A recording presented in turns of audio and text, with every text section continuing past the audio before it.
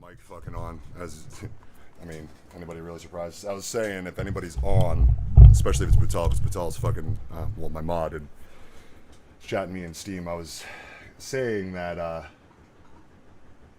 yo, what's good, Cam? I've had my stream set up for the past 2 hours, ready to launch, and we are live now. How are you? Good to see you in chat, man. Fucking, I was just saying, Butal, my mod, you seen him in my Proteus stream, one of the last times you were here. He DM'd me on Steam. He's like, dude, did you see ESRB rated today? Rated a game called Quake for the PS4, PS5, Xbox, Switch, and PC. Maybe it's a remaster, maybe a new game. I thought he would know that, because I swore we were talking about some of the rumors and leaks that he would know that. Hold on, where? I gotta find the stream because it was just up on my TV and I don't know why I don't see here. Anyways, so we were talking about that, and because I've been following the leaks for the past couple months since they've come out, that the whole Switch one I've had in mind as a remaster because of a couple sources that were going over it. That with Machine Games, I didn't know this until recently, but they did a fifth chapter for Quake, for the 20th anniversary of Quake. The guys who did the new Wolfenstein, and therefore, if id is doing what they, or Bethesda, what they did with or they're still doing with the Doom expansions, the OG ones, because there's one, if you look at the schedule for Doom 64, it looks like that's what they're announcing, that what they would do is, because they did the same thing for the Dooms, re-release Quake. If it's not a reboot or a new Quake, it's just re-released OG Quake with like quality of life features and whatnot, like they did with the Dooms and that new expansion. Because what the leaks were is that Machine Games is working on the revitalized Quake with new content, therefore possibly being what they've already did and another expansion released. It would make sense because the Dooms, the OG ones, came out on Switch that same way. So if it's not a remaster, there's other speculation stuff I kind of want to get into as the conversations and stream goes on, that I have ideas for. I talked to Butal about this, how, real quick, Lovecraftian cosmic horror, like Cthulhu type shit, is very much in the OG Quakes lore, and how the Nazi Germany, like Hitler, they were all into the occult and like summoning demons and cosmic type beings back in the day, allegedly. And that Hugo has talked on stream about Doom, about how there is influences of that in the Doom universe, and that they've also confirmed that they're all connected: Quake, Doom, and Wolfenstein, and that the con makers, if you look at them, they have tentacles coming off from the bottom of them. They are God, the one above them all, who still is just the voice. Still doesn't have, Hugo said, they still don't have a depiction of what he looks like, their God or whatever, the all being. And that there's, me and Butal talked about it, within that realm, there's interdimensional beings. And also Hugo said that there's different dimensions that the Doomslayer or whatever allegedly might be able to go back and forth from. Hence why there's Doom 3 and it's a different Doomslayer. Doom Eternal seems to be in a different realm almost. And every time the Doomslayer goes into hibernation and comes back out, it's like a whole different reality of the world we know. And where BJ Blazkowicz, the Wolfenstein main character, is related to the Doomslayer. I feel like what they're going to do is, if they do a new Quake, they're going to connect them all, being with the Nazi Germany lore, like really into the occult type stuff, opening portals. And because the character for Quake was supposed to go through those portals to like, and the champions from Quake Champions were supposed to go through the portals like they were chosen by that, the Lord of all the dimensions and like fight against each other in the Quake Champions realm, but also that's what the Quake main character did, and like he's the savior of that realm, like where the portals are opening and shit's going haywire. I feel like they're going to connect those all somehow into the same universe with some sort of story, especially if it's a new reboot of Quake like they did with Doom 2016 and the new Wolfensteins. If that's what they're doing for the new Quake, that can make a lot of sense, connecting all that lore together. Like, it's not even that tin-hatted if you've been paying attention to a lot of the Hugo Martin dev gameplay streams he's done.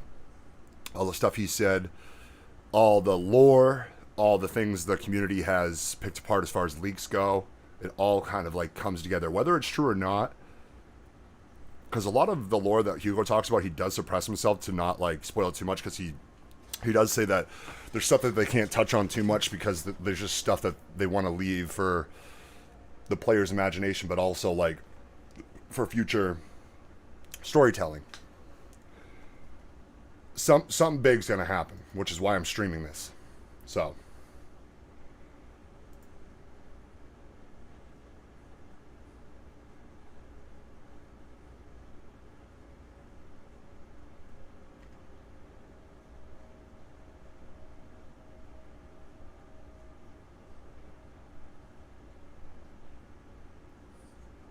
this tardiness is not acceptable. Your server needs you.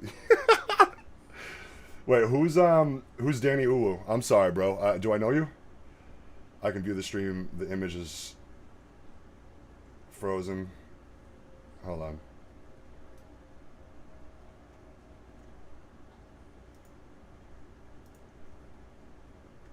Y'all can hear me though, right? Is everything good on the audio end?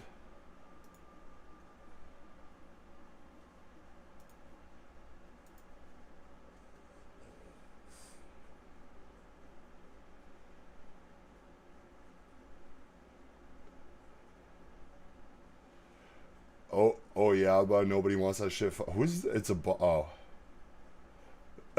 Yo, Kim, you coming in? You coming in hard for the homies. I appreciate you.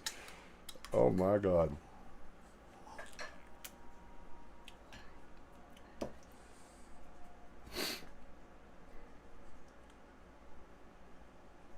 I have a lot of expectations. No, man, they're not even expectations. They're mostly, well, first of all, like speculations.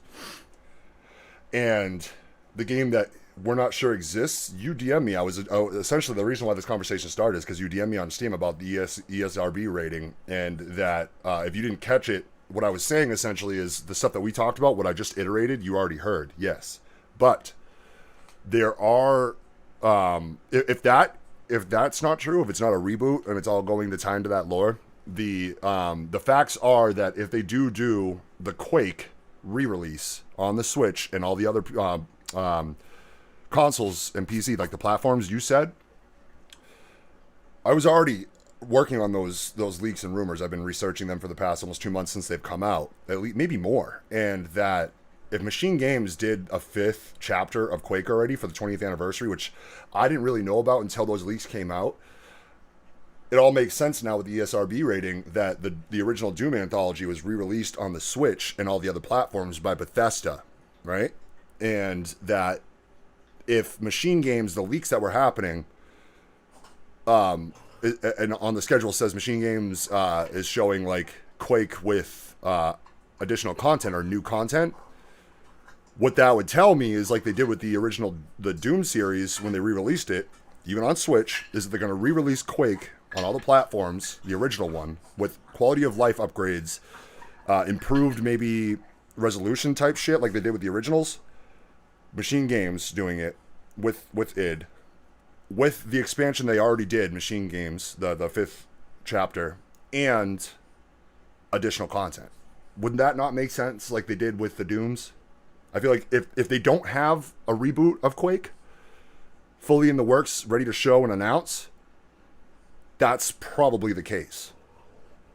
So, no expectations, just speculations on the facts of the shit. I mean, you even said the ESRB rating went up today. That's not a leak, but the leaks tie into all that, which come to be proven. Just like I was telling you last stream, Doom 3 VR, the project that leaked, like the code name for the project, within a few months after that information leaked, it came out to be true. And here we are with the new one. So, and we have all those facts, insider leaks tied into that. Something's going to happen. And, you know, it's not entirely expectations. It's just like speculation on the reality of the information we have now. That's all. How's everybody doing? Where I'm at, this fine rainy day. QUAKECON day 1, baby. I might get into some champions. Fuck around, find out, you know? Catch a body or two. Fucking steal somebody's girlfriend in a fucking 1v1. You feel me?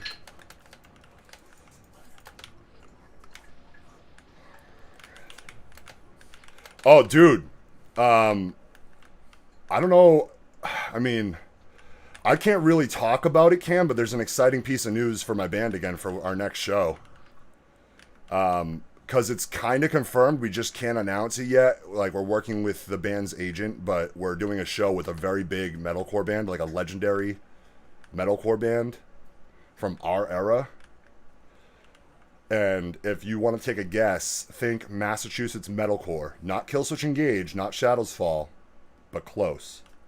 Think of that and look up, I mean, do your little research if you want, of what bands are well, metalcore bands are touring these next couple months in my area, and try to guess who it is.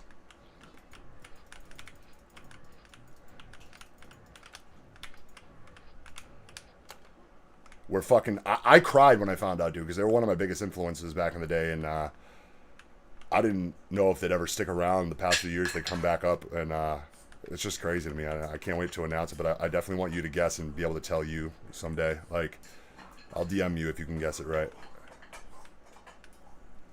It's happening in the next couple months, let's put it that way.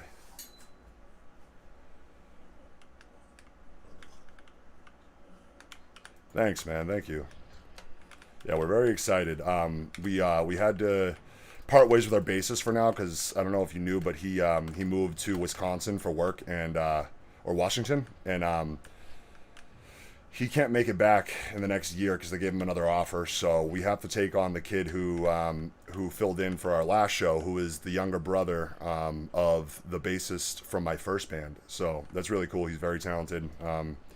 We have a lot of fun with him. So there's some new stuff in the works. We got new music coming out. We got I believe from the sounds of it, a pretty famous TikToker doing a promo for us.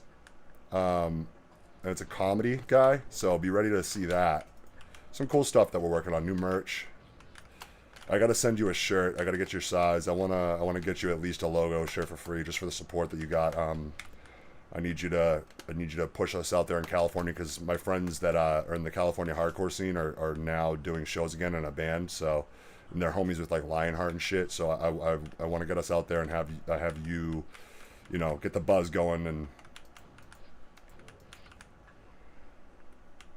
like make that possible at no cost of yours. Like I don't want you really paying for your first shirt because you show so much love, and like I told you, you're not just really a fan of ours anymore. You're more of a homie.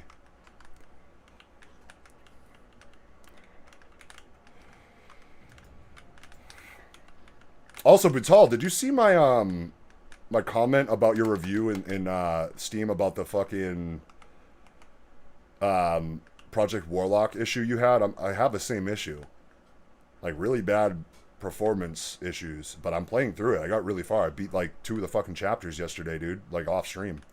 I'm enjoying it. It's really fun. It's just once you get to a certain point, like you actually like get upgrades and you could like make good progress. The performance, I mean, coming from a guy who's 30 years old and like grew up on like Sega Genesis and had all the generations, so frames to me like do matter, but also like I'm kind of used to it. Like it doesn't need clean frames sometimes, depending on what it is. Like a game like that where it's so pixelated, I can forgive it sometimes if I'm having fun. So therefore I am fully enjoying Project Warlock, and I know that there is issues, and I'm trying to fuck with some of the visual stuff to make sure that it could perform better, but I don't need it to. Because, like I said in the first stream when I was playing it, the Switch version might perform better, but playing it on the Switch is harder. So at least I can perform personally with the peripherals I have on PC better than I do on Switch, despite the frame rate issues. So yeah, I just wanted to stand up for you for that, and that fucking the guy commenting, the PC elitist, about get a better computer because you just got the new laptop. I know you did, and I was like, this fucking asshole better not be making Butal feel bad. He just got his new PC. You know, you worked hard for that. You're young. Like, it's not like you can go out and fucking buy whatever parts you want. It's just, it was so shitty to see that. So I wanted to defend you, especially with my experience, like, realizing that. I was like, oh shit, I guess I'm not the only one, and might as well defend my homie Butal. Like,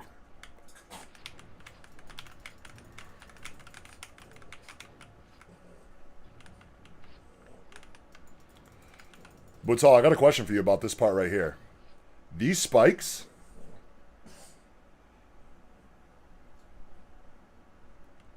I tried to enjoy it, but when I got drops as low as 40 frames, especially now that I have a high refresh rate, yeah, it feels bad. It's weird. So I can bait these? Yeah, how do I... Okay, and then... There's another part, too. At the end... Oh, shit. At the end of this stage, there's a long corridor, and there's a bunch of arrows coming at you, and it feels almost impossible... And these guys standing at the end of the corridor on a platform up high... It feels almost impossible to get through it. What the fuck is up with that?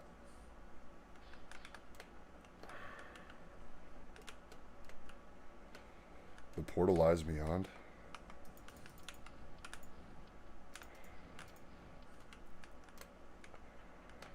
There's a lot of graphical options in Project Warlock as well that you could probably tamper with. So try looking around that. I fiddled with some yesterday that... Oh, there we go. I did it. I fiddled with some yesterday that I haven't got to test out yet, but I noticed there's some things on in my settings that I didn't really need that might help performance, despite, like, you know, I have a pretty beefy PC, so...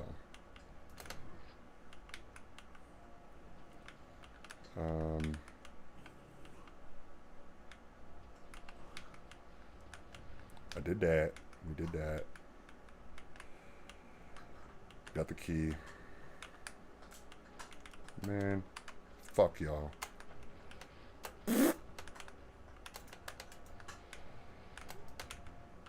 Yeah, Cam, DM me on Facebook about what size shirt you wear. Because we're printing a bunch of new ones too. So the ones we currently have, we're not gonna need too much. And if we have your size in that, I'll send you one, and if not, we'll wait till the next round comes in. I'll get you one of the logo ones and see what I can do about getting you one of the designs I can't really talk about. Well, you know what? Since it's QuakeCon, I'll tell you one of the designs. Usurper, based on Doom. Now, I'm very into designer hype, like streetwear clothes. And I have some vintage, well, I have a lot of vintage band shirts. The only vintage game shirt that I own is a Metal Slug 7 shirt that doesn't really fit me. But I was telling the fellas, since I collect Doom stuff, there's a Doom 64 shirt that you can still kind of find every now and then, but the cheapest you can really get it for is like 150 bucks. And it's white. And it has a Doom 64 logo on the front, and on the back it says like something, prepare for hell, I don't know. And I wanted to get our logo, well, RGBF, because Doom is 4 letters, RGBF in the Doom font. 64, like Usurper on the back or whatever, have like the Doom 64 logo. Have a Doom 64 rip, because there's some bands that like do like off-white inspired band shirts and like old vintage band shirt rips. So I was like, guys, let's do a Doom 64. Like there's like vintage collectors that love like the Doom 64 shirts that are into metal music. Why don't we just do a Doom 64 rip shirt?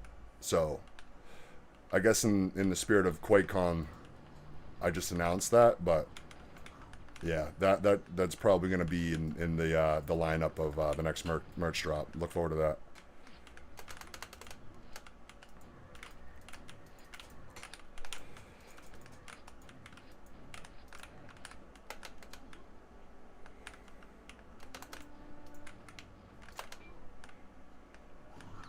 Oh, right here, Buzal. What the fuck is this?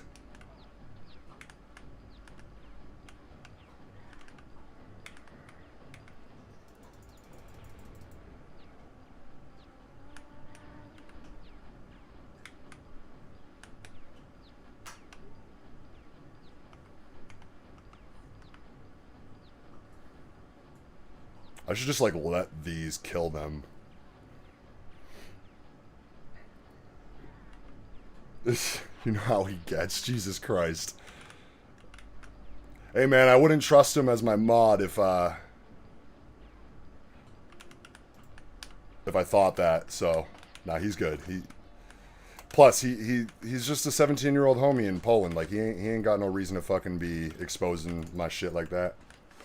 See, I can't beat this level because of this part right here, or at the end there. I need to find, like, more secrets or conserve my ammo better, because I feel like by the end of this level right there, I am out of resources. Because that happens a lot, too. Jesus, dude. Oh, my God. You see that shit? The fuck? That are in here, so you gotta joke around. Yeah.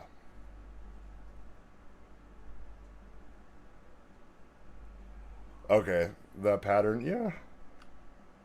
I mean, I can see that making sense. But even if I follow that pattern and I don't slip, by the time I get there, like the end there, you see all those enemies. Like,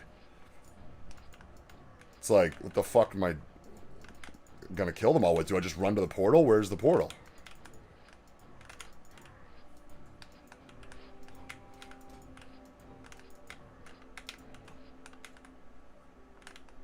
I feel like that music's the stream.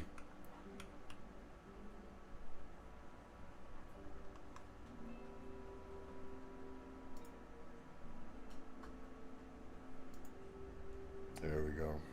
Make that a little bit bigger for y'all. Also, I have a couple other stream layout setups so that when it comes time to interesting parts of QuakeCon, the big window is going to be the live stream. The little window is either going to disappear depending on if I'm playing or what I'm playing, and or going to go to the small window at the bottom left. So don't think that this is the view of the stream you're going to get the whole time. The whole point of the stream is mostly a live react to the QuakeCon stream. So, you know, that's why we have my face as big as it is up at the top left and the window variety there.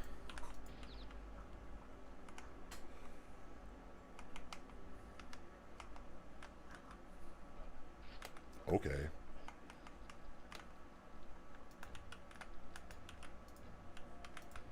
For real?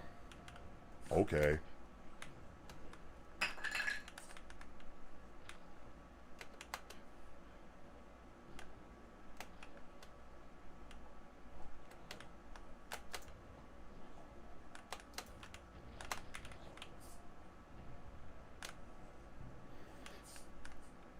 Any other Bethesda like speculations and things you think you might see today? I have a weird feeling, bro, that they're gonna like stealth drop a gameplay trailer for fucking Elder Scrolls 6. Just saying.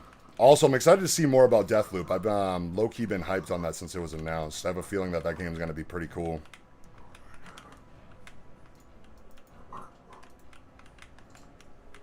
Okay, bro.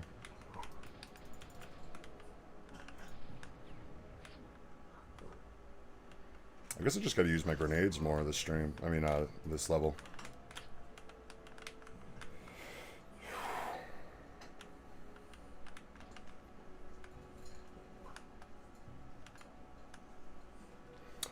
I do gotta tell you guys though, at about 3 o'clock to 3:30, I gotta go to the laundromat to bring my clothes to dry, and I'll be gone for about an hour to 2 hours. So I'm gonna reopen the stream after that. I just unfortunately, like, my dryer's broken, so I gotta do laundry there, and it's unfortunately that it, you know, it happens to be today that that's the case, the only time I can do it. So trust me, I don't want to miss. You guys can watch the stream while I gotta go do that shit. Not my stream, the actual stream. But I'm gonna be pretty anxious doing my fucking laundry, not being able to watch it. So just letting you guys know that I'm going to be gone for a little bit, but I will be back.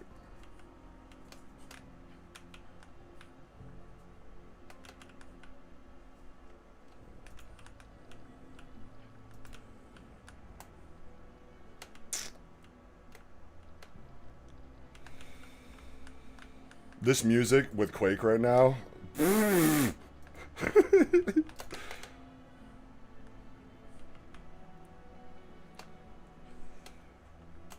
Is this Trent Reznor or Trent Beethoven?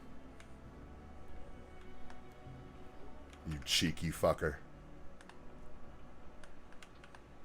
Ah, shit.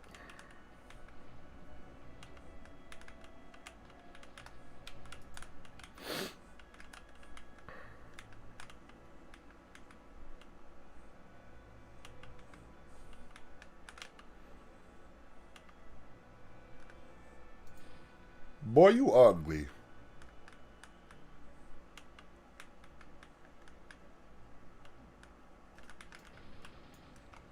Oh, dude, nah, eat farts, bro. Get out of my face.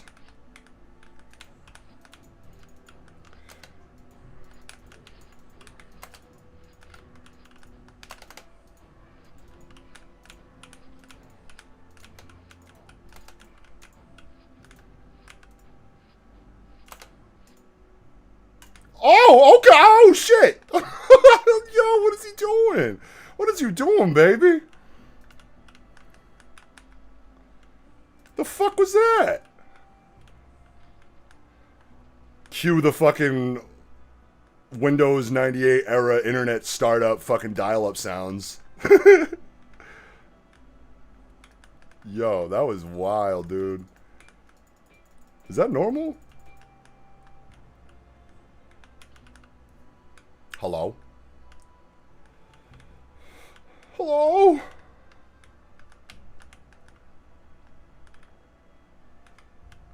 Ah! I don't like it. Okay, dude.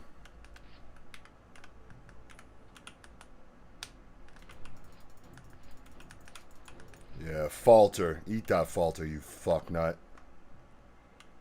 I don't want to deal with you, stupid assholes. I just want to smell a fart come from your ass. Oh yeah. Also, anybody have any like, I don't want to say hope, but possibly speculation of a Fallout announcement other than 76? There's like rumors that a remastered 3 is gonna be announced soon. Get the chat. Would love to see Evil Within stuff, to be honest. It'd be like that. Can't have you streaming with the dirty underwear. You gotta fire someone? Jesus. Been trying to beat an Easter egg in Doom Eternal for like 30 minutes now. I'm slowly going and say, what Easter egg? I'll be right back. I'm like right here. I'm not leaving like that.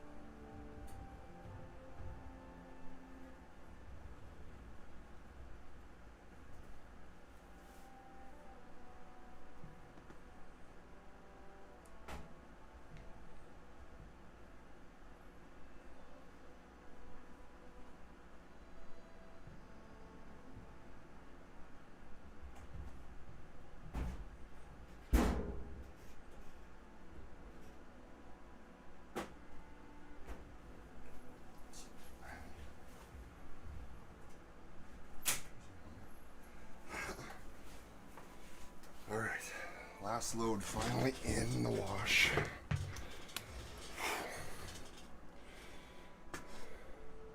Basically, in level 1 of Tag 2, when you beat the... Oh! I don't even have to finish reading your fucking... I know.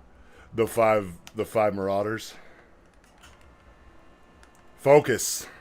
Zen. Get into the fun zone.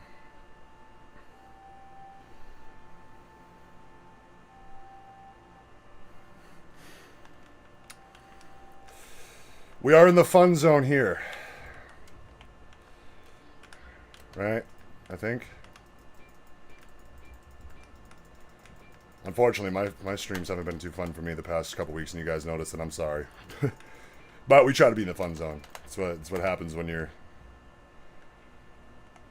of this taste in games. You gotta temper yourself, you know? Mentally condition and, oh my god, pay attention, unlike me.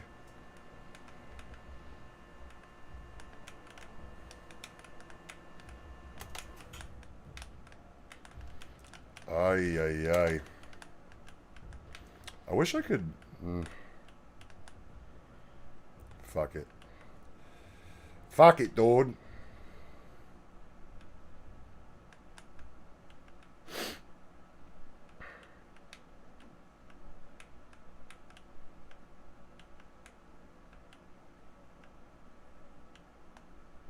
Yep, we already did that.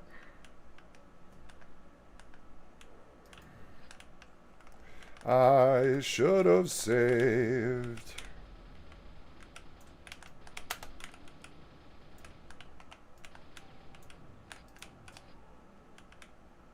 That was bad.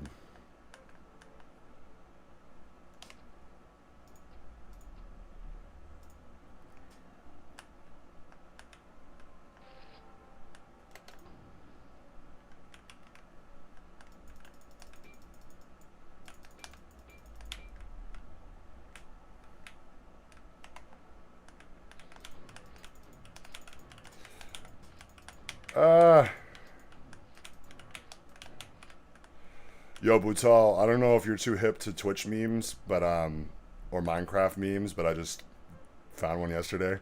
You should have commented back to the guy that was talking about you got to get a better PC and be like, I know I need more denotated wham. Just spell it out like that. Just troll him back, you know. If you don't know that one, it was I was watching one video about it yesterday. It was like this kid at a Minecraft con. This young kid talking about how much dedicated RAM he needs for a server. He's like, oh, how much dedicated RAM do I need? And like, the commentators had no idea what he said at first. It was super cute.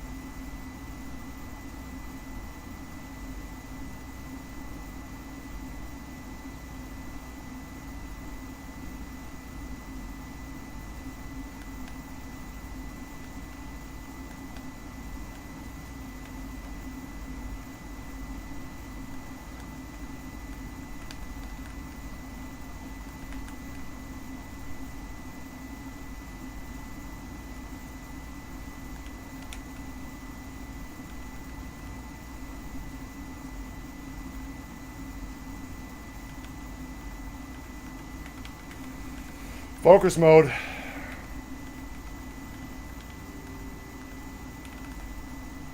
Okay.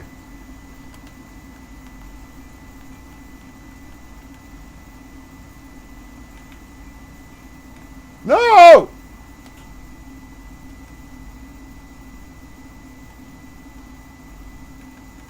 Fucking fuck your focus mode.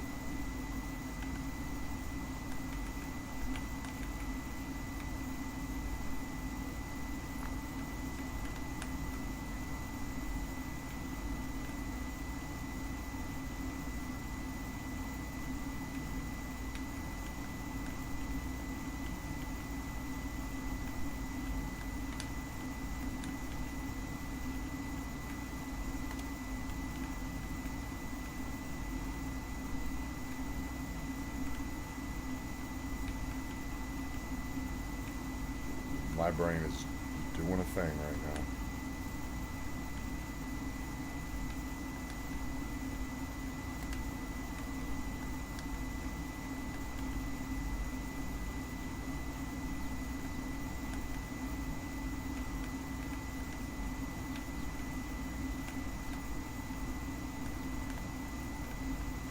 Bro.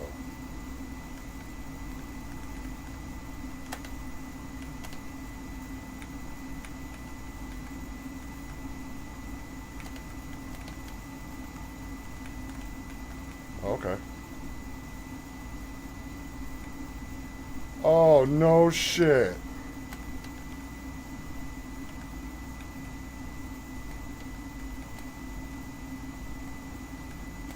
Well.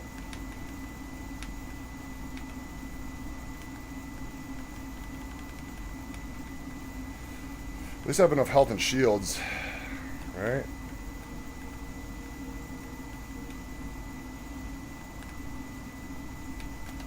Nope. Dude, how do you make that happen? Alright, dude, I give up on this fucking game. This is stupid.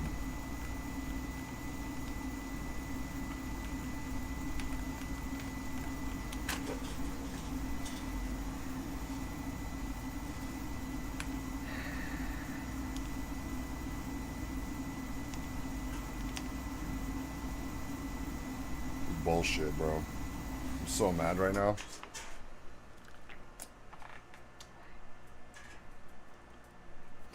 Yeah, the hammer stuns. I don't know. I hope they bring it. No, can you use it in the regular campaign? I don't know. The hammer stun's very useful, but like, we only ever get to really use it as far as I know in Tag 2 so far. So,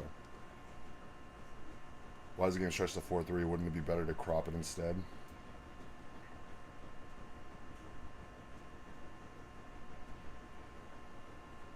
I don't know. It's the layout I have so far. When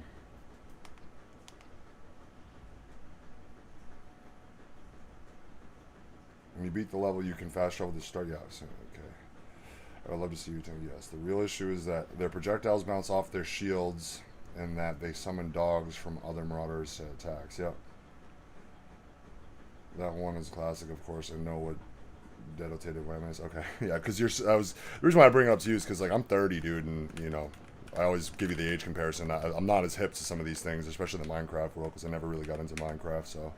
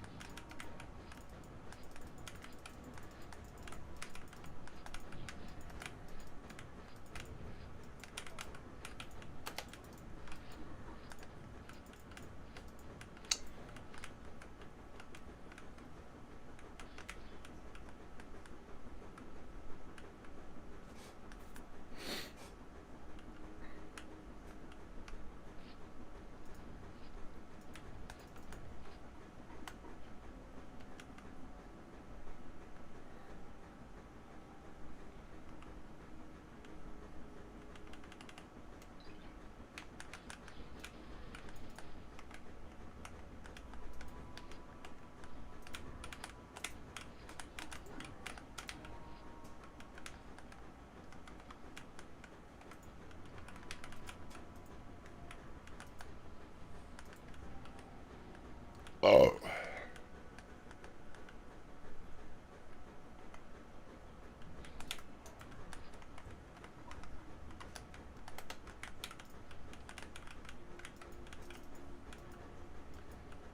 For real, dude.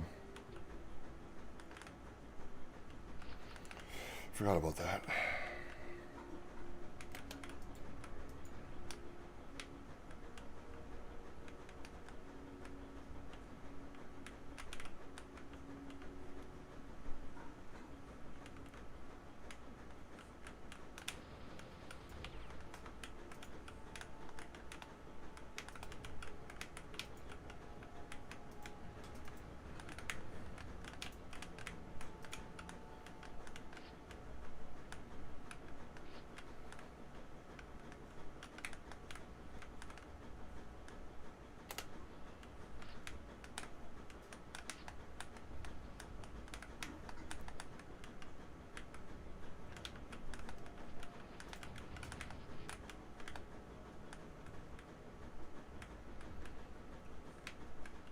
finish this, son.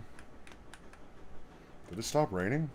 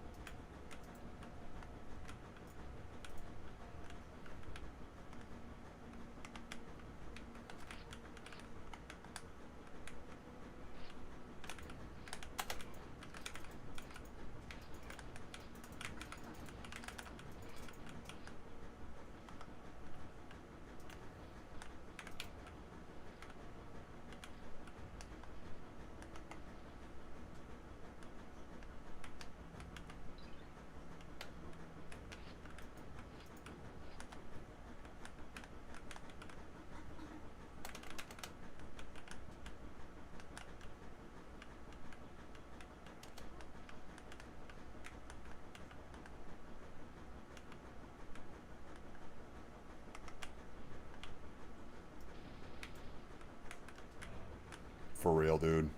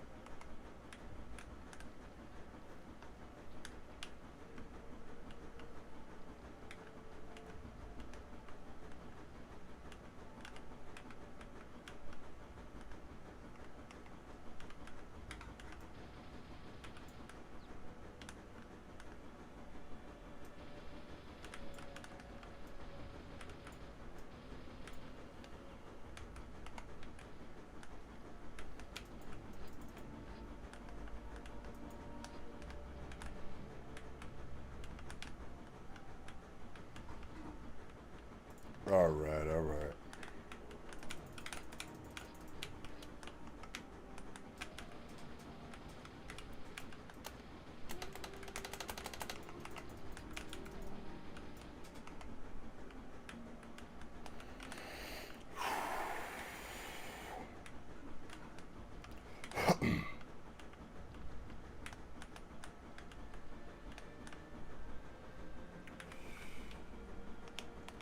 Can't use it in the other campaigns. By the way, the Quake folder I sent you has a jar file that's basically a mod downloader manager from the biggest Quake mod database. So use that for mods. It's called QUAKECON2021.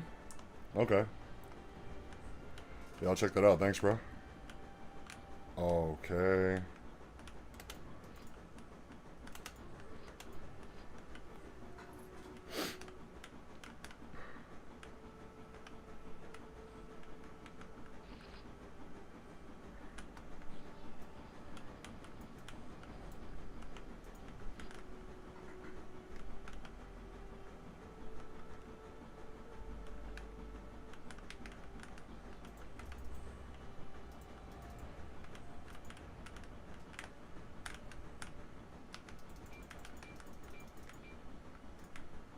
Where was that secret that led me down to the fucking fish thing? It's around here, right?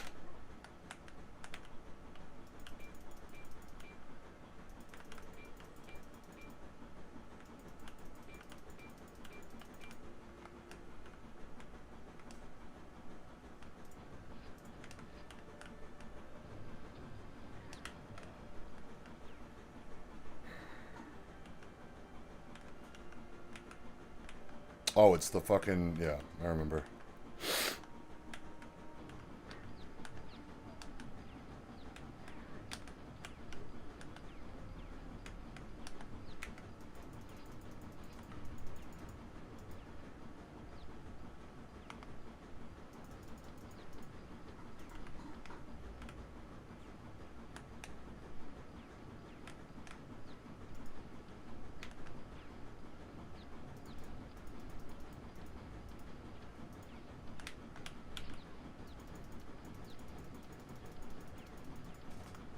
Come on.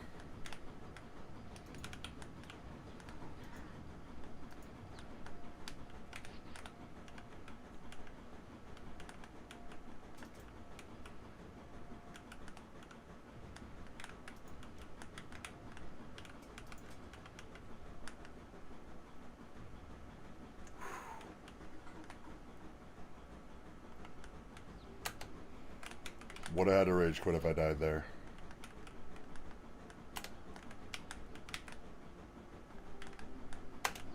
No!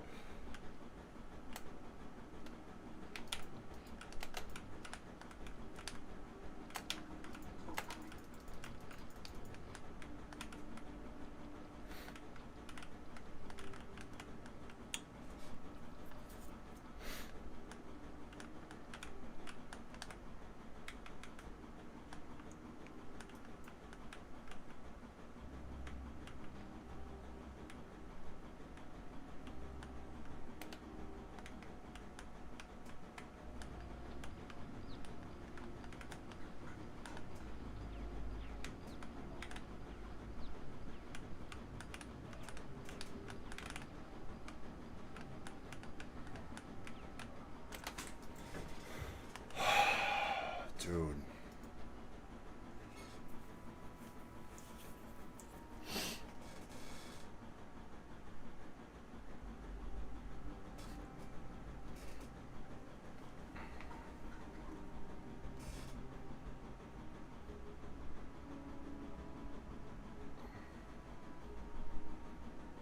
You did it?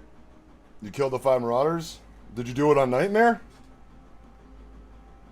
I think you told me, unless it was G-Man, you only play on Ultraviolence. Might not have been you, so...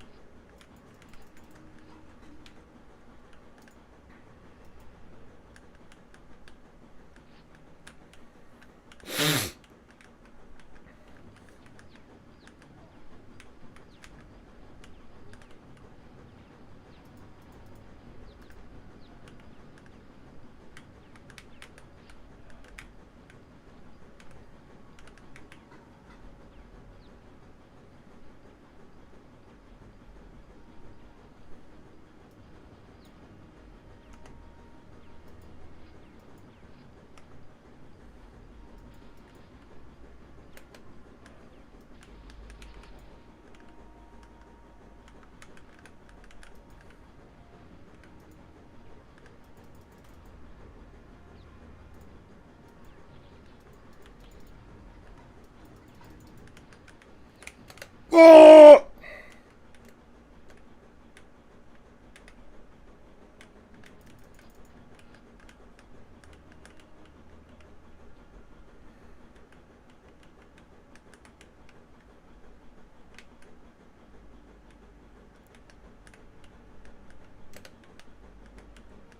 Okay, that could be game-changing right there.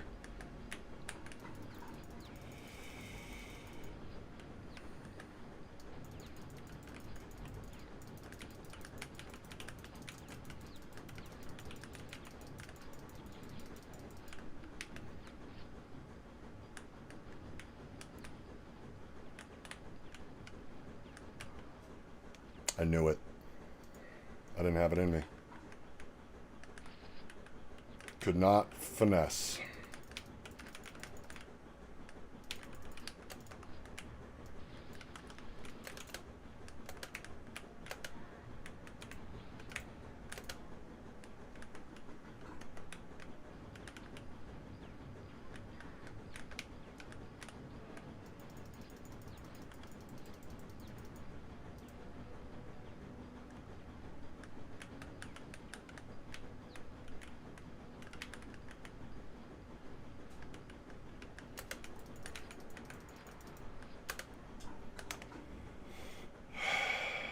Just trying a different strategy.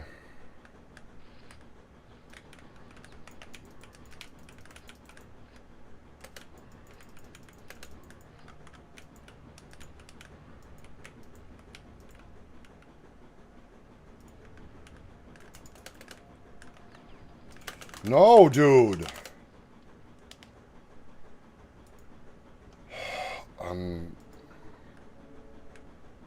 I hate that I start the stream off enjoying myself and I get really frustrated really quick. Not just because of the games, but the fucking difficulties I have with my keyboard and my mouse. I really hope that the mouse thing is just Quake, because this mouse is too expensive. And I'm playing Project Warlock. It doesn't happen there, like, so, I mean, it's gotta be Quake.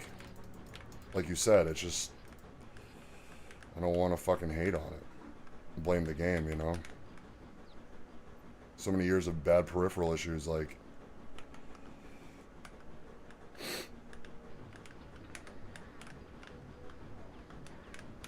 come on, bro.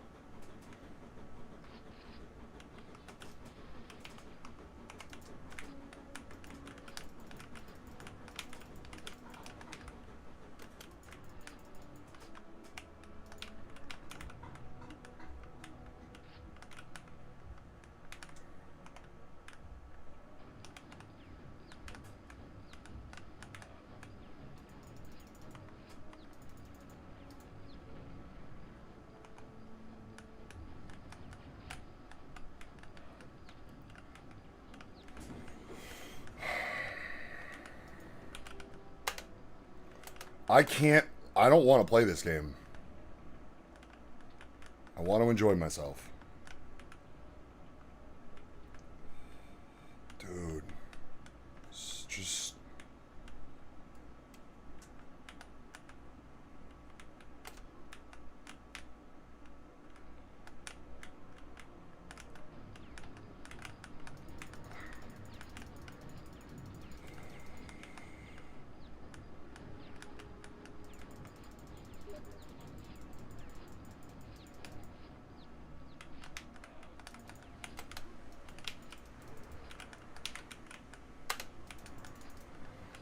Come on, bro.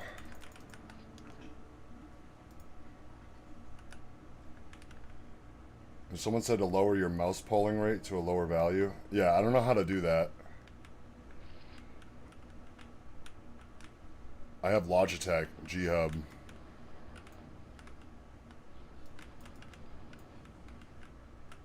I have the wireless Logitech Pro mouse, the one with all the macros. Not like the MMO one, but it was a G592 or something like that.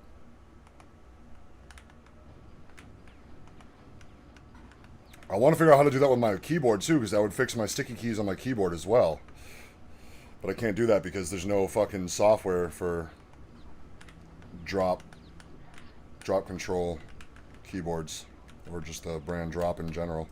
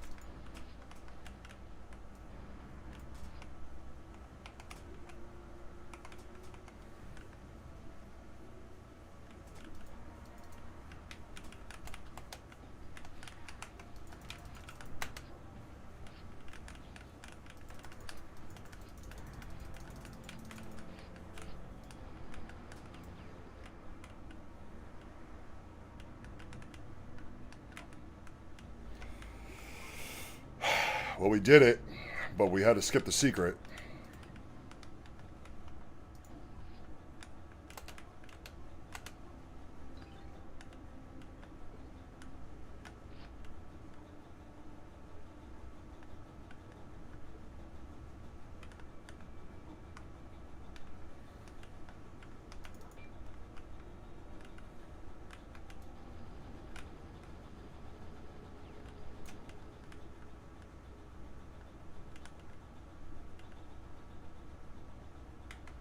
I'm gonna go for the secret. Fuck it.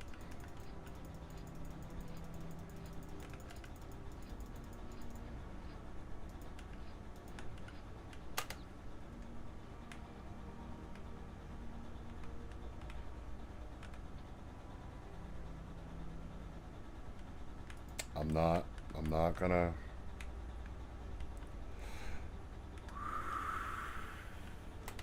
I'd rather fight 5 Marauders right now on Ultra Nightmare.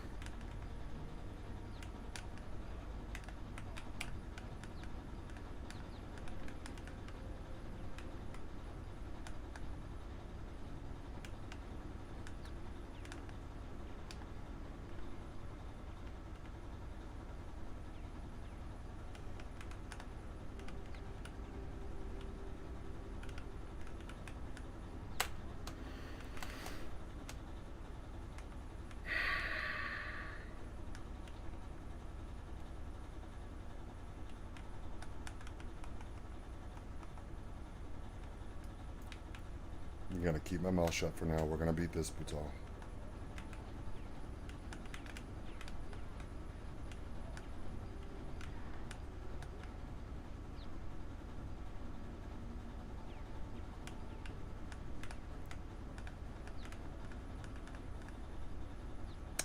My asshole is so tight right now. Sorry, but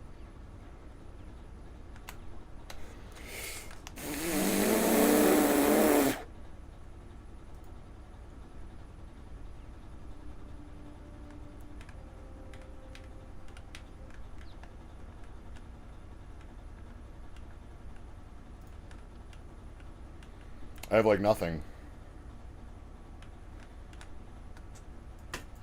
I feel sick to my stomach. That was just the most bullshit fucking level ever.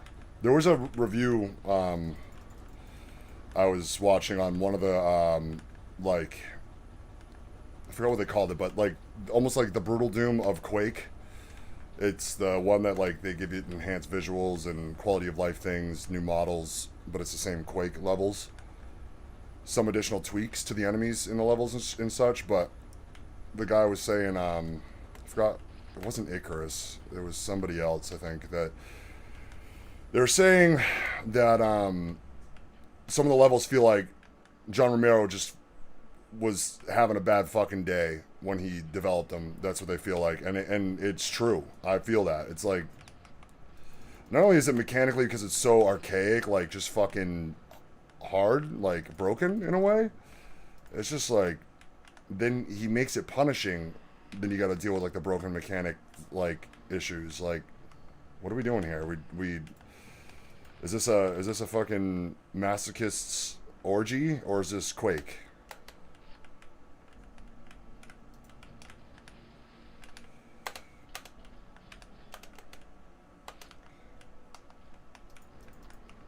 I don't know. Not trying to complain and fucking ruin anybody's mood, but just, oh. And I know Chapter 4 has like the hardest fucking enemy, so if I'm crying now, I'm gonna have a bad fucking time. But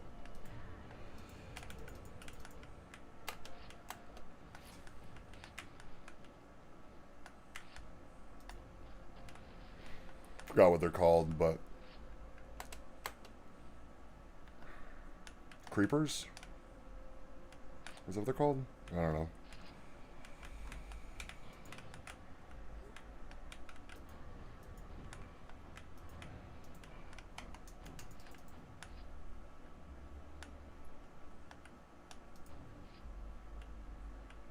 What the fuck just happened there?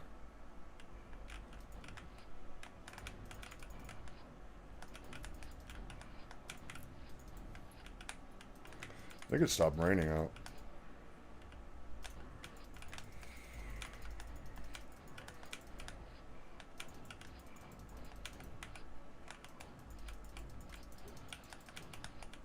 Alright, we can't work with 20 health. Like, what the fuck?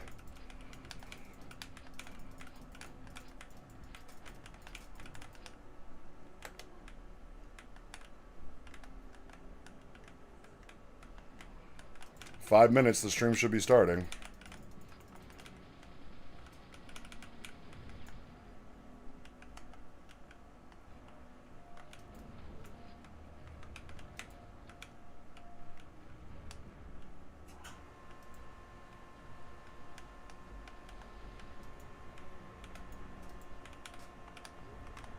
Love that.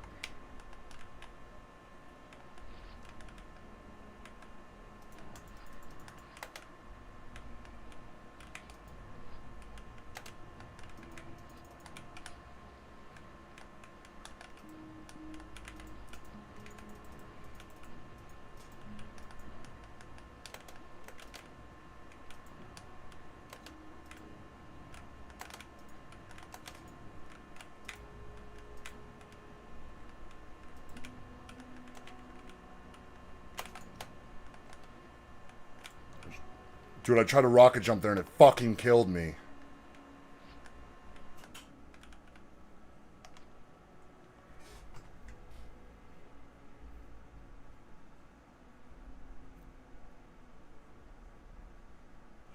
I wonder if the Quake remaster being out means that I'll get the expansion packs without buying them. That would be nice. I would assume that yes, if you have it on the BattleNet launcher, because I heard that happen to some people. You get like the free upgrade if you have the original, or something like that.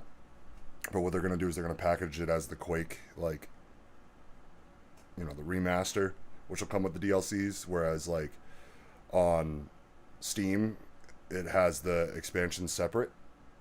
So.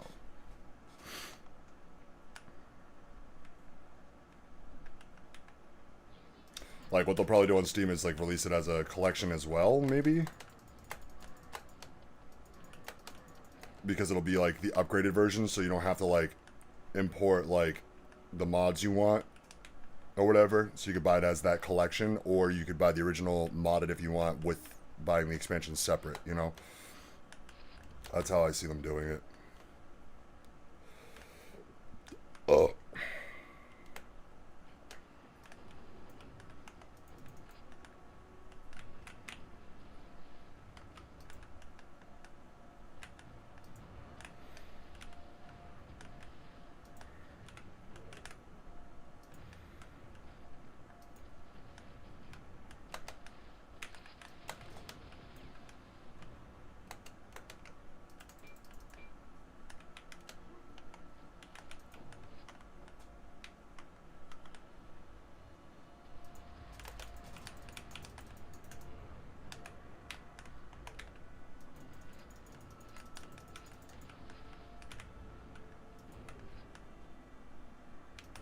Well, that takes care of that.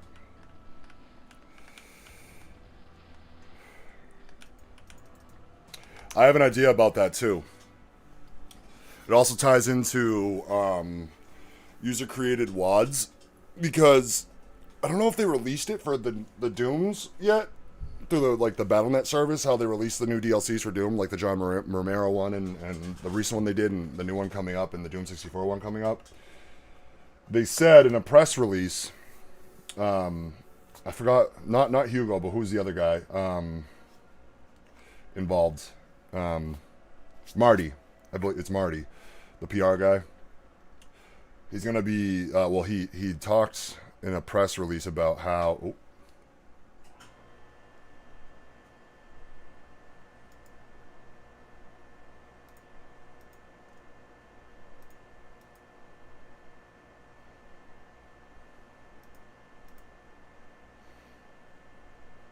He talked about.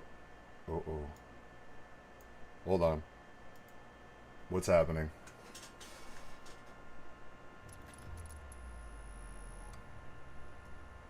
Okay.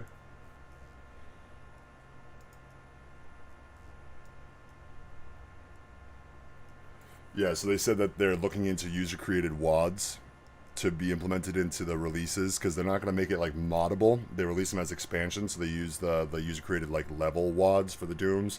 They're looking into that to work with the community, they said, to release them as like, additional content.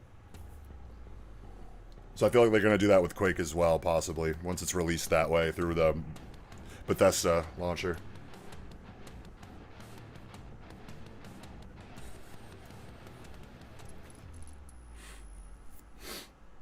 Hello, and welcome to QUAKECON 2021. You might notice we're not in Texas this year, but we are deep in the heart of Bethesda HQ in our QuakeCon-themed cafeteria. Deep in the heart, I see what you did there. Obviously, this year is going to be a little different, so we decided to change up the formula a little bit. Rather than our usual keynote address, we're just jumping right into it. We'll be bringing you all-star you love. And some of the games you can't wait to play. That includes conversations and updates on Doom Eternal, Is that better? Fallout 76, The Elder Scrolls Online, and Deathloop. And we'll also take a ride on a very familiar kart as we play Skyrim with some of the original developers of the game. We have 3 days of programming from our global teams, including some very exciting live streams, musical performances, tournaments, and a few special guests. They both look tired as fuck. BethesdaNet and QuakeCon.org. As always, we have a massive sale going on. Save as much as 70% on our games. Check out BethesdaNet for more details. I might buy Prey. Plus, we know how much the QuakeCon community loves to pick up the latest show swag. So check out everything new we've got for you this year. We're also supporting the charities that Where? are parts of the QuakeCon community, including the Trevor Project, NAACP Legal Defense and Educational Fund, Asian Americans Advancing Justice, and UNICEF. Where's the screenshots? My personal favorites, Dallas I got Steam open right now. Be sure to get at least one of these amazing new t-shirts or sweatshirts that are part of Custom Inc.'s fundraising campaign. I love dogs.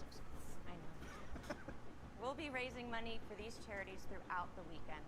Tune into all our streams to find out how you can contribute. We'd like to thank everyone who's participating in this year's show, especially you, and of course all our partners and sponsors. They're providing some awesome giveaways. What the fuck?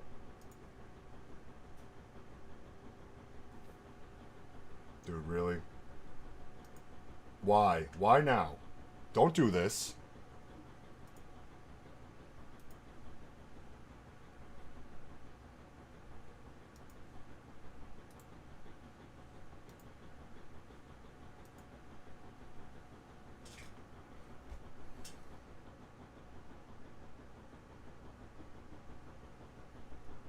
I'm about to fucking lose it.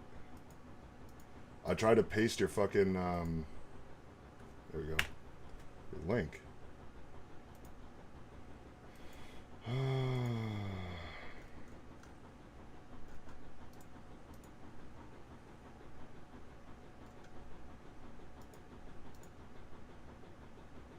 Oh, shit. Oh. Oh, wow. Yeah, it does look better. Holy shit.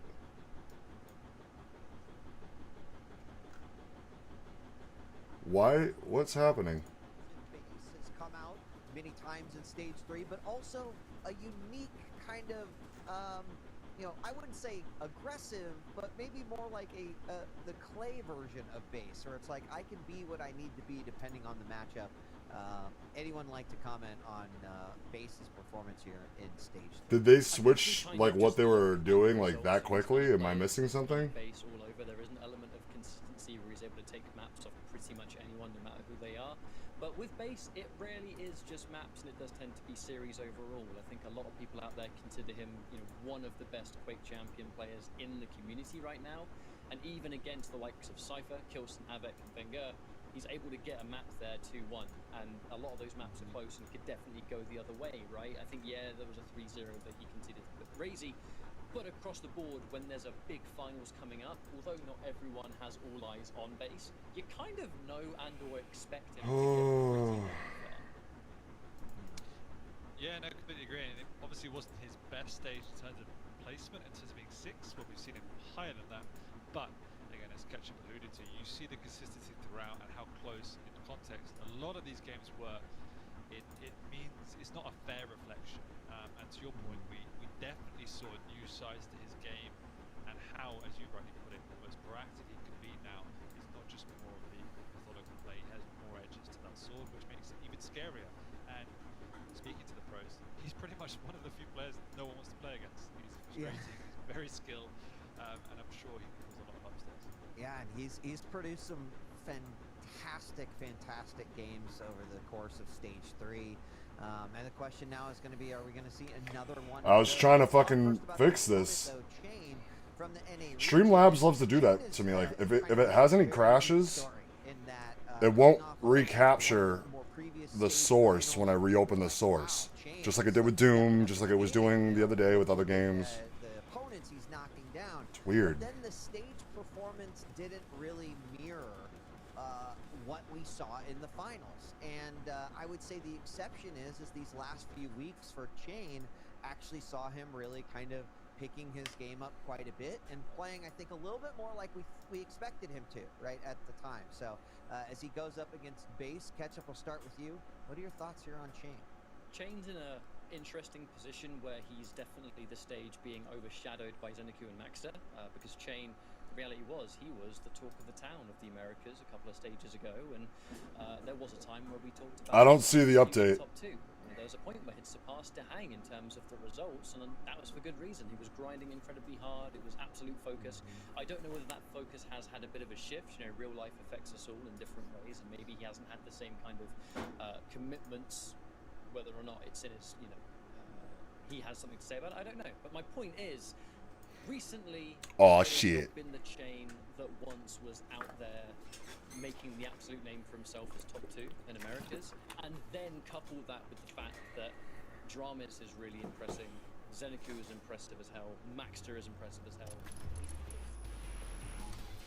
I think it's important for us as players, as people love the gaming industry, what our art form is about, to recognize those franchises that really changed so much that came after them, just from the sheer innovation and differentiation and kind of risk.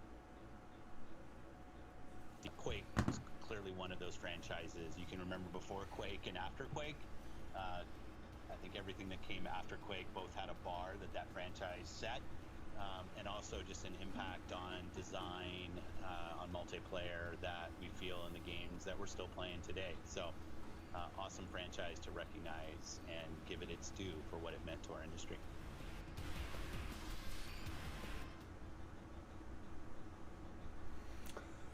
I feel like they're having connection issues. I mean, my browser crashed, but like even when the stream first launched, it was having latency, like with the audio and shit. It just happened again.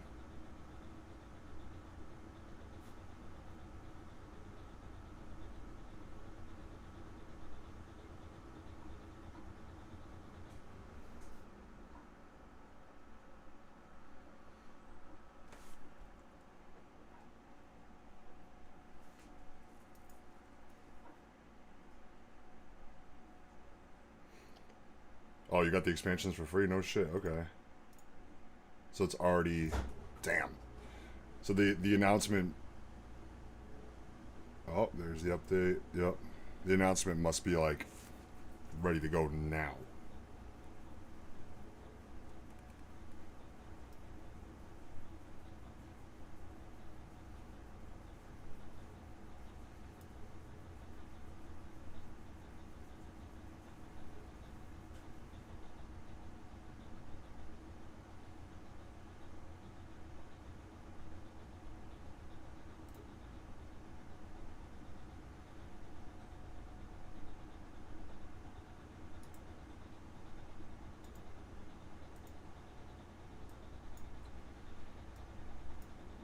Remove the Quake folder.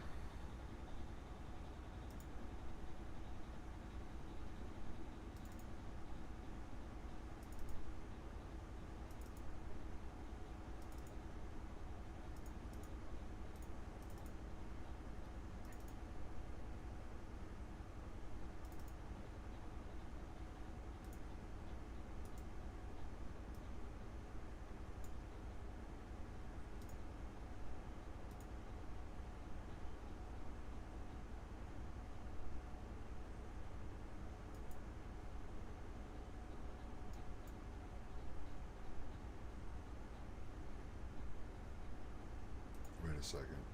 I feel like I'm fucking this up. Delete. Update. Oh boy.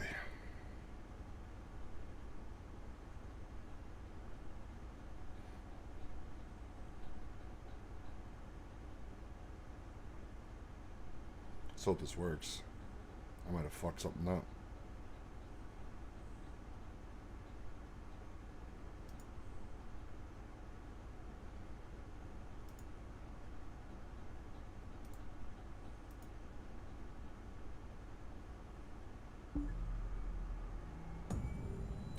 it's even got the Bethesda fucking... Okay.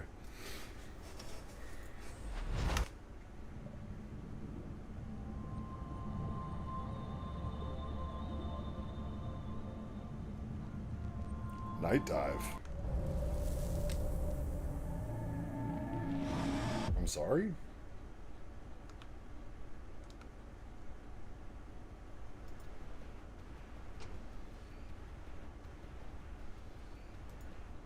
Achievements. Okay.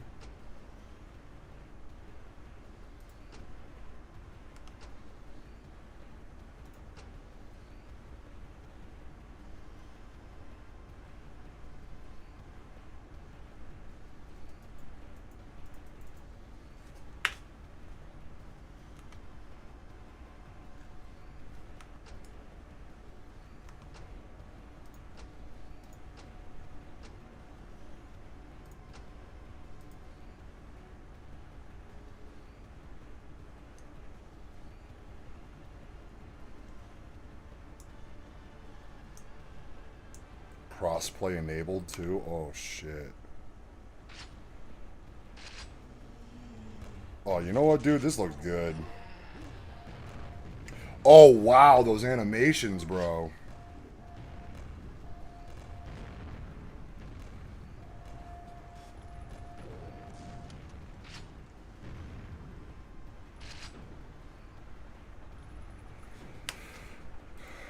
I'm not playing this yet. I wanna wait.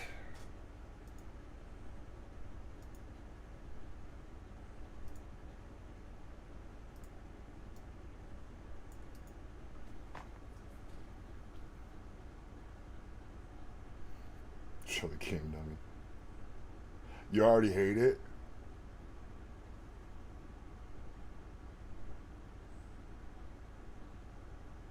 Yeah, the menu was kind of fucking ugly.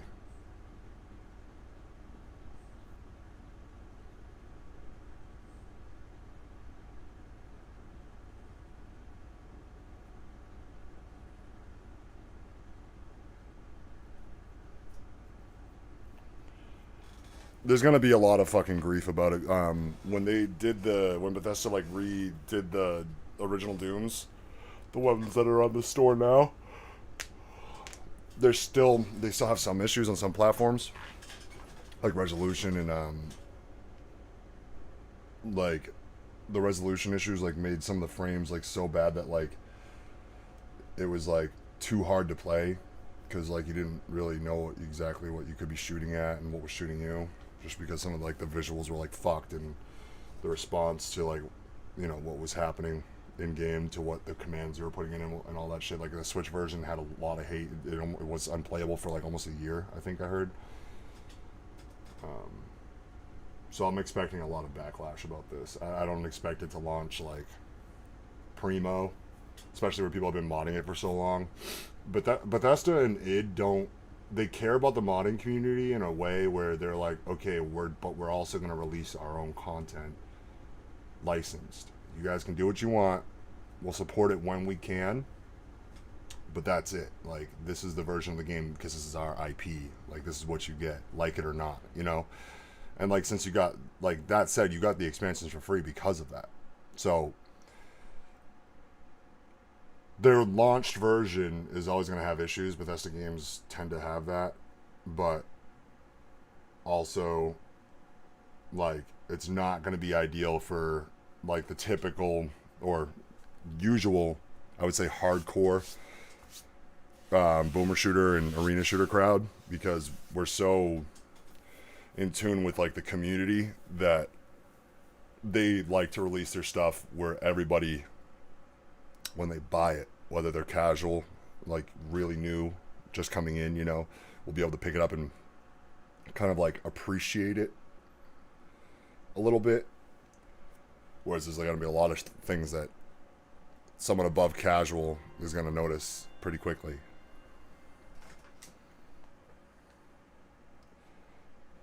Stretch view model, I can't bind weapons to keys. This is garbage. Yeah. I think it's important for us. They're having all sorts of weird issues with their what stream. our form is about, Look at this. to recognize those franchises that really changed so much that came after them, just from the sheer innovation and differentiation and kind of risk-taking the team took. And Quake was clearly one of those franchises. You can remember before Quake and after Quake. I think everything that came after Quake both had a bar that franchise set, and also just an impact on Jesus design, Christ, yeah. On multiplayer that we feel in the games that we're still playing today. So awesome franchise to recognize and give it its due for what it meant to our industry. Hey everyone, it's hard to believe we're here celebrating 25 years of Quake. I'm Andre Carlos, community manager, and I'm honored to be hosting the Quake panel here at QuakeCon2021. Oh, dude, it's Josh. I knew he was going to be here. Also, Hugo's doing a live stream playing Doom. So I was like expecting them to do a live, like together, them doing a playthrough for the QuakeCon. There's our boy. Hey everyone, I'm Marty Stratton, the studio director here at id Software. Here for my 22nd, I think. Marty, you look like you know how to fucking cut a fine ass Thanksgiving turkey. You're looking like a dad. This is Kevin Cloud. I'm senior producer at id. I'm equally excited to be here. I wish we could be there in person as well, but I appreciate everyone getting. Gerd Gustafsson, executive producer at Machine Games, a big Quake fan, but also a very big id fan. So it's a great honor for me to be here.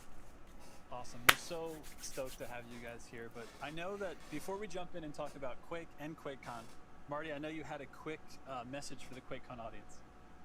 Yeah, absolutely. You know, the pandemic has been tough for so many people out there. You know, we've talked a little bit in some Let's go. And, different things, different streams about what it's meant to us from a development perspective. You know, coming together at QuakeCon really means a lot. Don't lose your faith entirely. They'll make it right. They won't. We're all excited to get back to They won't let it go for long and before they have to come in and release patches. For keeping QuakeCon alive over They'll the make it last right. couple years. I think all of us last year thought that we'd be back this year celebrating together and getting together and that really that, you know, this event to us at id is really that. It is about kind of that community, and not even us connecting with the community, because I think we're always connected to our community of players pretty well. It's just getting together and sitting together in the BYOC, you know, sitting together in the audience of, you know, whatever crazy activities we have going on, you know, getting together in panels. It's that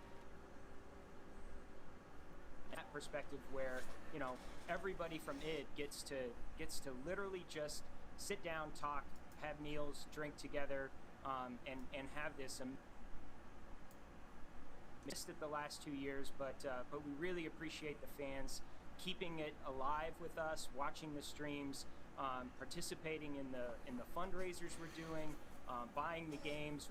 We always put on great sales around QuakeCon. That's a QuakeCon tradition. You know, I say it all the time, but really that, you know, that interaction with our community, with our players, that's what fuels us. And there's no better place that we get that fuel than QuakeCon every year. So we're already looking forward to next year. We were looking forward to this year, but I know we'll be back together next year. And just want to thank the fans and the community for supporting us through the launch of Doom Eternal, all of these, you know, this last year and a half, showing up at QuakeCon last year and then showing up again this year really means a lot to us, and we'll have a great party next year together. Kevin, how about you? What were your favorite experiences, favorite moments at QuakeCons? Yeah, I think my first QuakeCon was in 1999, so that's, you know, it started in 96, and, you know, a number of the id guys attended even that very first QuakeCon, but 1999 is when id really, you know, became involved in a meaningful way. In my favorite memories with QuakeCon are with my son. You know, going out and experiencing the games with him. You know, I think that's a lot of what some of the early QuakeCon attendees do today. They come back with their families. And it's exciting to see sort of this next generation of gamers out there enjoying what we're making today. So so yeah. It's cool too, because we've actually, over the years we've grown up with some of the people who either volunteered or have gone to early QuakeCons and now are actually employees of the studio. We've had many people here at ID that were like 16, 17, 18, their first QuakeCons, and were volunteers for many years, and then we hired them on staff. John Hill, 04, was a longtime competitor, came to QuakeCon for the first time with his dad, talking about families. His dad was chaperoning him at that very first QuakeCon. I can't remember how old he was. I think he was like 15, maybe 14, and now it works for ZeniMax. So that was one of us. Jörg, do you have any favorite memories you have of QuakeCons past? Unfortunately, I haven't been to, and when I've been, it's been with focus on promoting our Wolfenstein titles. I do enjoy it though, and it's a very good opportunity to meet up with fellow gamers and also our friends at id Software, of course. And LAN parties has always been something that is very popular here in Sweden as well. I mean, it's a big thing here from the very early days of DreamHack. So working or walking through the bring your own computer section is something that is really fun to do, and I really enjoy it. We're here celebrating QuakeCon. Obviously, QuakeCon wouldn't exist without Quake. It's sort of in the name. Sort of how we got our start here. But if we haven't already, let's get nostalgic now to talk about 25 years later. So basically, quick question to all of you. How did you first get introduced to Quake, and what impact did it have? I'm going to start at the beginning. So Kevin, this is almost a rhetorical question for you because it was your job, but let's talk about for a second what impact Quake had on you and how you got introduced to id, really. Well, so while we were working on Doom 2, Carmack was working on the Quake tech, so I was introduced to it in bits and pieces as it evolved over time. For me personally, as a game developer, it had a big impact because it represented this huge technology shift.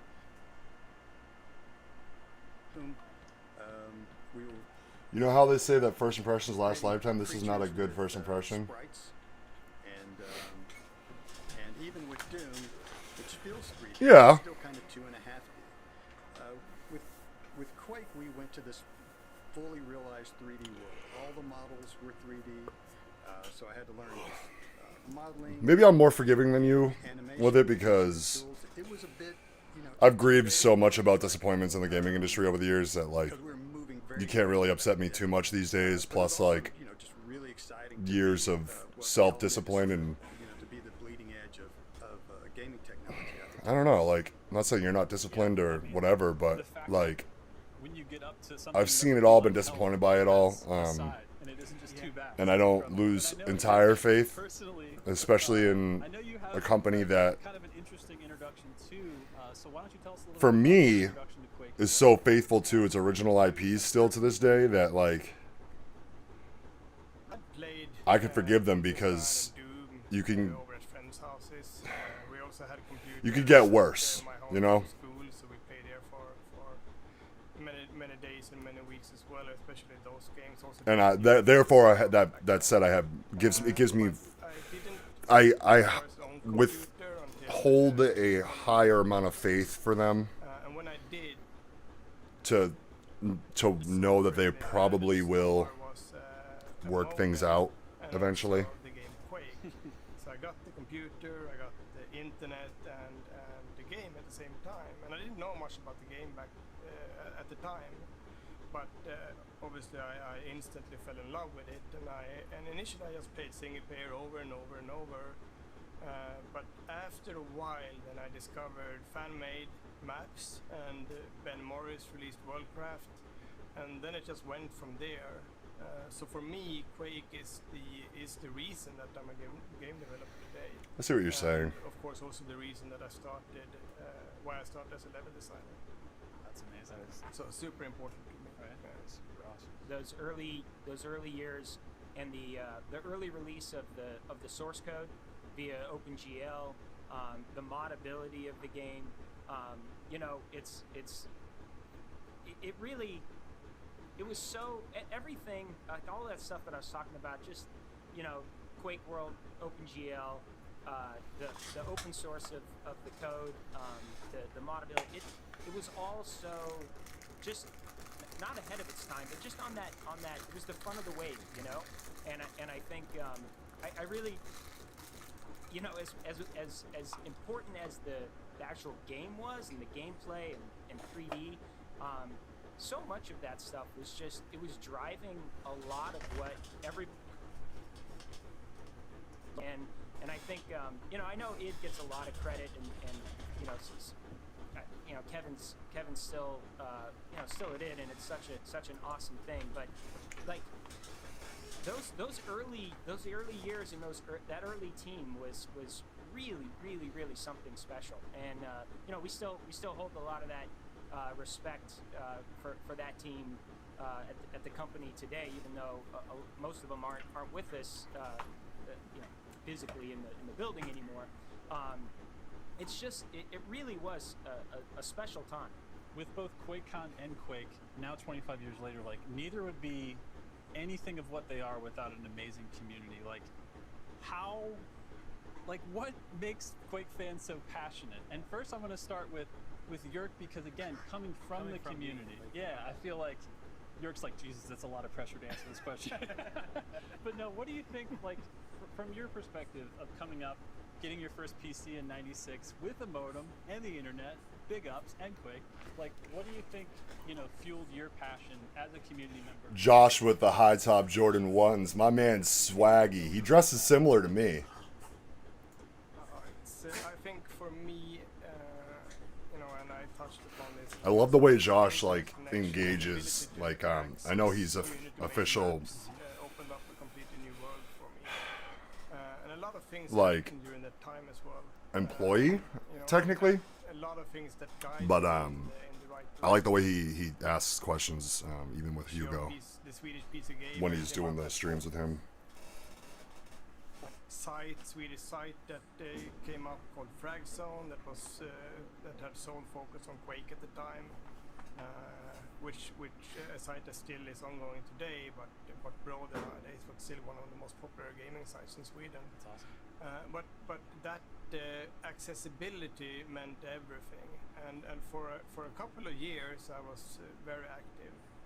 But then when I joined Starbreeze and at the end of '98, it slowed down a bit. Even though I still did some mapping on the side, I wasn't really active in the community anymore, and I fell behind. Even the maps I made for this dimension of the past, the map pack we released 5 years ago, that was built using Worldcraft 1.6, and you know, it used the technical limitations of old Windquake, right? Where I think you know, for me the main struggle back then was to keep the draw on the surfaces down below 799. Yeah, you had the limitations, right? Completely different. Right. Oh yes, now it's very different now. It has evolved tremendously. Yeah. But I did want to ask you, like, you having started off, you know, making all these Worldcraft maps since '96, and then coming back and being able to 20th anniversary, like, how did that feel? Was it like going home, sort of, you know, jump back into Worldcraft? Was there a little bit of a learning curve still that you had to remember? It wasn't really getting back. It was just that I had my old version of on a computer back home, and I have continued to do mapping on, you know, during the start of this year. And then coming back and being able to 20th anniversary, like, how did that feel? Was it like going home, sort of, you know, jump back into Worldcraft? Was there a little bit of a learning curve still that you had to remember? It wasn't really getting back. It was just that I had my old version of Why is there so many audio? on a computer Like, back home, and I have continued to do mapping on, you know, during the start of this year, and also with the machine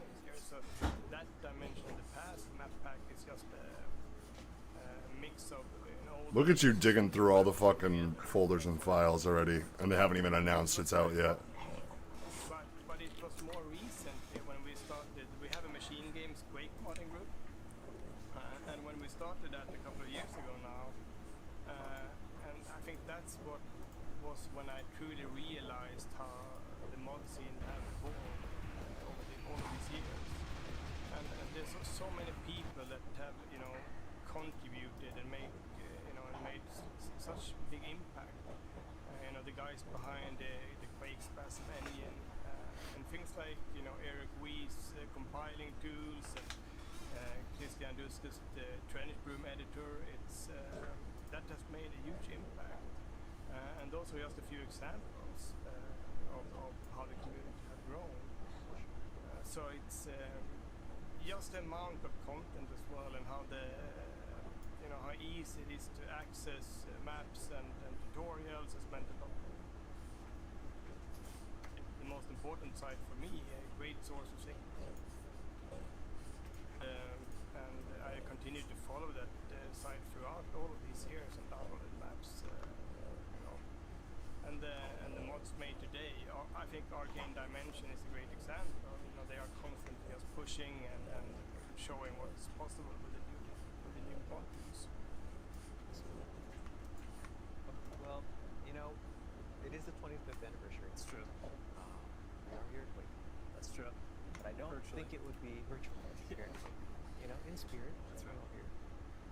I don't think it would be a QuakeCon if we didn't have an announcement. Let's go!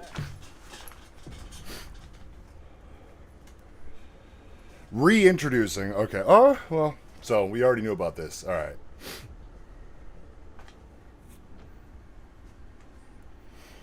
If you're just now joining the stream, me and Boothall, my mod here, already figured this out. We were on, as soon as the stream launched, he found it on Steam, and he's playing it right now, so. Oh, shit.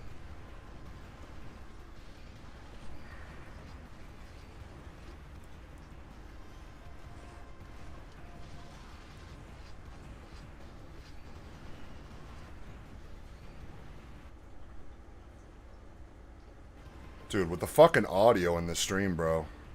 So much latency.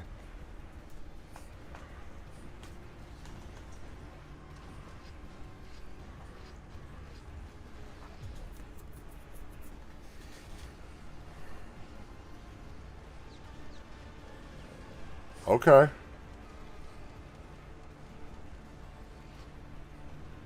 Hold on, what was that?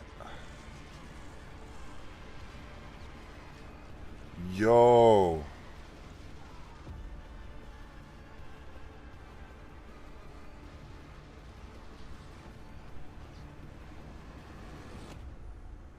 Yes, sir. Hi. Oh, dude, I'm buying it on Switch today, too. I don't give a fuck.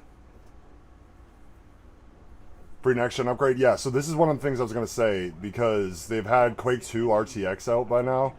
I feel like with when the next gen upgrade comes out. Hey, who's following? OG Songbird. Give me a hug, man. I don't know who you are, but I'll give you a big old hug. With the next gen upgrade, I feel like they're gonna add like the ray tracing because of the next gen consoles and whatnot. Because Quake 2 RTX was like a test for that or whatever.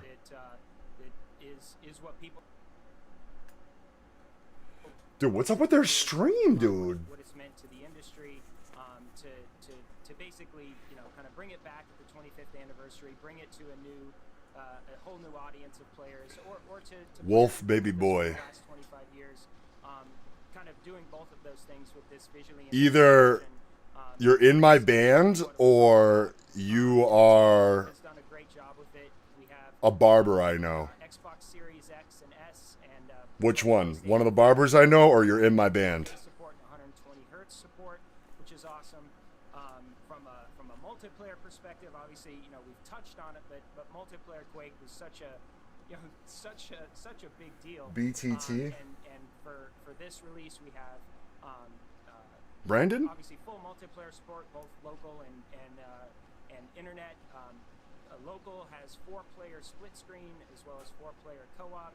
We have crossplay on when you're playing online multiplayer. So really a great version of Quake for, again, people who've What's been going on? for a long time, or, Yeah, I know who you are. Kind of gotten into the recent scene around this style of game. I love to see. Well, you said my stage because. All right, so are you Richie or Joe? Which one? Because I don't know who. I mean, you're saying my stage. First-person shooters. I think Doom's been part of that, but they all really go back to Quake. Oh, Joe. Yeah. Okay. You've never played a Quake game. This is. Everyone, welcome beheading the traitor to the chat. Absolutely. Awesome. Yeah. Butal's Kevin, it's not just visual enhancements, right? We've got some pretty. There's a lot of reasons why he's my mod. Not only is he in every stream that I'm doing, mostly he's the most knowledgeable person in boomer shooters and arena shooters that I know. He's a very friendly, smart 17-year-old fella from Poland. So if you're ever in my streams, get acquainted. Butal, we connected at the show I played. I've told you about my band and the show we played recently. He runs a promotion company, Joe here, at the venue. Joe, you probably heard by now that said about the next show that we're going to be on, right? Richie's been in touch with us about it. Can't really talk about it, but I'm excited and I'm very grateful. We're gonna bring some new music to the stage too, don't you worry, and new vibes, even stronger than what you thought. We impressed you, we appreciate it, but when you see us on that next show, if and when you find out about it, if you already know about it, just know that we're beyond grateful, humbled, and expect nothing but more of what you saw us do the last time we were there to perform for you. It's only going to get better every time we perform, but especially with that one, Butal, this man's very good at what he does in the music industry, very great, knowledgeable about boomer shooters and arena shooters as well. It's how we kind of really clicked over DMs. Also about the modding scene. So what about mission packs in this new updated version? And also, what about the modding scene in general? Like, how are mods going to be supported? The enhanced version comes with the 2 mission packs, Source of Armageddon. Magic the Gathering. I mean, dude, I back it. I dig Magic in a way. I could never get into it too heavily because I always got frustrated when I went to go buy packs and blister packs and stuff. I didn't get shit. Ooh, the visuals look good there. Butal, you see that shit? Mod called Dimension of the Machine will also be included in this version of Quake. I never pulled shit, so I was really into the Pokemon TCG back in my early to mid 20s, and before that was heavily into Yu-Gi-Oh. So I tried MTG and I never pulled shit. Lana, chill. My mom just got home.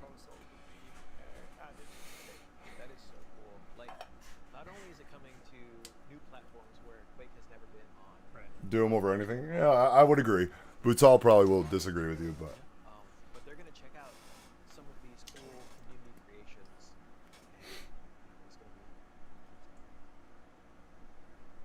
And just a spoiler, I've played the new Machine Games Edition add-on, and it is rad. Like you said, I can tell that you guys are using new tools to make it, because I was like, what is this? This is even Quake. This is incredible. Like, architecture, everything. You guys blew it out of the water, so that's really cool. Yeah, it's awesome, isn't it? Yeah. I mean, it really is fantastic how far. Josh, I love him, but like, dude, he's kissing too much ass because, I mean, clearly we knew before even the trailer came out, like I said, just before what I was just saying, me and Butal discovered the Quake. Well, Butal discovered it, and then he told me before they even came on to talk, really, that it was already available on Steam, so he was messing with stuff. That's why if you look back in the chat, Joe, you can see a ton of frustration from Butal because he's so used to the mods and like very into that shit, and it's nowhere near like user-friendly as it should be for most of us experienced and passionate shooter fans, especially Quake fans. So it might be impressive technically, maybe mechanically, but like as far as like the interface and stuff, he's having trouble with it, and it's and the field of view issue he was having.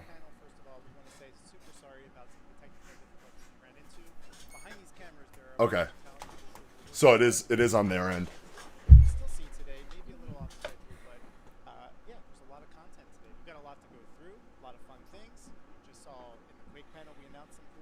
And we will have these panels today up on youtube.com/Bethesda so that you can watch them in their entirety. At your leisure. Yeah.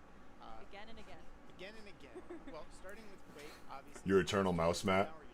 You mean this one? We are bringing Quake Enhanced today to Xbox One, PS4. Don't we? Do we have the same one? I sent you a picture of my setup, Joe. Play backwards compatible on Pretty sure we have the same mouse pad. I mean, you can confirm it because I sent you pictures. I don't even have to show you in the video, but I don't think I've seen. I haven't seen yours, so there's a couple Eternal mouse pads, I believe.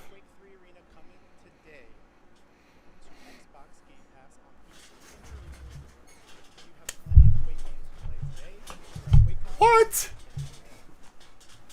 And what would QuakeCon be without some giveaways? A lot of giveaways. A lot of giveaways. We have amazing giveaways all weekend long. This dude's lineup's clean. Channels at Bethesda and QuakeCon. Haircut's kind of garbo, but like he has enough hair. You could do a really good haircut with his shit. The fade's all right. It's a couple days grown in, but lineup's clean. On stream. So all you have to do is tune in, follow Bethesda, and listen for the keyword.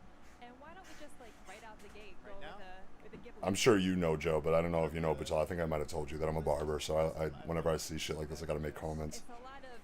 It's, you want me to get up? Should I get up and go over? Yeah, just go up I'm and just do gonna it. Just do it live. sloppily do that. Jess is gonna show off this controller, but this is What? an awesome you can't see anything. It's okay. Yeah, you can see right now. They're so over the technical difficulties they're having with the stream. He's like, you're not gonna see anything. Fuck it.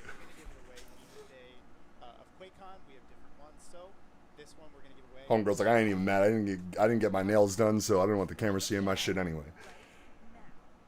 I would fuck with that controller because I saw the Quake logo and the Bethesda logo, but then I saw the Skyrim logo, and as much as I enjoy Skyrim, I'm not that big of a fan.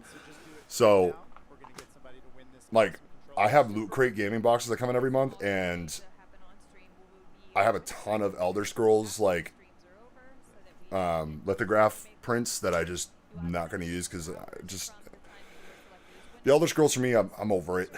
It's too much hype, and I can only have so much fun with something that's so hyped that really isn't. What else we got going on, Jason? Like, some people that still play it like act like it's understandably like it's the best of the best action RPGs, but I've had enough of it, you know what I mean? I'd rather play something else, find something else, like. I'm not even gonna try. It's just embarrassing at that point. So if I have like the Skyrim logo on the controller, I'd just like look at it and be like, okay, this is cool. Like, you know, it's an exclusive controller, and I would value it for that. But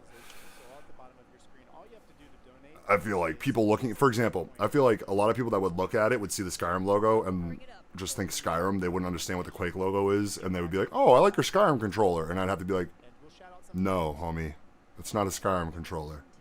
You know what I mean? It's so normie that like I don't want. As much as it would be sick to own it, and it would be an honor because it's a limited thing, I just wouldn't want people to see it and think it's a fucking Skyrim controller. Corny as that sounds, it's just me. So much content all weekend long. So up next we will be having Fallout's one of my favorite games. Yeah, I mean, I get it. There's a lot of people that are like either not a huge fan or turned away by it or just don't enjoy it. But Fallout 3. I don't even know what to say about it. It was my favorite game of all time for a long time, but it was it did a lot for me. It helped me mentally. It helped me quit cigarettes at one point in my life. I was going through some shit, and I got every achievement on all platforms for Fallout 3, all DLCs, and I got a tattoo. It's an atomic bomb. It says Megaton on the back from like the first city you go to in Fallout 3 with a girl, like a pinup girl sitting on it with a bottle of Nuka-Cola. You can't see it in the camera now, but that's how much I love Fallout. While we're getting that,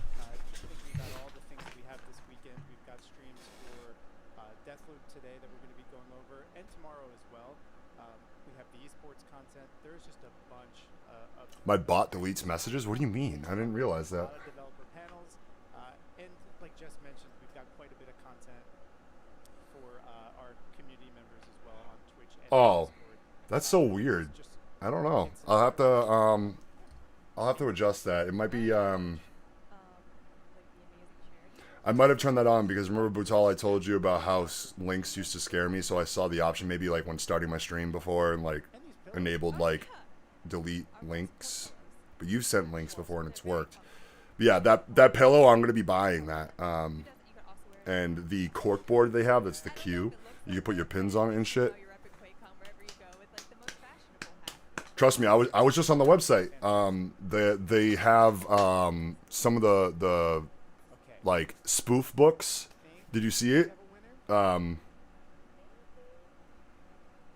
there's bookends with the super shotgun coming out the sides of it. I'm copping those. Darth Diddler, congratulations! Look, we're doing it live. Darth Diddler, you have won this controller. Congratulations, Darth Diddler. Yo, imagine having to say that. Darth Diddler, yo, who are you, bro? Who is he?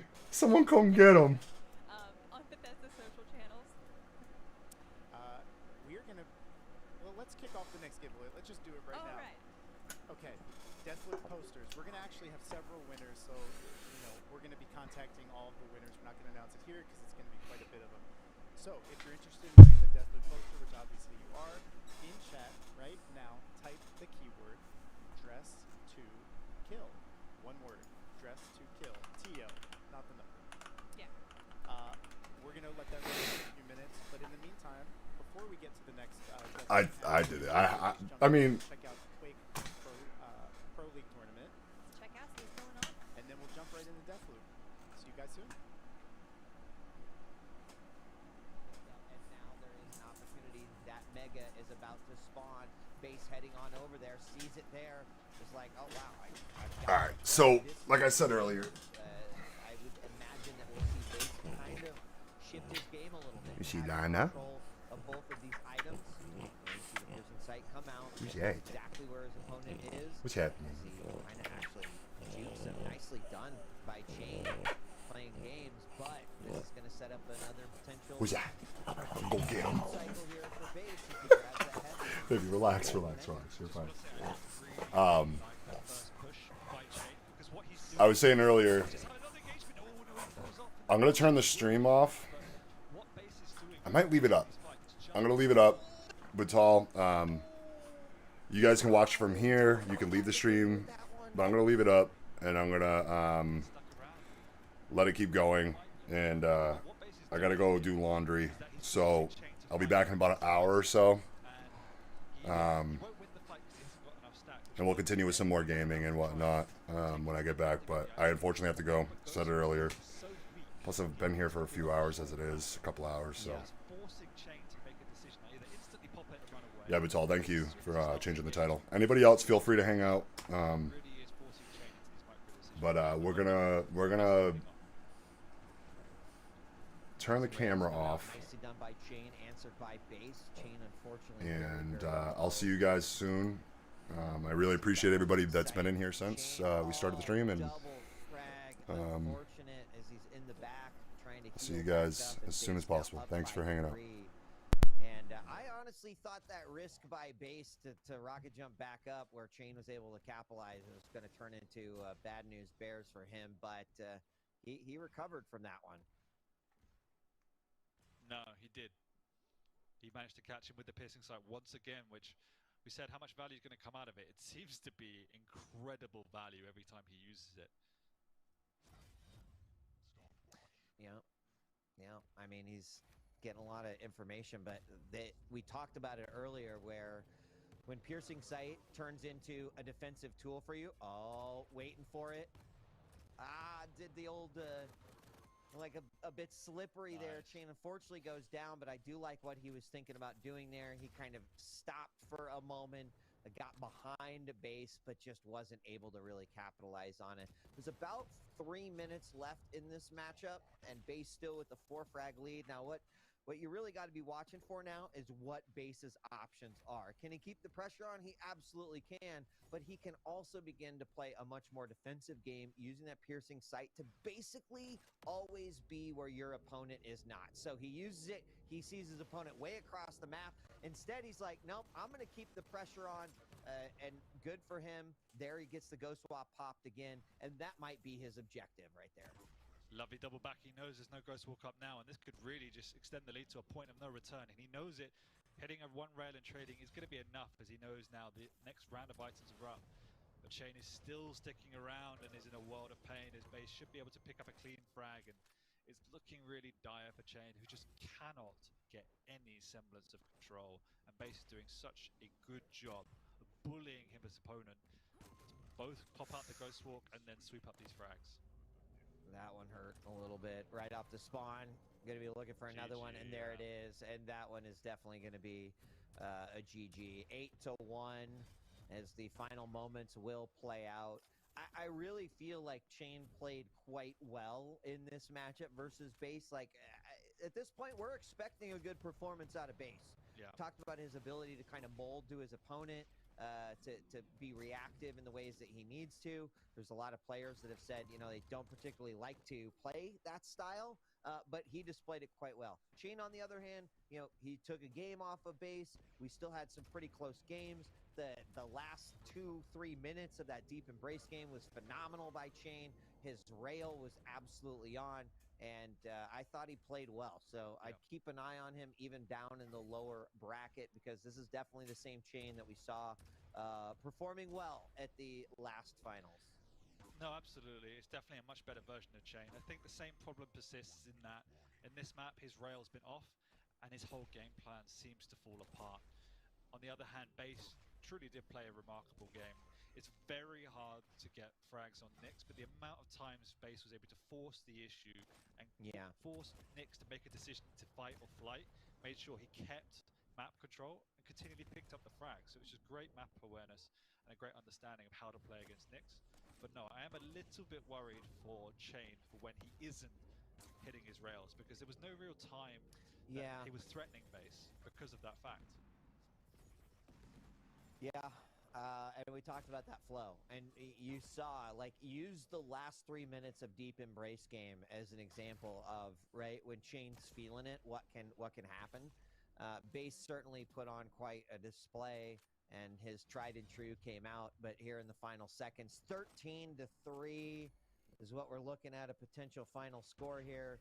Base will advance in the upper bracket, and Chain, unfortunately, will have to battle with his life on the line in the lower bracket. So congratulations to Base. Let's bring Ketchup back, who got to watch that fight in the front row, and see what he thought about it, if Ketchup is with us. I am indeed. Hello. Kind of keeping one eye on the monitor just for when we change over, so there's not this kind of ethereal voice just out of nowhere. But hello, welcome back to me, I guess. Welcome back to you, yes. I gotta say, what'd you think of that matchup? I really enjoyed it. I think my favorite map to watch was definitely map 2, the Deep Embrace, and it wasn't just because of that kind of closing 60 seconds. It was actually the degree of patience. The opening moments of a few of those maps were not necessarily slow-paced, but there was a lot of care put into it. You know, Deep Embrace, it took about 2.5 minutes before Chain even had the opportunity to get a railgun, and then that kind of like surprise factor with the LG behind kind of set the offensive wheels in motion, I suppose. But then Base being happy to capitalize on the situation, getting a lot more berserks out than we're used to seeing. And then, of course, the clutch comeback being made in the closing 60 seconds, which was the best part of the map for sure. But unfortunately, not able to carry that momentum into Ruins. I mean, you can even just see on the replays here, right? You know, we hit that 9-minute mark. At that point, so much of the damage had already been done. And Base always being that one step ahead. And I think Visor just helps him so much more to play that way. But guy's got a giant brain anyway, even without that kind of wall hack ability. So I think that it's satisfying 2-1, but at the end of the day, Base proving to be the better player in the series, and I think could still go very far in this tournament. He absolutely can. And again, I thought Base looked on form. this entire series. Yes, he looked map 2, but Chain played almost out of his mind for large periods of that, and Base still played exceptionally well. And just look at the dominance on this map. And we already talked about the limitations that Visor had. He had almost exclusive control of all of the items beyond 9 of them. So full credit to the way in which Base played this, and he definitely showed his best form here. He picked up 13 frags with only 2,800 damage, so that was just pure efficiency, that almost every engagement he took landed a frag.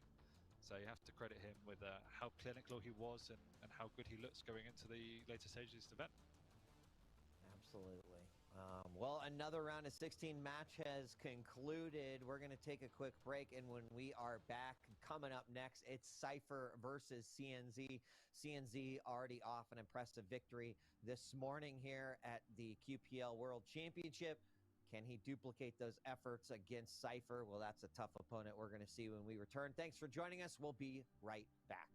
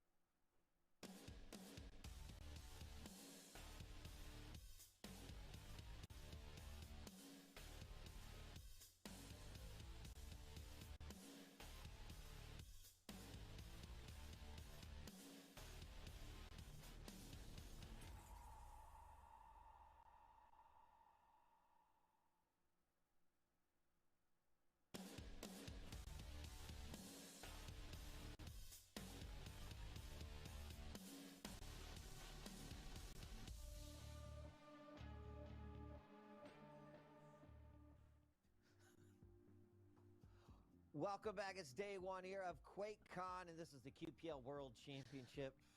Can you guys be professional and stop laughing? This is, you think Quake is all jokes? It's not.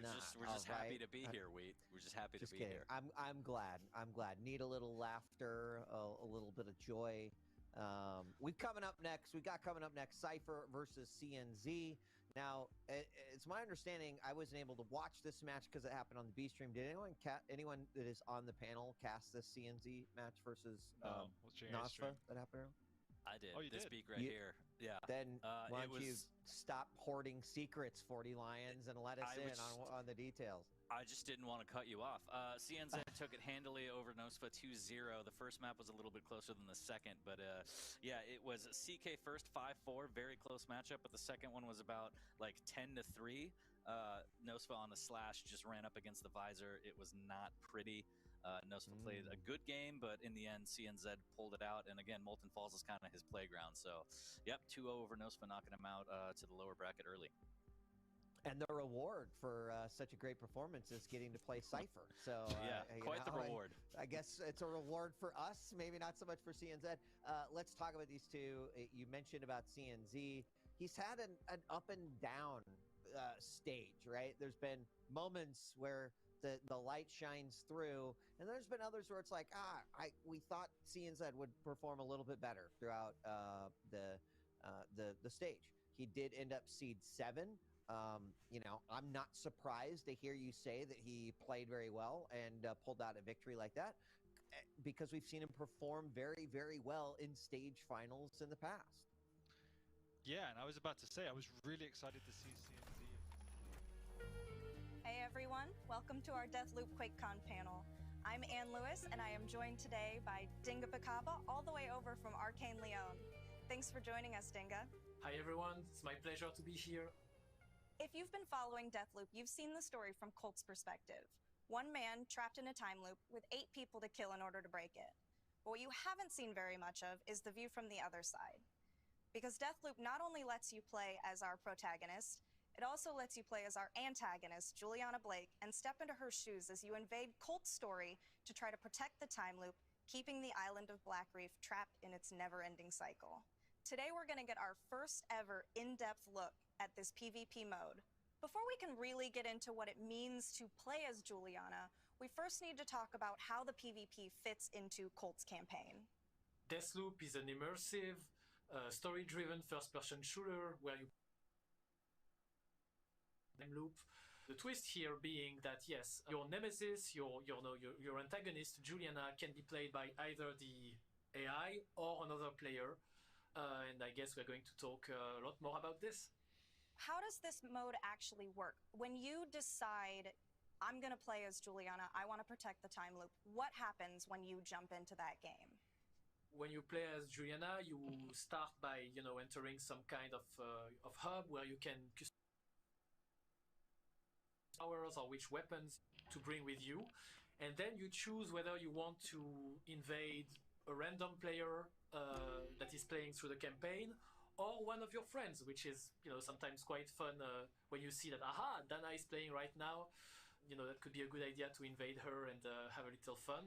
And obviously these are going to be 2 very unique experiences playing as these 2 different characters, but what makes the experiences so different? Colt has his own signature power that is called Reprise, and it allows him to die twice and come back. Which basically you can say it's 3 lives in video games terms, and that's a big difference because Juliana has only once. If you kill Juliana, then she's back into her menu and she can invade someone else, and that's interesting because definitely Colt is able to take a bit more risk, which generally encourage Juliana players to be a bit more careful, a bit more devious. And use things like trap, deception, misdirection, a lot of different things. But apart from that, they can both have access to the same powers, the same weapons, so you will be facing someone that is your match. You mentioned that playing as Juliana can sometimes feel like you're a detective. So playing as Juliana really does require you to kind of have this more in-depth knowledge of Black Reef. She is the Black Reef expert. Colt is not. So she really needs to be a little bit more especially in the beginning, like you don't know a lot about her, but it's pretty clear that she knows her Black Reef. You know, she knows the island through and through. It's really something that rewards your knowledge of the map. Knowing that an NPC is supposed to be patrolling in this street and they are not patrolling, so probably Colt has eliminated them. Knowing where the weapons are, where the hot spots, I would say, are, knowing where the nice sightlines, if you're in the sniper mood, you know, it really pays off. When you're hunting as Juliana, you're clearly hunting big game. You're hunting someone that is dangerous, that is driven, like maybe they found a cool weapon and they don't want to lose it, so, you know, they will fight to the death. The ultimate test of the game is playing against someone that is as strong as you, and trying to outsmart them or overpower them, depending on what your playstyle is. Something else that you brought up earlier is the fact that Colt doesn't have to fight against Juliana. He can hide, he can extract from the map, but what is going to make Colt players want to engage with Juliana? Playing against another player is a nice change of pace in your campaign. Intrinsically, in terms of rewards, the first thing is that if you kill Juliana, she will drop some interesting loot. She can drop a weapon, and it will always be the highest quality weapon. She can drop a power, she can drop a power upgrade, which are things that are... Because powers are owned by the visionaries, the targets. She can also drop trinkets that are, you know, basically your perks or your weapon upgrades or character upgrades. You also get a nice amount of residium, which is the resource of the game that you can harvest. It allows you to keep your weapons across the loops, so it's quite desirable to get twice the residium in a mission target. Imagine that you already lost 2 of your lives and you have only 1, and you know that Juliana invaded. Well, you have nothing to lose. If you manage to kill her, you know, well-placed bullet or drop assassination from a roof on an unsuspecting Juliana and hop, you're back to have your 3 reprises and you can proceed with your mission. On the flip side of that, what makes players want to play as Juliana? We've talked about how it's a very unique experience being able to play as the villain, and I think that that's something that's going to be a draw for a lot of players. You hit the nail on the head, as you Americans say. The fact that you are able to play as the villain, as the antagonist, as, you know, the bad guy here on Black Reef is, I think, a major temptation. This is definitely something that I think feels special, especially when you're starting to see how Colt starts to act differently. You know, they generally what we've seen is that players, like even I, start to play very differently when I know that I've been invaded by Juliana, and that's all the mastermind. But at the same time, I have only 1 life, so, you know, I have only 1 shot, 1 chance at this, so when playing the game. We also wanted this to be an optional mode, so we are not gaining any progression for the campaign behind playing as Juliana. It's really for the fun of it, creating cool, interesting and memorable stories with other players and looking cool while doing it. In the past, we've talked about all of these arcane water cooler moments, these things that happen in arcane games that are just so weird, so cool, that you have to share them, talk to your friends about them. Do you think that adding PvP to an arcane game adds to these types of moments because now you have 2 unpredictable elements? What drove us to add that to the game was not the competitive aspect of it, really. Like that's why there's no leaderboard, there is nothing like that. It was really that. It was really the fact that it is an anecdote generator. 2 elements of chaos in a simulated world definitely create some interesting moments. Those moments of, I really didn't plan for it to go that way, but that was so awesome. You know, and you will hit record on your PS5 and save that clip and then send it to the other player in case they didn't save it, and maybe add them as a friend. It's nice to be surprised by a game. What players can add to the mix. Be it something very random, very chaotic, or on the contrary, something that is like a perfectly executed plan where you will think like, oh, that other person is a mastermind, like that's good game, you GG, you deserve that one. In a more I would say developer centric approach, it's an opportunity for us to just interact with the players and the community in a different way. Like the way we generally interact with them is asynchronously, like we build the game and then they play with the game and then we watch on Twitch and YouTube, and this interaction doesn't really happen. But now that we get a chance to invade players or get invaded by players, we can share those moments with you all, and that's that's also exciting for us. I go by Siderath, by the way, so if you ever get invited by me, do your best. Welcome to the panel, Bennett. I want to start off by talking about the thing that is really at the heart of Deathloop, and that is this rivalry between Colt and Juliana, their dynamic. And it is a very complicated dynamic. There's a lot of teasing and mocking and jokes, but there are also these more conflicted moments between the two of them. What makes their dynamic so complicated, without spoilers, of course? Yeah, I guess it's always complicated when someone's trying to... From a player's perspective, this is the first person you meet and they're already trying to kill you. And basically, part of the initial stages of the game are finding out and exploring and discovering why she wants to do this. She has something in common with Colt. The island loops over one day, but everybody on the island seems to forget, except for her and Colt. So in some ways, they're the only people who can share an experience of what's going on the island with each other, because if they went to somebody else, they would just forget, right? Through that experience, it's basically her trying to get Colt up to her level, right? She holds all the cards, she holds all the knowledge, and so she calls you over the radio and taunts you and things like this, but it also is this sort of didactic experience where Colt is inquiring about what's going on and she's giving him answers, but also not giving him all the answers. As the player navigates through this world, they discover things and she can kind of fill in some of the gaps. Juliana is still a little bit of a mystery to players, especially when you compare her to Colt and even the other visionaries. The other visionaries are very clear in their motivations. They want to be young forever, they want to party forever. We still don't really know very much about Juliana's motivations. We don't know why she wants to live. Insights, again, no spoilers.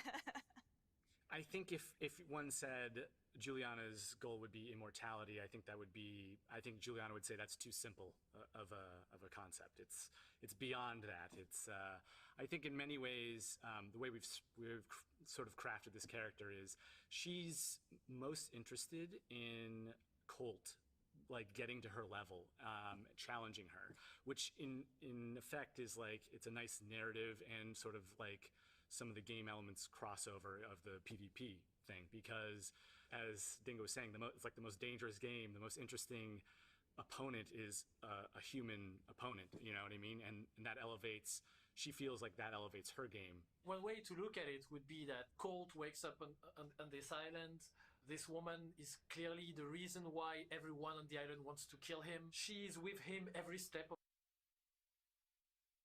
the most interesting thing, not only the most interesting person, she's the most, and it seems like the opposite is also true. So it's really interesting and never boring to see those two, those two interact. Deathloop is really funny.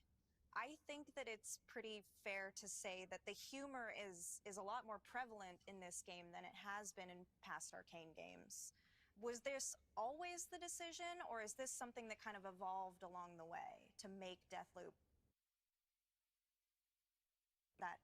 have that fun and bring comedy into it? When we started adding this dimension of the Eternal Party to the world, we knew we wanted it to be fun and maybe have a little bit of humor, but definitely the narrative team like Bennett and Pavel, Alex, Rosa, and everyone who worked on the game definitely brought even more humor than we were expected. And we went for it. If you just lay out the world of Deathloop on paper, you're like, yeah, this could be a pretty dystopian, dark place. There's just a lot of bad things that can go on. Like any sort of, quasi or attempt to be utopian society always has usually a very dark side to it. I think that was very clear in sort of a lot of the themes and a lot of the initial characterizations.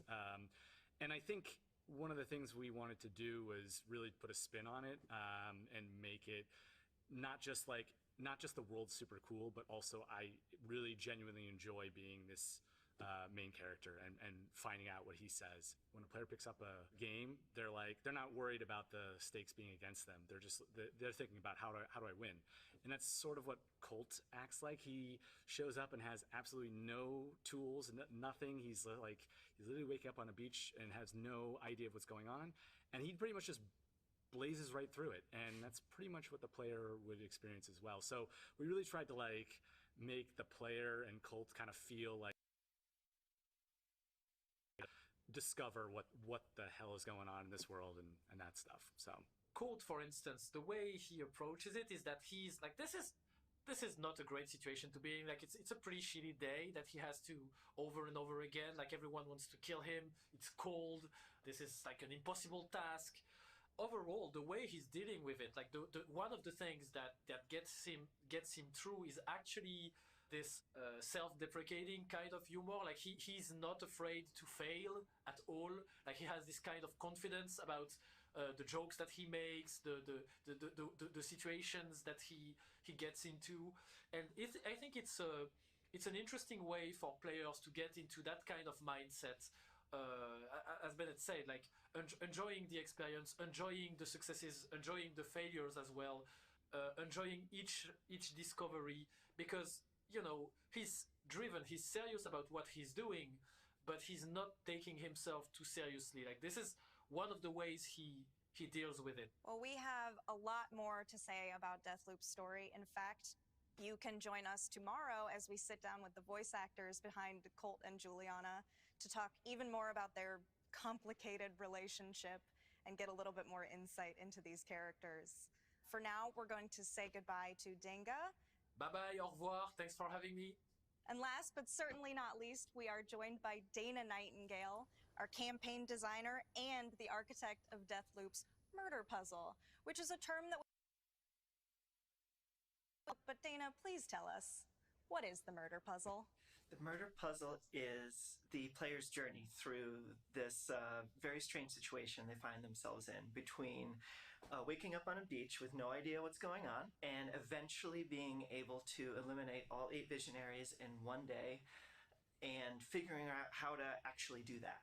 So it's a process of searching for clues. It's about going to each of those visionaries' strongholds, the locations where where they're spending their eternity, they're partying or researching, or just hanging out with their friends, and infiltrating their space, learning about them, and figuring out what are the ways that I can either move them around or find out if there's any secrets to their schedule that you can exploit so that they'll all eventually line up and you can do that perfect run. The way the player experiences this in the gameplay is every time you start a new loop, the whole island is laid out in front of you. You've got these 4 locations, and you're picking where you want to go. So it's the morning, it's a fresh day, and you're starting to craft your campaign. So you decided that you're the most interested in this particular visionary. Say it might be Igor Serling. So you can sneak into his and hopefully find something there that will give you a clue that you need to figure out how to get him to another spot, because he's out in the middle of nowhere. It's going to be really tough to get another visionary to him, but maybe you could figure out a way to move him to a different location. this was something that came along very early in the process, and we kind of knew that this is how we wanted to solve the murder puzzle. And so I think one of the challenges narratively was coming up with interesting characters that have these needs, wants, and desires, and then making it make sense that they would maybe go against their own self-interest or act in a non-selfish way sometimes in order to like quote unquote move yourself around so the player has a chance to actually to kill them. A big difference between this game and the previous games that we've worked on, and to an extent Prey included, is that once the game opens up to you, you're choosing the order that you want to tackle everything. And if you're even choosing if you want to tackle anything at all. The campaign will begin with a couple of clues, and as you explore them, you'll find more clues. But in reality, you could ignore those clues and just strike it on your own. You say, actually, I want to go to this location, even though I know nothing about it. I don't think anything's there. And you don't know what. And even though we call them the leads, the clues that you discover to track down the solutions, even though they will have like a linear order that they can fall into, your first clue might be from the middle of that track, and you can explore in other directions from there. So what was really important to me when figuring all this out was that it was a true player-authored campaign, so that when you're talking with your friends or other fans, everyone is going to have a completely different story about how they tackled the game, who they started with, what they discovered when. You might have figured it out without the game helping you at all. Your intuition put it together, and you're able to zoom straight in on the solution. In the long-form gameplay that we showed off in July, there were a lot of instances of Colt finding these small details that gave him either more information about his targets or information about ways to break into Alexis's mansion. So all of these little things that come together, how important are these little details that you find on the island of Black Reef to solving this puzzle? Some of them are integral. You need this clue in order to progress to a certain location. It might be giving you a key combination to a locked door, so you really have to figure out where this piece of information is and track it down. But there's a lot more stories on Black Reef than just the story of Colt and the Visionaries and Juliana and the So you may stumble across something that has something to do with a personal story from one of the other people living on the island, or something that happened before the time loop.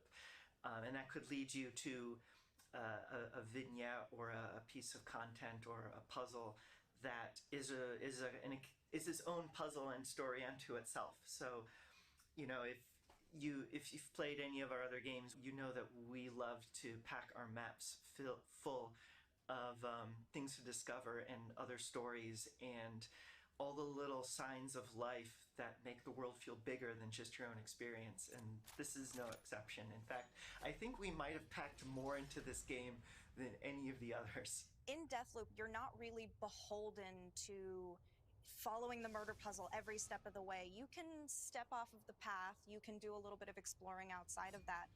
What is there to do outside of the murder puzzle? What are you seeing, what are you experiencing when you're not actively playing detective and trying to find that golden path? The bizarre hijinks of the Eternalists. They get up to some pretty interesting little adventures. Now that they're in the loop, a lot of them are just left to their own devices, and they come up with all of these sometimes quite extreme ideas for how they're going to have their fun. And there's characters with schedules beyond just the Visionaries. You could learn are going to be in this other map later in this other location, but something bad happens because of their idea of fun just happens to go terribly wrong and half of them die. Well, maybe you can tweak that, and then when you go to one of our other maps later in the day, now they're there. Now they're continued on their strange adventure and they're partying in a different way, but now this new location is unlocked. Practically speaking, to the player's progression, that might mean new trinkets, new weapons, but For me, it means more of the story, a new location to explore, getting a better sense of what this world is about. And this is something that we just fill the game world with. Yeah, the Eternalists like to mess around with things that go dangerous things you can get yourself involved with. So, speaking of dangerous things you can get yourself involved with, from either a development standpoint or a player standpoint, do you have a favorite visionary to assassinate? From a pure player perspective, I'm very happy with what we came up with for Frank. And the reason why I feel like as a player that's the most satisfying is I think out of all of them, that's the one that you can complete just based on your own intuition. The player looking at what the game is showing them, and rather than following the clues, you can make an intuitive leap very quickly if you're paying attention, if you know what's going on. And I'm really happy that we were able to construct the campaign in a way that rewards that. You don't have to go through all 16 steps. You can jump straight to the end if you notice things. And I hope that when players do that, they'll feel the same satisfaction that I had when we were able to get that working. So, real quick, my errands were a bunk, so I cooked food real quick to eat. I bought Quake on the Switch, and I just finished eating literally like right now. I was eating right here. You guys can see, but I do still have to go run those errands. I have to go to the laundromat. My mom was trying to time it with the blood work she had to go do with, and I was like, just go get that done first. She's gonna come back, then I'm gonna go back out with her. So that's when I'll be taken off for a bit, unfortunately, but it is what it is, and we still got way more to see. I think Hugo's doing his playthrough live stream today, if not tomorrow, but also we got the Code Orange thing that I'm hyped for, Trivium's live performance. We got 2 more days, so I'm gonna be chilling here. I'm just gonna be gone again, and I'm sorry. I appreciate everybody that's, especially you, Batal, man, just fucking hanging out with me here. And I don't know why I'm still getting fucking audio latency. It's really unnerving that it keeps happening. Good to know those pillows are that big though, because when I bought my Paid Elemental plushie, I thought I was gonna be like bigger. And the Doom logo pillows, I bought them off of somebody and they never shipped them like over a month ago. On was it Depop? It was something, one of those reseller apps, and those turned out, like from my research, smaller than I thought they were going to be. They're not that big, so I'm happy to see that Quake logo, QuakeCon logo is that big. Yes, throughout QuakeCon, like we said before, we've got some awesome right here. Am I kind of pointing to it? Yes. Yeah, the viewer count's probably a little whack right now. Playing Quake on my Switch while I'm chilling with you guys. Maybe tomorrow I'll hook up my Switch to the stream, but we'll play more games later. But I feel like this is a more comfortable setup for everybody. Either way, and while I utilized the time I had that I thought I was going to leave, and I'm back. We don't have a legitimate, not legitimate. While it's more comfortable this way, I feel, just in case my mom shows up now, I can leave and it's not like full gameplay window and everything again. And we'll play games probably later as the stream goes on, if later on in the night when if things aren't as interesting. But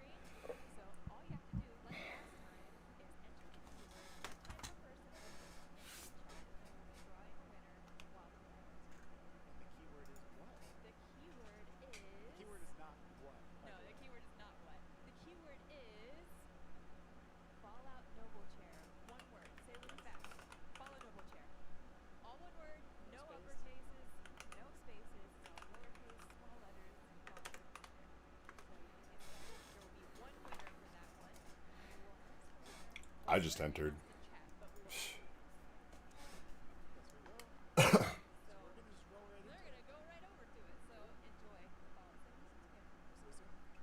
Streaming CN? What's CN?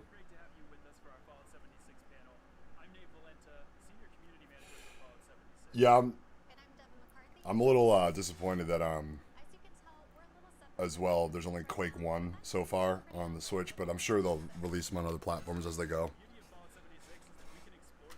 It's smart of them though, because like I'm sure they have it planned just like other things. They don't with Bethesda and ZeniMax's track record that they're like they probably are in the works and almost done. They just want to make sure everything's right, especially with the first game's release on all platforms.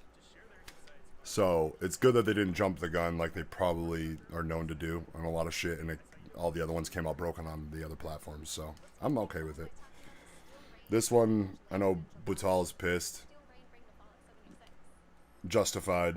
I respect it, Butal. I know that you're experienced and, you know, you're a veteran, a young veteran, which I appreciate with this game and all the modding and shit, but I'm not going to grieve about it at all. Feel free to, you know, have that discourse amongst everybody in the chat. Tell us what you think, but I'm not going to engage in any of it just because, like, I hardly slept last night, so I'm already exhausted as it is. I'm more energetic and emotive and happy than I feel like I have been in a stream in a while. But, you know, we still got 2 more days, like I said. I hardly had sleep. I still got shit to do today. And other than my own mental health issues that I've been dealing with, I don't want to engage in all that grief and disappointment and stuff. So, you guys can critique it all you want, but I'm not going to do any complaining. I mean, you saw me upset about the stuff that I was going through in gameplay earlier, so I was already frustrated with that. I don't want to be too much more frustrated with anything else. I want the rest of this QuakeCon to uplift me and everybody else, if we can, you know? Nothing against you, Batal. You know I love you, brother, but...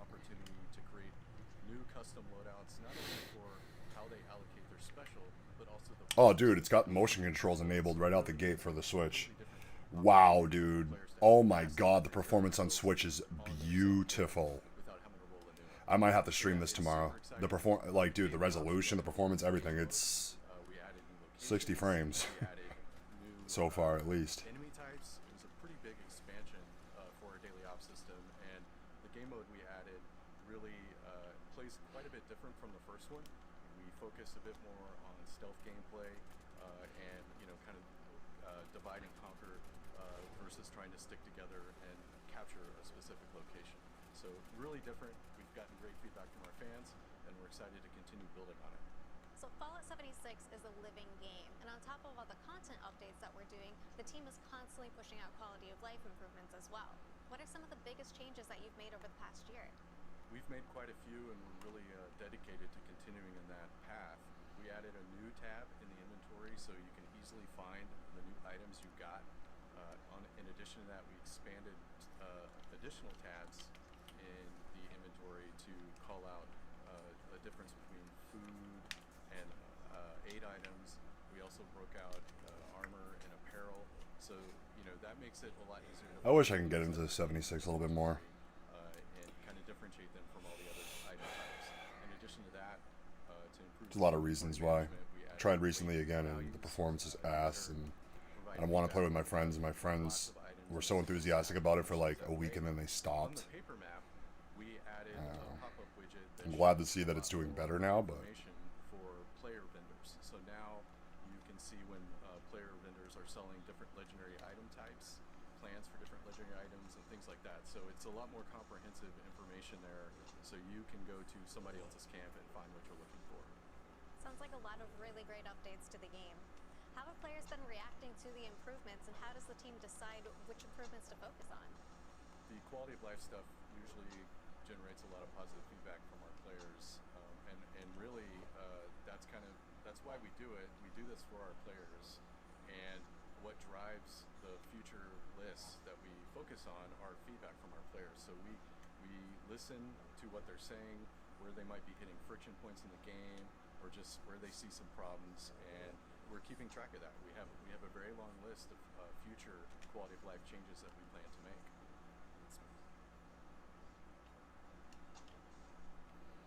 Biggie panel, and it's time to talk about what's next for Fallout 76 with Fallout Worlds. Bo, what is Fallout Worlds?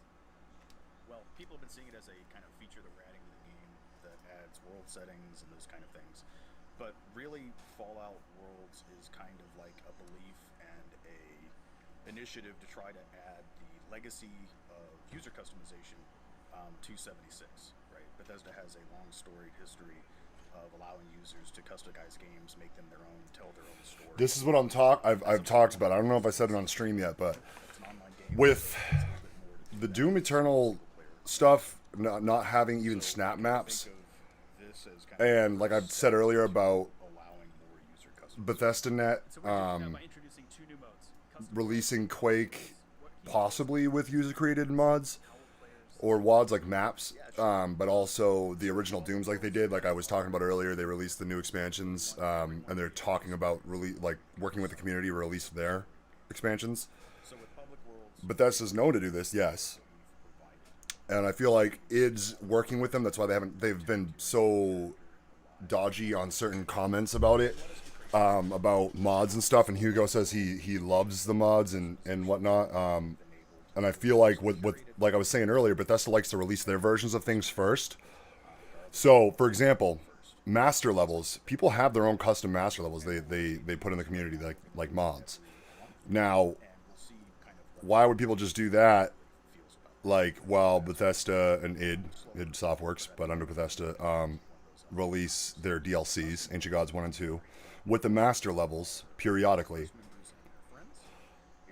while the community releases those mods on their own original content. Well, I feel like at the end of the game cycle, like they're doing here, like they did with Skyrim, like they did with Fallout 4, is they're going to release the user community mod center, like they're doing with the original Doom and Quake re-releases, where they're going to work with the community, like they said in the press release, to release their mods.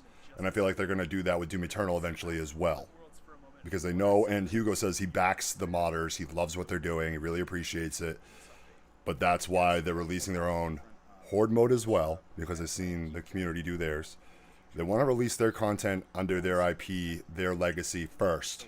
Let the community do their thing, and then I feel like what they're going to do is they're going to open it up like this, like Skyrim did, like Fallout 4, and have a hub where users can submit their content.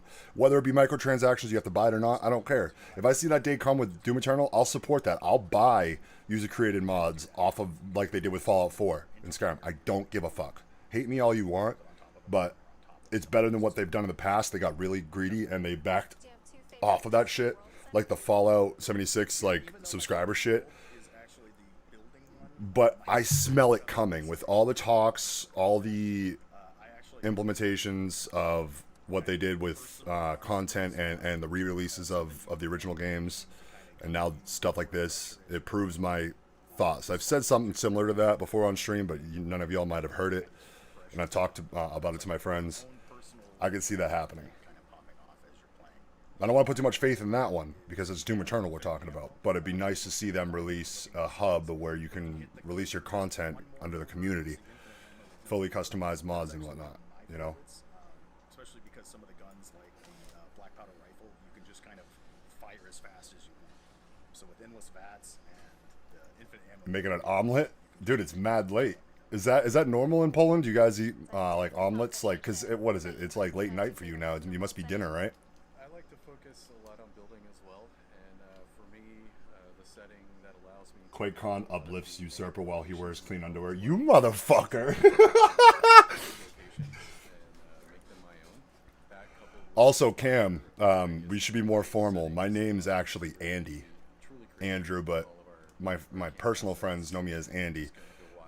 Wolf Moon's a reference to Typo Negative, and I just don't take social media that seriously to have my real name on there anymore. People that I care about these days, like, we're lucky that I even have social media. Like, I've been wanting to turn it off for so long, but people that know me on there know who I am and know my name, and the ones that I feel should be more acquainted with who I really am, I'll tell them my name like I just did now. So even Bootal knew my name because he's been around here enough to hear me say my name. So feel free to, I mean, call me Usurper all you want as a nice, like, fucking, you know, nod to support. I appreciate that. But just so you know, my name's Andy. You can now tell your own story, make your own progress down that line. None of that comes back in the main games. You don't have to worry about if you damage your character, you do something you regret, or if you're playing with doesn't affect your main character. You can also at any point click a re-import button and basically remove the progress that you have and then re-import it from adventure, so you can just kind of pick back off. That way, if any time you go back to your main adventure character, you progress a bunch and you want to start back over and catch back up on your custom world or public world, you can. I do have one other question: is how come we decided not to allow progress to go back into adventure mode? Are you able to expand on that at all? I know a lot of people are really interested in allowing that to happen. Most of it, like I said, is this is a longer-term initiative for allowing user customization to come into 76. So we want to start in a more conservative way to make sure that our game is safe for everybody, and that you kind of only encounter the content that you want to encounter, and you don't kind of jeopardize what's going on. So we wanted to start from the safety. I think Fallout 76 taught ZeniMax, first of all, a lot about the PR, what it could do to them. Second of all, taught Bethesda, everybody in their studio, like, all right, now that we know it's bad PR to fucking release like subscription services like this, paid, services like this, and do what we did with our modding community, we gotta pedal back. We don't care. Just chill the fuck out, humble ourselves, and release roll out a new method of content with our community like this. Oh, this is cool. You can spin them up. You can play on them. Your friends can join you through the social. And what he's saying is showing it, like, because they brought in a bunch of new people to the studio that's working on 76, and this tells me enough that within the board, like, they had a lot of discussions and litigation on that, the whole philosophy and business tactics that they proceed with for this sort of content for their IPs. Somebody you know has Fallout First and a character on the world, you can play with them. They're more tempered and like Being able to spin up one of your friends' custom worlds without them even being online is one of the coolest parts about this. Looking ahead, understanding after of Fallout Worlds comes out, what comes how are with we planning to continue what they do supporting in this industry.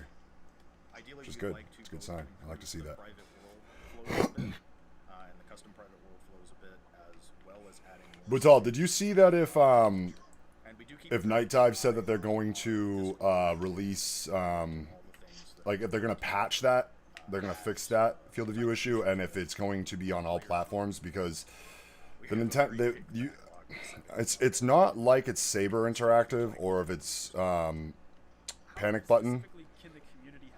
So they do have that studio dedicated under the Bethesda umbrella working on Quake, so I would think maybe. But did they say that it's coming out on all platforms? Because usually, like, when it's things like I said, Saber and Panic Button, sometimes the patches, like the Doom Eternal stuff, takes way longer because it's a different development type cycle and team period. Let me know, because I'm playing this on.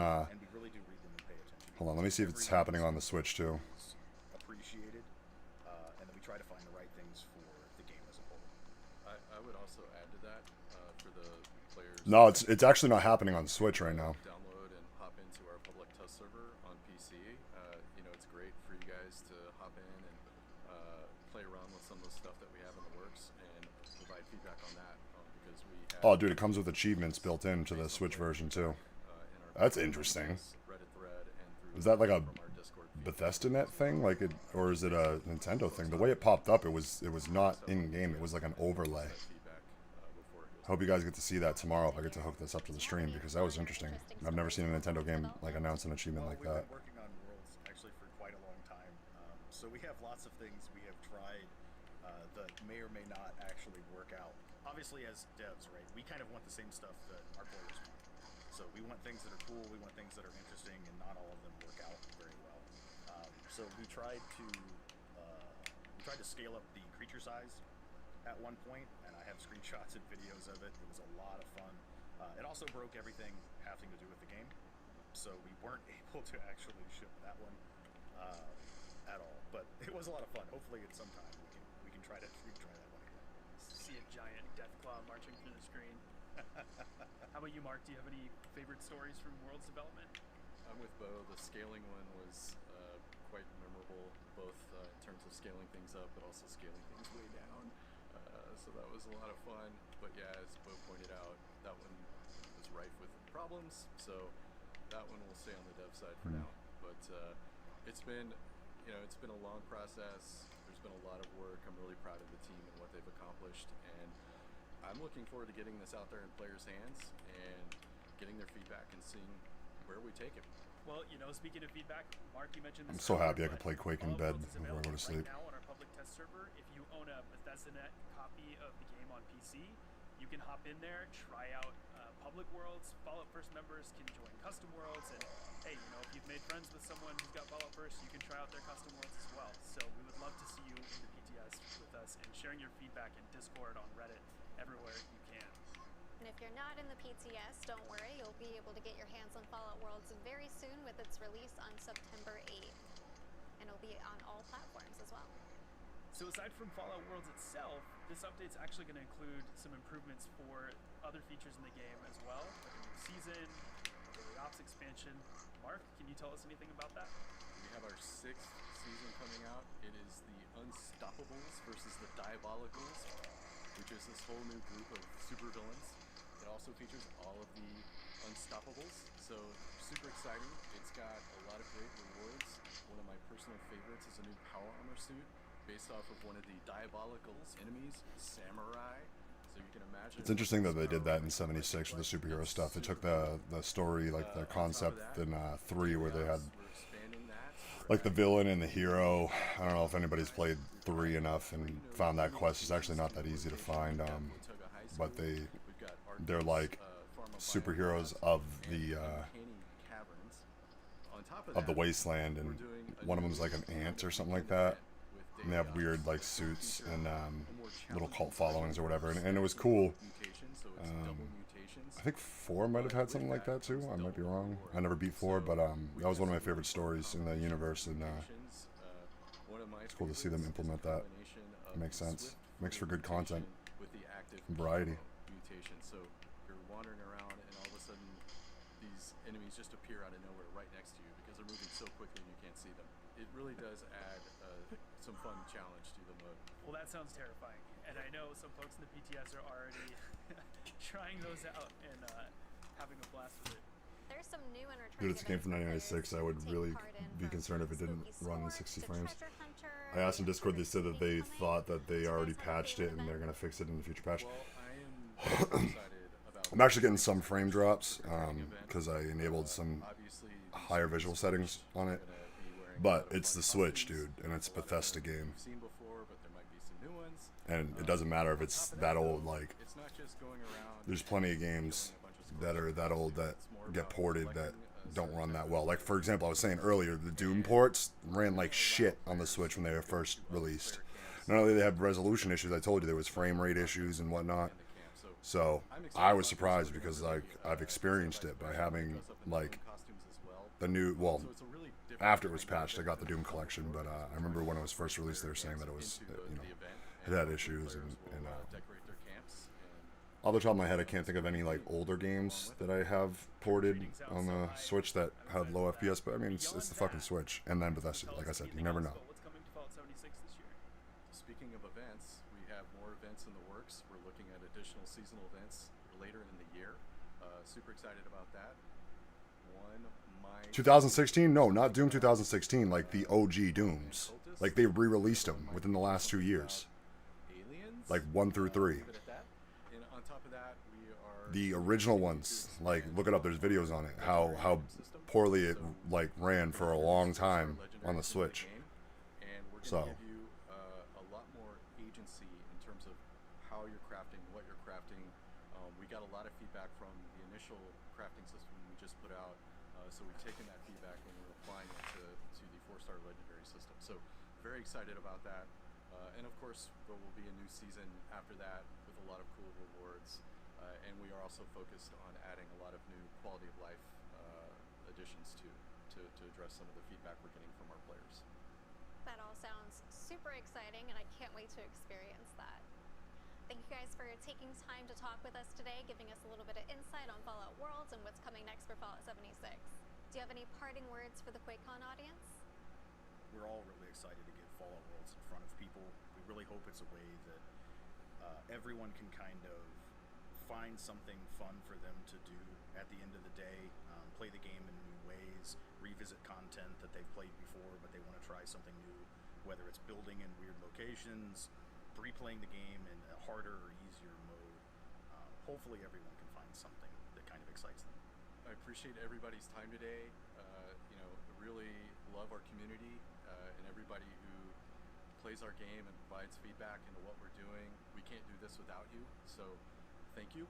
And as Bo mentioned, we've got a great release with Worlds, and we've got a lot more content. I don't really like that Nightmare now. It has a 500 HP cap. It turned from being really hard into actual bullshit.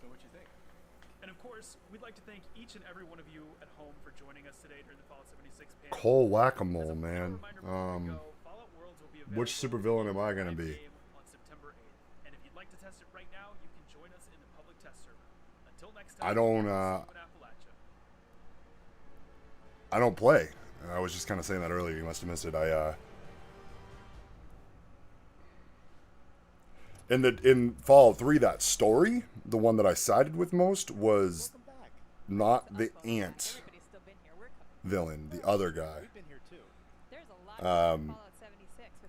But I did have a file where I did everything bad, like didn't care about my karma. In fact, I did bad things to build bad karma because I don't know, I liked what happened to the story eventually, and I liked to be able to like steal whatever you wanted, kill whoever you wanted, like all the caravans and shit. So when I got the villain story done, it was cool because the armor was like super powerful, but I appreciate the story of the hero more in that storyline, that mission. But as far as 76 goes, I don't play it enough, and I wasn't, so, therefore I wasn't really paying attention. Wait a second, hold on. What's that up there on the right? Are they bringing Balls Energy back? Because Quake's gonna, be hyped this year? Hold on.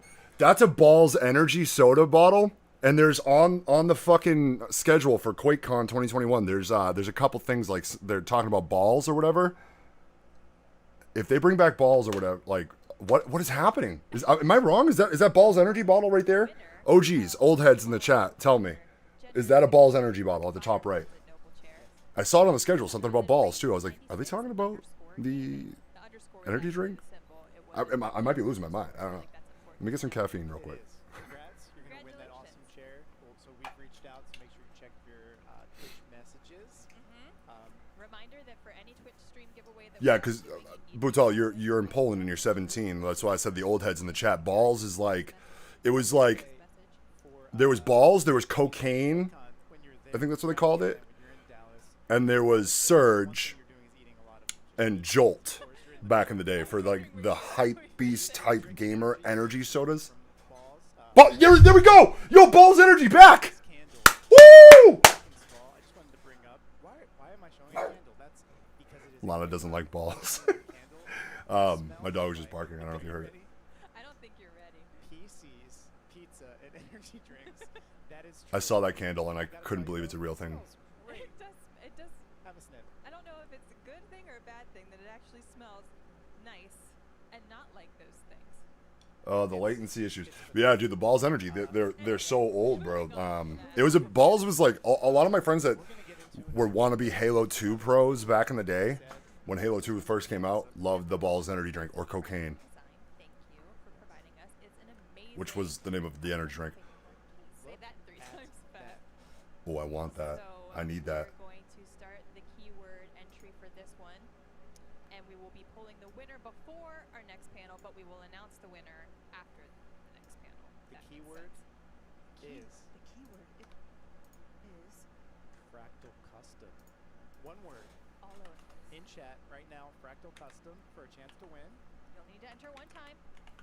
Entering multiple times, just as spammy, and it does not get you multiple entries. I feel like that's important to know every time. I will say, we're not in Dallas, but my God, it is hot, obviously, to check out the game. But drops. We have drops for the game. Yep, the Elder Scrolls Online chat will be featuring ESO is free to play right now, and despite me saying I wasn't really interested in Elder Scrolls lately, this is a different story. I've been wanting to, all the times it was free to play. And when it was free on Game Pass for a while, I had it and I never touched it. I played like an hour of it, didn't get into it. This was a couple years ago. Ooh, that's sick. But every time it's gone free for a little bit. I've considered it, and now It is very I might good. just We're gonna tell you how cop you it can real win quick that if I in just can. a second. But before we do, we'd like to pick the winner of the Fractal Custom. Are we? Wait. So are we announcing them before the panel, or not? What are you saying? I mean, I guess it works if we have the name. If we're going in, we're going crazy. It's giveaways for everyone. Yes. Well, if we have the winner, we'll pick it Good now. grief. If we don't have the winner, then we'll just move on to the next one. And we'll hold our pillows for dear life. I think we do have the winner. We're gonna get that in a second. We're refreshing the page. We're watching it refresh. Yeah. You're not. You're just watching. So you're just watching us look off camera at a screen that you don't know is there, but now you do because we just told you it's there. In the meantime, Oh, yeah. mention that we are raising money for amazing. I don't want to get into a death match with you right now, though, because I don't know when my mom's going to be back, so I have to do the laundry. So, Quick shout out to unfortunately, I'm sorry. We'll have to wait. Maybe tomorrow, but I'm definitely going to play with you. That makes sense. It might be weird otherwise. Okay, the winner of the Fractal Custom case is. Do you want to? You can try to say no. I had to do the other one. Tony Iomi 05. How'd I do? I think that was good. I was gonna say Tony Iomi or Tony Iomi.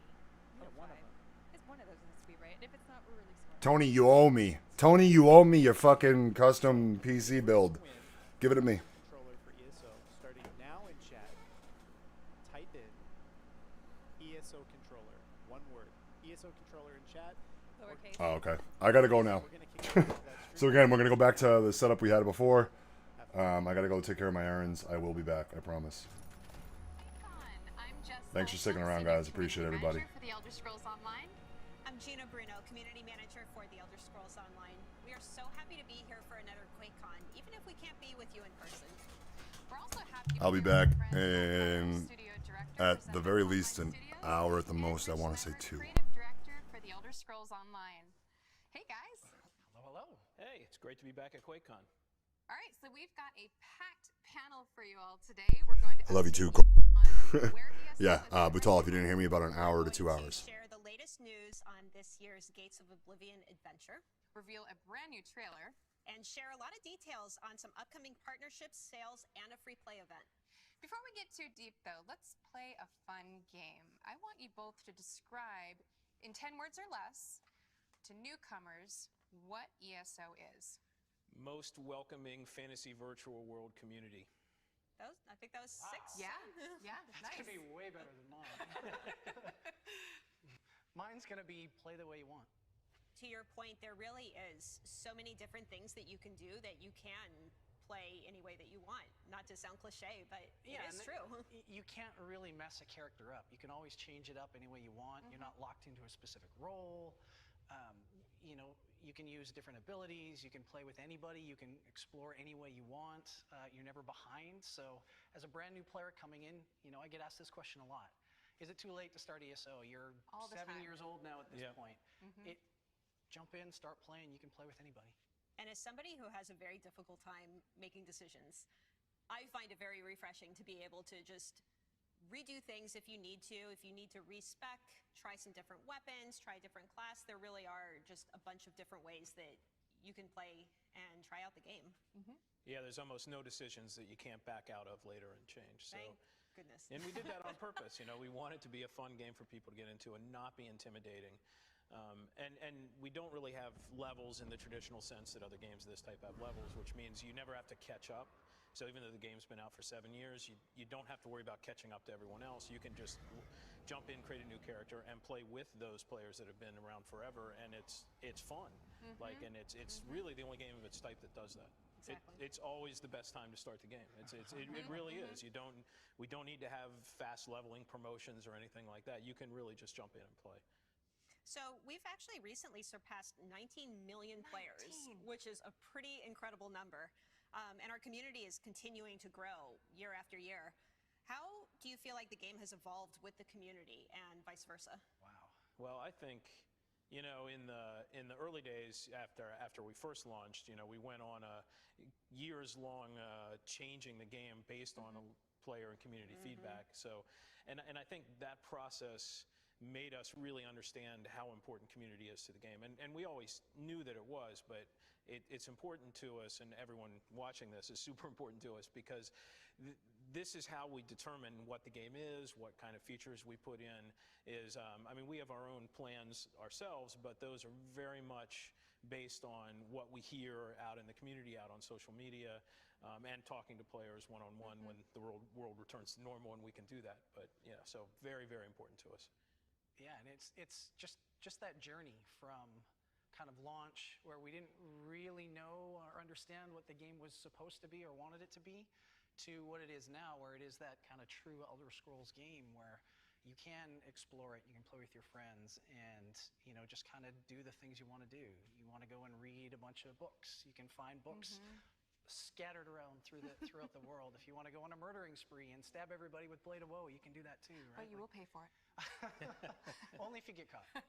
Well, and I That's think, true. you were talking about how you can go anywhere. We're not gated by level. The one Tamriel update that happened, it was maybe a year 2016. after launch, maybe? 2016, 2016. A lot of that was based on community feedback that they wanted to be able to go to these areas. Yeah, and it was, we knew that we had made so many changes to the game for the positive that lots of new players were going to want to come in, and then how could they play with the people that had already been playing for 2 years, and that was the solution we came up with. And I mean, we just announced over 19 million players, and it's pretty easy math. We add millions of players a year to the game, and it's because it's very forgiving and very fun for people just to drop in and play if they haven't before. So Gina and I have been a part of the ESO community for a long time now. I can't even count the years. It was before launch. We need 2 hands at least. I know. And we know exactly how amazing these players are and all the different ways in which they play. But you're a part of the community too. You guys both play. So tell us a little bit about how you both play the game. Well, I'm very much kind of the power gamer. I love collecting all the items, making builds, messing around. I love the solo arenas. If I had to pick kind of one thing in ESO, it's the solo arenas. I love that. I love chasing leaderboard times. You're good at them too. I've seen you play.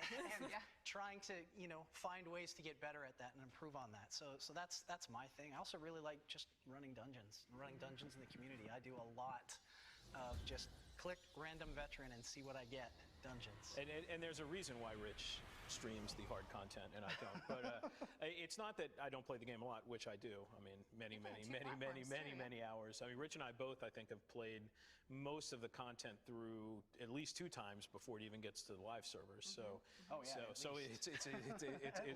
it's a lot of time. But I love more the solo. Just exploration, storytelling. I love that part of the game. I also love housing. I love, I mostly play solo, although I do co-op dungeons, and I PvP.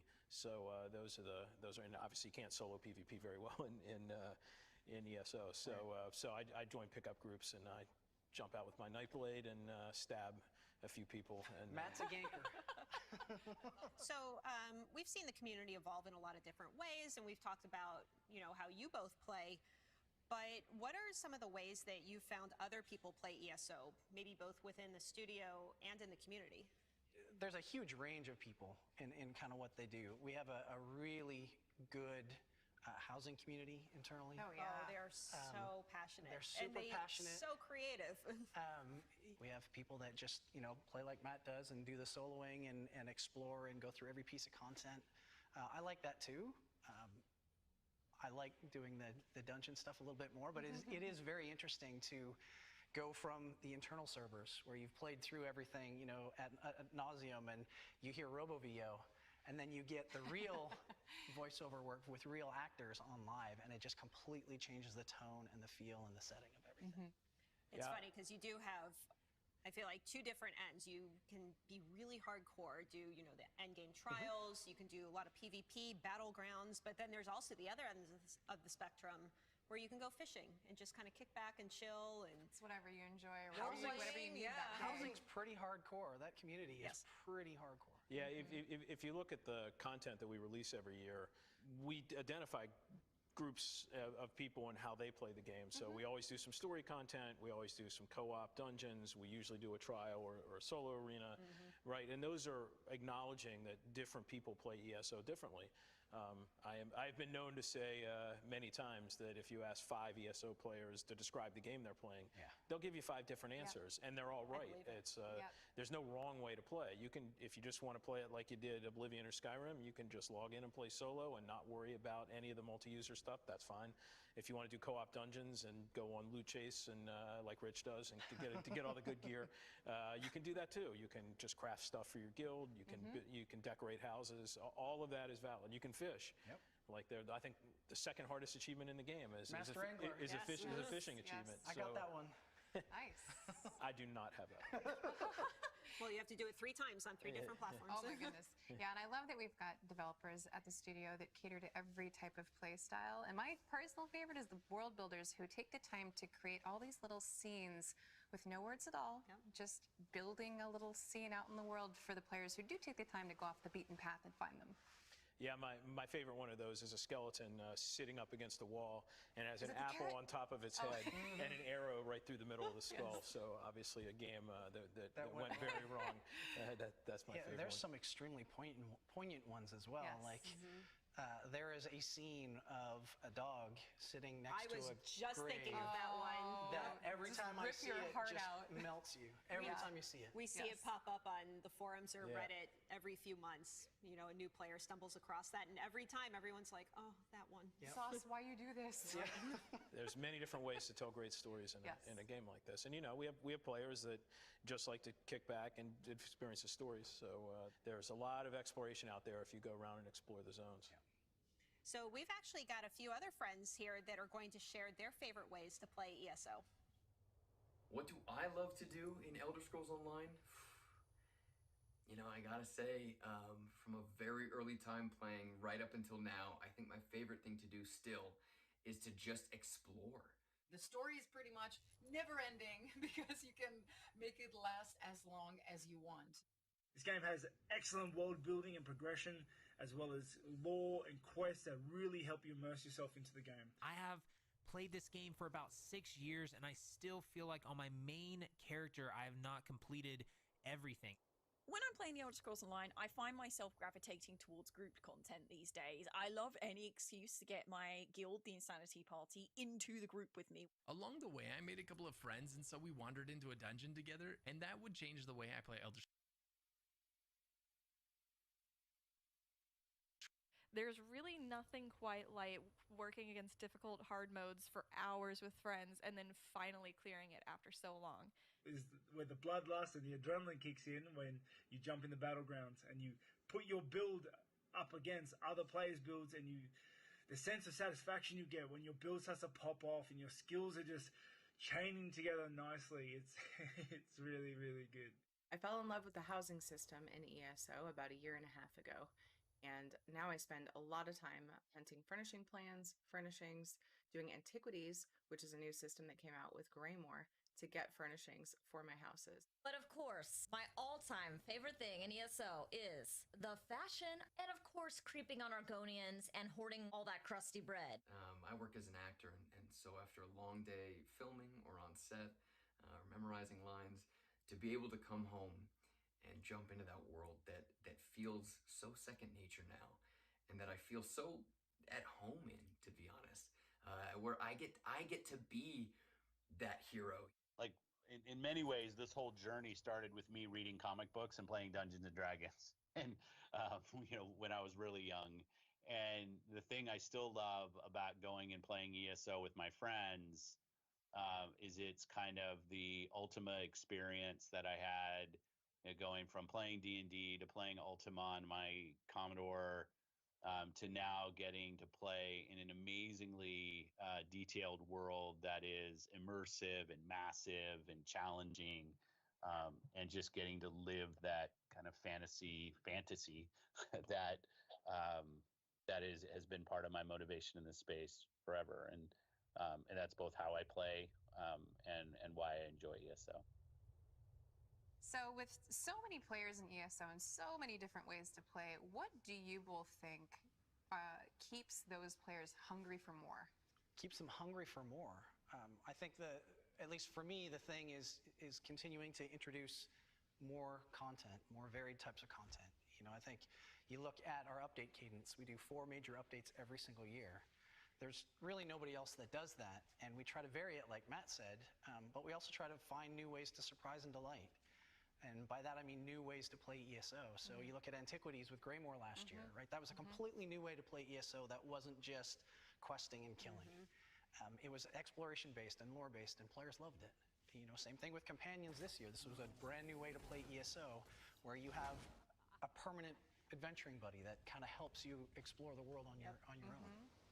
Yeah, we very much view ESO at this point like literally a fantasy virtual world. So there are games in the virtual world. It's not just a game. Like, there are multiple games in there, and like Rich said, we keep adding new ones. Like Antiquities last year was a new game inside of the game. So that's how, to me, we keep the game fresh and keep players interested, because they're already in the virtual world, and we just give them more activities to do, more quests to go on, more stories, new characters, reintroduce some old characters that they love, and new game systems. And you know, as long as we keep doing that, that's what players love, is the virtual world they love that keeps growing.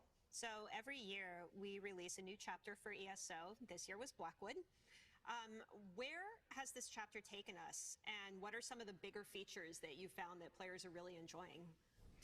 Well, Blackwood takes us to Blackwood, which is the region essentially from kind of the southern tip of Cyrodiil to the borders of Shadowfen, right? Yes, Shadowfen.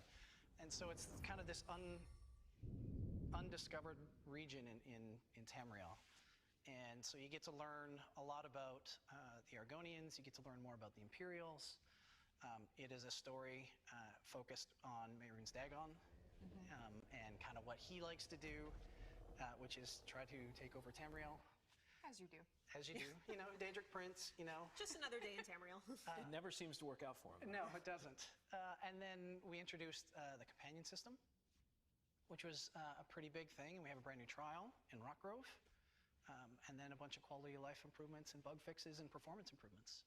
The cool thing about Companions, too, is let's say you run across a world boss that's a little too difficult for you to do by yourself. You can just summon your companion and they can pop out and help you out. If you know, you just need a little bit more help with something. Yeah, and for those that are unfamiliar with ESO's content model, every year we have a meta story that goes over the whole year, and then we have different updates 4 times in the year that tell the story in different ways, through dungeons, through a big chapter with a lot of stories, and then a story DLC at the very end. So this is something we've done since 2018, I think, maybe 2019, with the Elsewhere and the Season of the Dragon. I was going to say Year of Dragon, but then I remember getting bonked on the head for saying that last time. Season of the Dragon. Well, it's going to happen again. Yeah, but it's something that we do. Like it's a really good way for us to get players interested, have a new part of Tamriel, new stories, new characters every year, but in a way that makes sense and tells stories and introduces more content.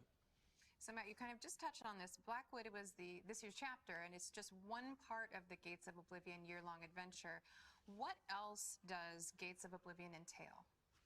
What else? Ooh. Well, it has the companion system that you talked about, the 12-person trial. Oblivion Portals is another one which that is a new I really one. enjoy. Yeah, that's kind of where I was getting to, because it's this kind of year-long story of Mehrunes Dagon, and eventually you're going to go to the Deadlands. Teaser, hint, hint. I don't think that's a spoiler. No, it's not. We've mentioned it. We've mentioned it, yeah. And so, yeah, one of the really cool things about Oblivion Portals is there's these portals that appear randomly in Blackwood. And when you find one, you can click on it and you actually go to the Deadlands and go on this kind of mini dungeon run through the Deadlands. And it's a dungeon crawl, essentially. They're fun. Yeah, it's pretty cool. So we recently released our Blackwood chapter, part of the year-long Gates of Oblivion adventure. The next DLC coming out in Q3 is Waking Flame. So what are some of the features of that DLC? So it's 2 new dungeons in Red Petal Bastion and the Dread Cellar. And these dungeons further the story of the Gates of Oblivion and eventually lead you to the events of our 4th quarter DLC, which is going to be all Deadlands all the time. And special for QuakeCon, we have the world debut of the gameplay trailer for Waking Flame.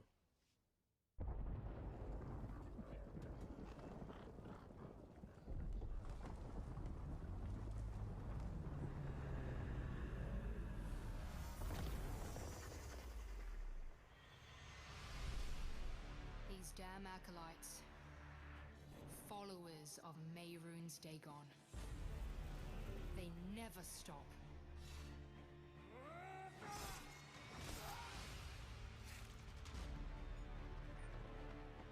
The Order of the Waking Flame is searching for something. Dangerous relics of the past. Now they descend into forgotten reaches of Tamriel to scheme and unlock power.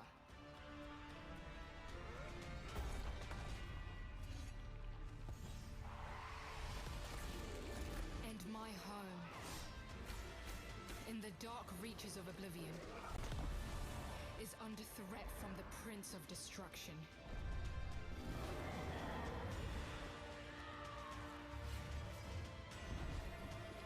Disaster is coming. And we need all the help we can get.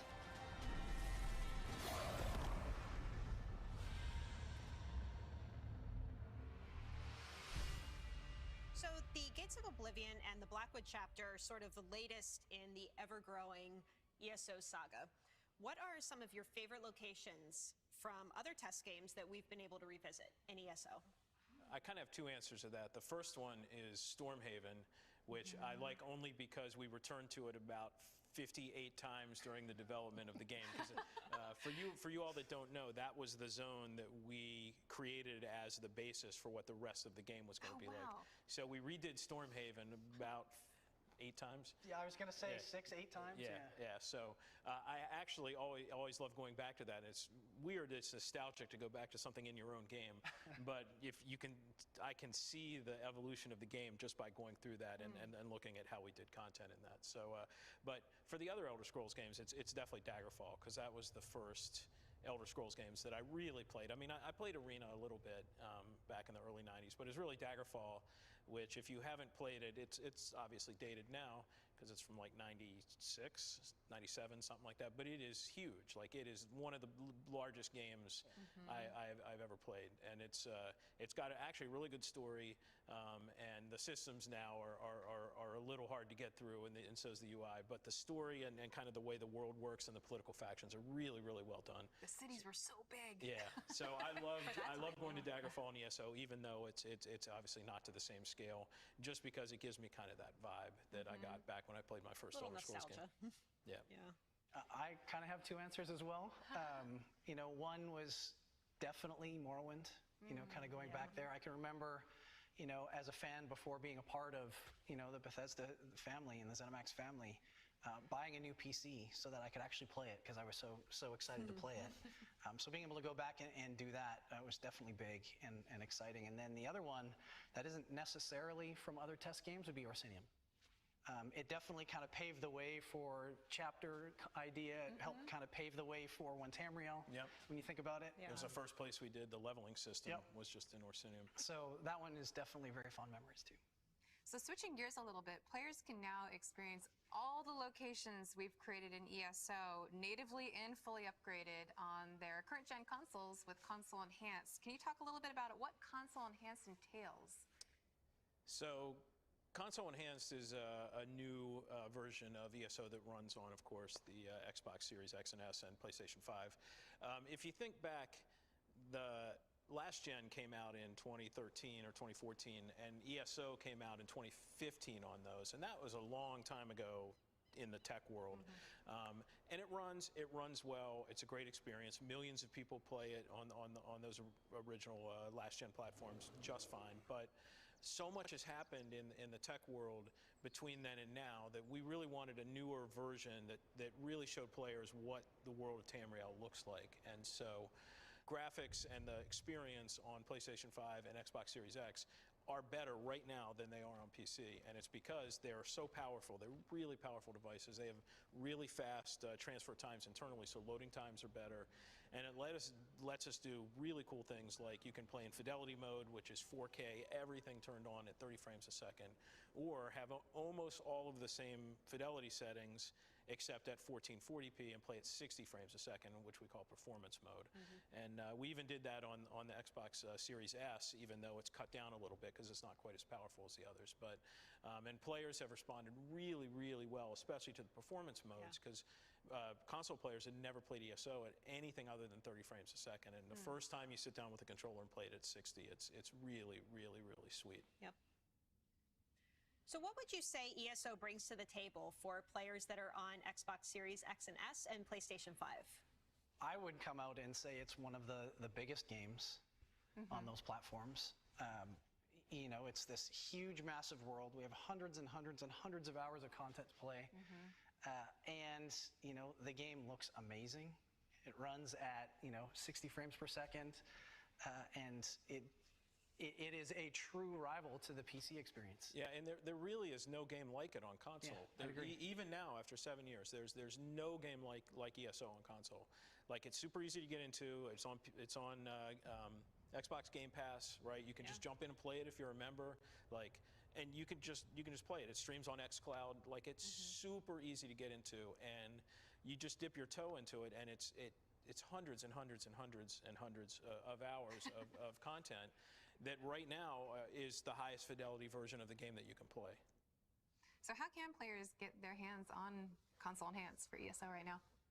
If you're on Xbox, it does it automatically. You just it automatically upgrades to it.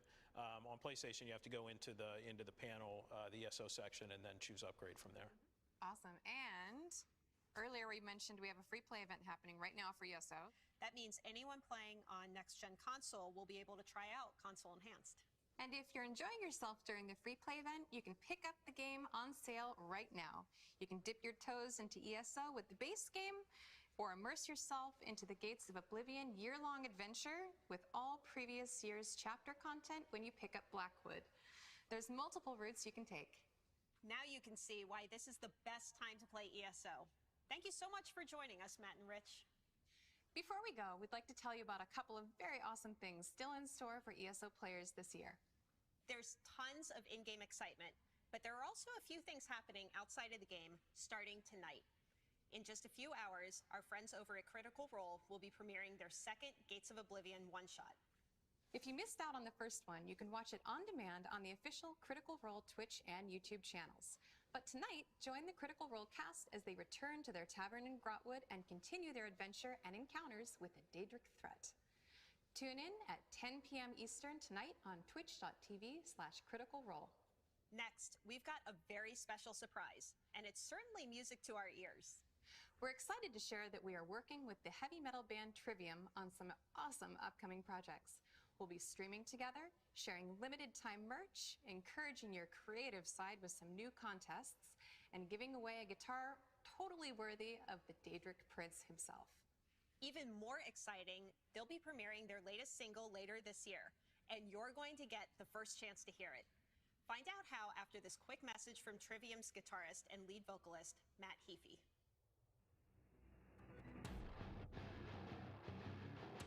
What's up, everybody? Trivium here. We're super excited to be partnering with ESO this year. Elder Scrolls have been one of our favorite game series of all time. We love everything that's come out from Bethesda, things like Fallout, Elder Scrolls, Skyrim, love it. We have a lot of amazing initiatives coming up together with Trivium and Bethesda and ESO to keep all you gaming and metal fans super stoked. People can expect many amazing things to come from the partnership between ESO, Bethesda, and Trivium. We've got sweepstakes and contests. We've got covers. We've got a debut of a Trivium song that's going to be actually featuring some incredible Elder Scrolls gameplay in a music video. Stuff we wouldn't have ever imagined to come together. We'll be talking to developers of the game. We'll be streaming the stuff ourselves, so you got a lot to look forward to. So how can you hear that track? Join us at our Gates of Oblivion year-end stream on Twitch this fall. You'll get to hear the debut of Trivium's latest single, plus you'll learn more about the epic conclusion to the Gates of Oblivion year-long adventure, ESO Deadlands, with a behind-the-scenes look. Thank you so much for tuning into our ESO QuakeCon celebration. There's a lot more coming this weekend. Remember, the ESO free play event and sales are running right now. You can learn more at elderscrollsonline.com. We also have ESO panels, including a dungeon speedrun competition on Friday at 6:30 Eastern Time and a live art demonstration on Saturday at 6:30 Eastern Time. You can join us in supporting some great charities as well this weekend by donating through the link on your screen. We'll see you in Tamriel.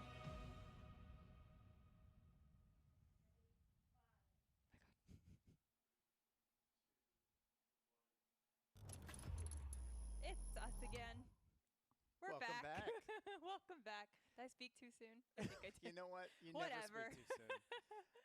We are going to just jump right into it and let you know who won that custom ESO controller. The tension is palpable. It was very cool. And ESO stands for Elder Scrolls Online. Mm-hmm. And the winner is Ancient 123. Ancient, Elder, like, yeah, it's similar. And that controller is going to look so good in their hands. It is. So congratulations. We've reached out to you in chat. Make sure you answer, and we'll give you that. We'll send it your way. So yes, the ESO panel, fantastic. Obviously, a lot was talked about. We're going to get to the next panel in a second, but just want to remind everybody there is a sale running on ESO. You can get more details on ElderScrollsOnline.com and a free play event running until August the 30th. Very cool. Very cool indeed. We also have more giveaways, but should we get to them now or should we wait? It's a good question. I don't know. Maybe we'll just sit here in awkward silence. Okay, that's great. All right. So our next panel coming up is the Skyrim panel that features members of the development team, including Ashley Chang, Will Shen, and Matt Carafano, and is hosted by me. So you're going to be there and here at the same time? It's magical, isn't it? The Well, wonders of technology. You better get changed. And teleportation. So obviously celebrating Skyrim, big milestone 10th this year. anniversary, yep. So we'll be doing more later this year, which you'll find out about. Yes. In the panel, spoilers. Yes. But before then, what we want to do is start our next giveaway. So you will be getting in this giveaway a very, very wonderful Arctis Pro headset, this camera now, Arctis Pro headset from our friends at SteelSeries. Thank you, SteelSeries. In addition to that, you will be getting these exclusive, probably too far away from the camera to see, Skyrim 10 ear clips. Very nice. Headphone tags. There you go. They go on your headphones. They'll go on your Arctis Pro right here in this like negative space spot. You'll just pop them right on there. They magnets, they stick on, and you're good to go. And in addition to that, there's more. You will also receive a giant, make sure I don't drop it, SteelSeries mouse pad. Is it a completely black mouse pad, you ask? It's not. There's actually really cool new Skyrim 10 artwork on the other side, but I'm not going to show it to you just yet. You'll just have to trust me that it's very cool. So maybe you'll see that artwork in the panel. Oh my gosh, Jason. Oh my God, did I spoil Just it? wait. Oh no. Anyway. Okay, we'll just cut that part out. It's not live. Don't worry about it. This wire. So anyway, one winner for those. We will be pulling the winner similar like last time. We'll be announcing the keyword momentarily. Yes. You only need to enter the keyword one time. You need to get back to us within 72 hours after you are selected. Or else you don't get the prize. Then we have to And pick we don't want another that to winner. have yeah. And then you'll That's be not good. jealous, and that'll be sad. So, get ready to start reliving the opening of Skyrim with the creators of BGS. And Jess. And me as a host. I'm not a creator at BGS. I would like to be. I'm just kidding. You're a creator. I love my job. The Whoa. keyword is Skyrim headphones. All lowercase. One word. One word. In chat right now. We will pull a winner shortly. Awesome. But in the meantime, enjoy the panel. I'm Jess Finster, Senior Community Lead for all Bethesda Game Studios games, and I'm excited to be here today to celebrate the 10th anniversary of a game that's very close to me, Skyrim. One of my first projects at Bethesda was working in QA on Skyrim, so we go way back. Joining me today are three very important guests who also go way back with Skyrim. Three members of the original development team. We have Ashley Chang, Managing Director, Art Director Matt Carafano, and Senior Designer Will Shen. Ashley, you actually recorded a message for the Skyrim fans. Let's check that out. As Skyrim turns 10, it is both humbling and deeply gratifying to see how passionate our players still remain a decade later. Great things have happened because of you, and great things are coming in the future thanks to your continued support. This year, on November 11th, we're excited to celebrate Skyrim's 10th anniversary with a special event, together with you, the community. We plan to honor what you've done with the game and celebrate how the game has impacted you in the decades since its release. With this goal in mind, today we're inviting you to take part. Showcase your mods, send us your art, don your cosplay, and tell us your stories. We're about to go pick up Skyrim. Whether it's a heartfelt memory, a funny moment, or anything in between, we want to hear from you. Add dragons to everything. Mecha dragons. Don't ever stop adding dragons to your game. Share with us how Skyrim has inspired you, your friends, and your family, even your pets. In 2011, The Elder Scrolls V showcased the expansive world we created. 10 years later, let's celebrate together everything you've brought to Skyrim and all the ways you continue to inspire us at Bethesda Game Studios every single day.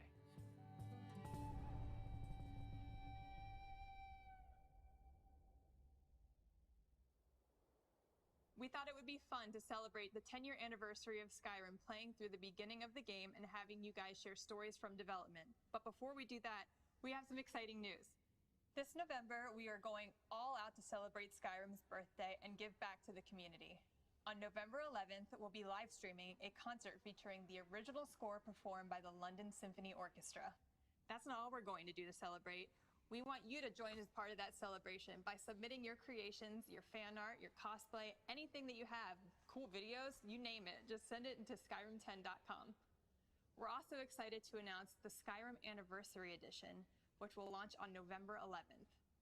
This new version contains Skyrim Special Edition plus 10 years worth of content and tons of creations and items. If you already have Skyrim Special Edition, you can upgrade to the Anniversary Edition for the additional content. Launching at the same time, we'll have a free next-gen upgrade for Skyrim. You don't need to own the Anniversary Edition to experience Skyrim on next-gen consoles. Check out our article on Skyrim10.com to learn more about the Anniversary Edition. Ashley, there's something else that we were adding in Skyrim that you've been excited about that's free for all players. What is that?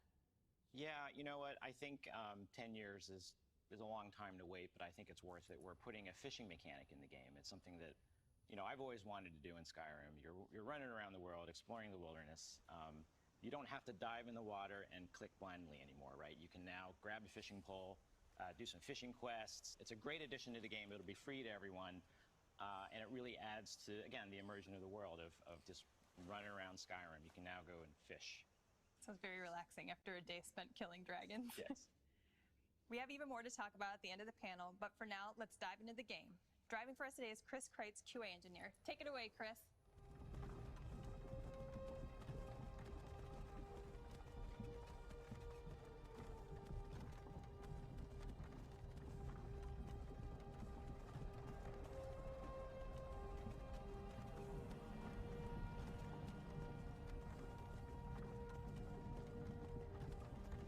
Could you imagine that the community would be playing Skyrim 10 years later this long? What does that feel like as somebody that's been working on the game for so long? Honestly, it's pretty amazing. We have an amazing mod community who supports our games, and we've built that over the years, but 10 years, I mean, that's insane. And we love that. We love that about our fans, that they continue to add content. It just makes the game so much better and kind of give it its own life and lets it sort of last forever. You can keep playing because there's so much to do. And this is the iconic carriage ride that has now become, I think, a meme for the ages. How did the team settle on what the opening was going to be for Skyrim? I think we always knew you were going to be carted off through execution. I think at one point you were walking. I don't know when the cart ride came online. Do you remember that? I don't remember the cart ride started. I remember it was like new tech we were adding, and it was very difficult to get the cart to work. So it's only in this specific scene, which is kind of interesting. But we definitely knew that you were going to be a prisoner because it's an Elder Scrolls game. So you're always this mysterious prisoner with your own past that you can kind of make up yourself. And that kind of brings you into the world. I remember us kind of talking a little bit too about how, in a way, it sort of harkens back to like Half-Life in a way. Like you have this sort of smooth intro into the game where you get some of the story and some of the setting, but you don't quite know what's going on yet before you get out into the game. And that was pretty cool. It makes it feel believable. Yeah, we're adding in all these snippets. They're talking about the world, like the horse thief and referencing the divines and Sovngarde, and it's all there to just sort of drown you in it. Like, hey, you're in here now. The actor who plays Rayloff there on the cart, the first person who speaks to you, he does an incredible job. Like, I threw in a lot of lines where, he grew up in this area, and now the people that have protected him are now carrying him off to be beheaded. And so there's this nice mixture of like bitterness, but also sadness when he's carrying the lines. He did a great job. Imperial walls and towers used to make me feel so safe. What is your favorite types of characters to play when you're playing?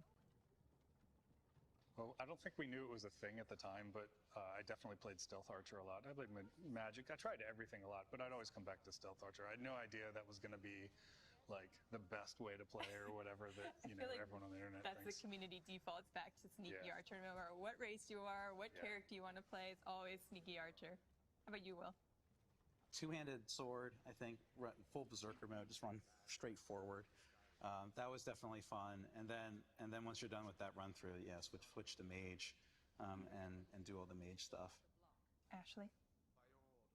It depends on what my mood is. If I'm doing sword and board, I'll take Redguard. Stealthy Archer is really popular. I do like to play Argonian because I'm lazy, so I can swim everywhere and I don't have to breathe. If I'm playing the main quest, Dark Elf is good because you're resistant to fire, so it makes the game a little easier if you're just trying to get through it. Ulfric Stormcloak. General Tullius. Some here in Helgen call you Yeah, a hero. I mean, I think we grabbed the actor did Sultai from Battlestar Galactica. Yeah, that's right. Yep. So we added him in there as the tough military voice. The funny thing is he's staring down poor Ulfric Stormcloak, who's gagged. So it's not really the meeting of the two heads of the Civil War that it probably should have been. What in oblivion is that? Sentries. What do you see? It's in the clouds.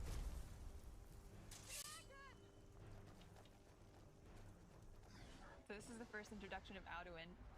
What were the main inspirations for Alduin's design? Adam Adamowicz, our concept artist, did do the designs for the dragons. And we looked at an old movie, Dragon Slayer, because they're like wyvern dragons, and it was really cool. It's like ILM did the effects on that. So that was a good inspiration. And then Reign of Fire was a movie that had come out recently. We used that for like the aggressiveness for how they would stomp across the ground. That movie was a really, really cool reference. So those two films, I think, were good reference. And then with Alduin specifically, we had to make him, a lot more intimidating. And so he was sort of like, he was like lava rock that came to life. Like he's older and ancient and just a different league from the regular dragons. That's kind of how we set him apart. He definitely has that ominous look to him compared to some of the other ones. I mean, they're all scary when you run into them, but he definitely has like that almost devil horn look to his head. How did you develop the dragon language? What goes into creating a whole new language? Oh wow, that was almost entirely Emil. So yeah, Emil did the language itself and what all the words mean. And then the idea for the shapes was our concept artist, Adam, again. He was thinking about how would a dragon write and what would that be like? So the actual characters are imagining dragon claws, like turning and scraping rock. So those are all basically dragon scratches to make the characters for the language. And then Emil took all that and just ran with it and came up with the shouts and the language and what all the words meant. So it is like a partially full language that we use for a lot of stuff. Yeah, and all the gameplay-wise, all the shouts had three components. So every time you see the writing, their entire language is built on combining three words together. So they're making all their writings and language and stuff out of combinations of three symbols each time. So there's a specific rhythm to it.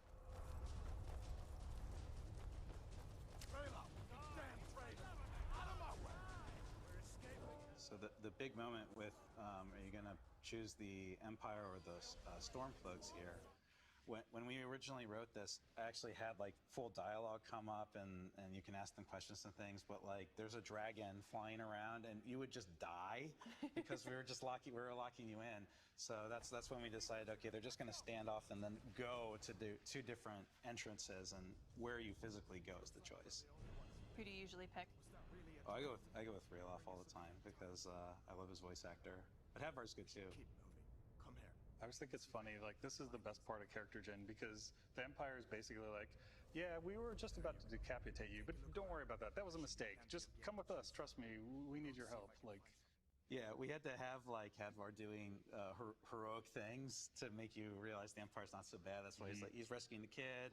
He's like leading you to save you from the dragon, even though he was just about to kill you.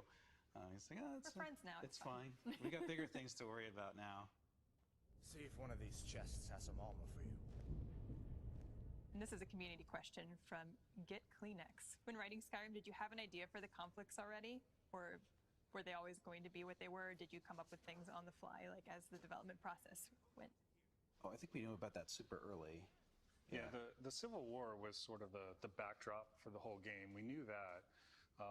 And we knew that you as the player, you weren't going to necessarily end the Civil War, but you could like help shift things a little because we wanted that conflict as part of the story, but it wasn't the main part of the story. The main part is that you're Dragonborn and you have to defeat Alduin.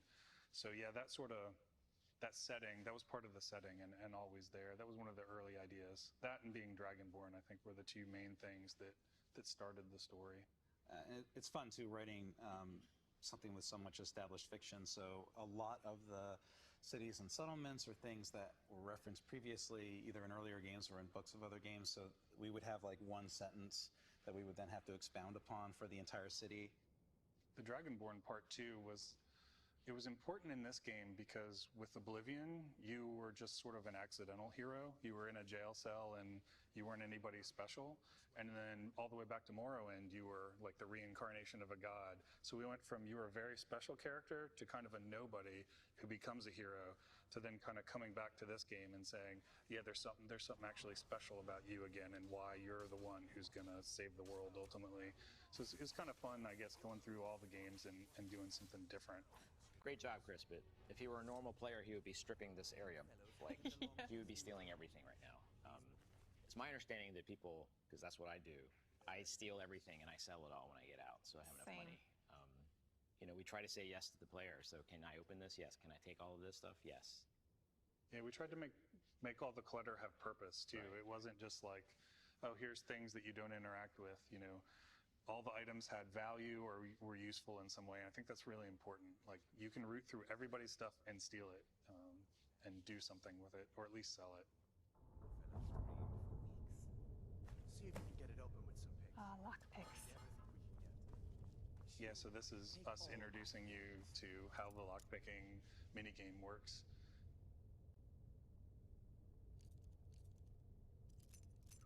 Nothing feels better than getting that right, like on the first try. Grab what you can and let's. What are some of your favorite moments from developing the game? It's hard to say. I think a lot of it really is we all are working on various parts, and you don't see the game until things start coming together at the end. And it wasn't until you started seeing like the combat come together with spells, with the world, with all the game systems. There's a moment when you're making the game where it's like, oh, it's how all that stuff came together and is actually fun and interesting. It's like a switch goes off. Like, oh, okay, now everyone can see what the game is and react to it and make it better. Yeah, and you get to a point where there's so many pieces, and then you get to see how people put the pieces together. Like, our level designers are great. Like, I remember we're playtesting one time and you're in a cave, and then all of a sudden there's a giant tower right in the middle of it, and it tells a whole story right there, right? What happened to this big stonework that's in the bottom of this cave now? Yeah, absolutely. The way we make games, in that it's such a huge world, and we have a big team that has to like fill out all these spaces. You never kind of know what everybody's going to do because there's so many areas to make, and the level designers can go build something and like mix and match all different sets and caves and architecture and just make really, really cool stuff that you don't see for a while, when you're working on the game. And it's like, oh, I didn't know we had this whole area over here that does this. It's, in a way, like as a developer, you're exploring the game the way a player would because it's so huge.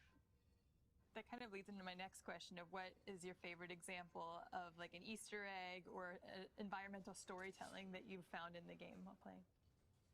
One of our clutter artists had taken a cheese wheel, which had a wedge out of it, and then a bunch of little cream puffs. And you would have to look at it from above, but it was the cheese wheel and the little cream puff stacked side, so it looked like Pac-Man, but only if you looked at it from a certain angle. I feel like a lot of people on the team probably have that idea that nobody's going to find something that they added like a little touch to, but like the community is all about it and they find like everything, and that's probably like those aha moments that did happen in the game. I have a community question from the Josh Utley, sorry if I butchered your name. What have been some of the things that players have done that you said, that made you say, I didn't know you could do that? It's something funny, and it became kind of a joke, is that you could take the bucket and end up putting it on an NPC's head, and then they wouldn't be able to see you because that's how our detection works. They actually are looking through their eyes, looking for the player, and then you could steal everything in their house. And I made that bucket, and I had no idea that that's where that was going to end up, but it was one of our early clutter assets, things we put around the world, and I wanted to make sure the physics worked right on it so we could pile stuff into it. But I had no idea people would just like turn it over and like place it on people's heads to rob the world blind. That was hilarious. I'm a master criminal.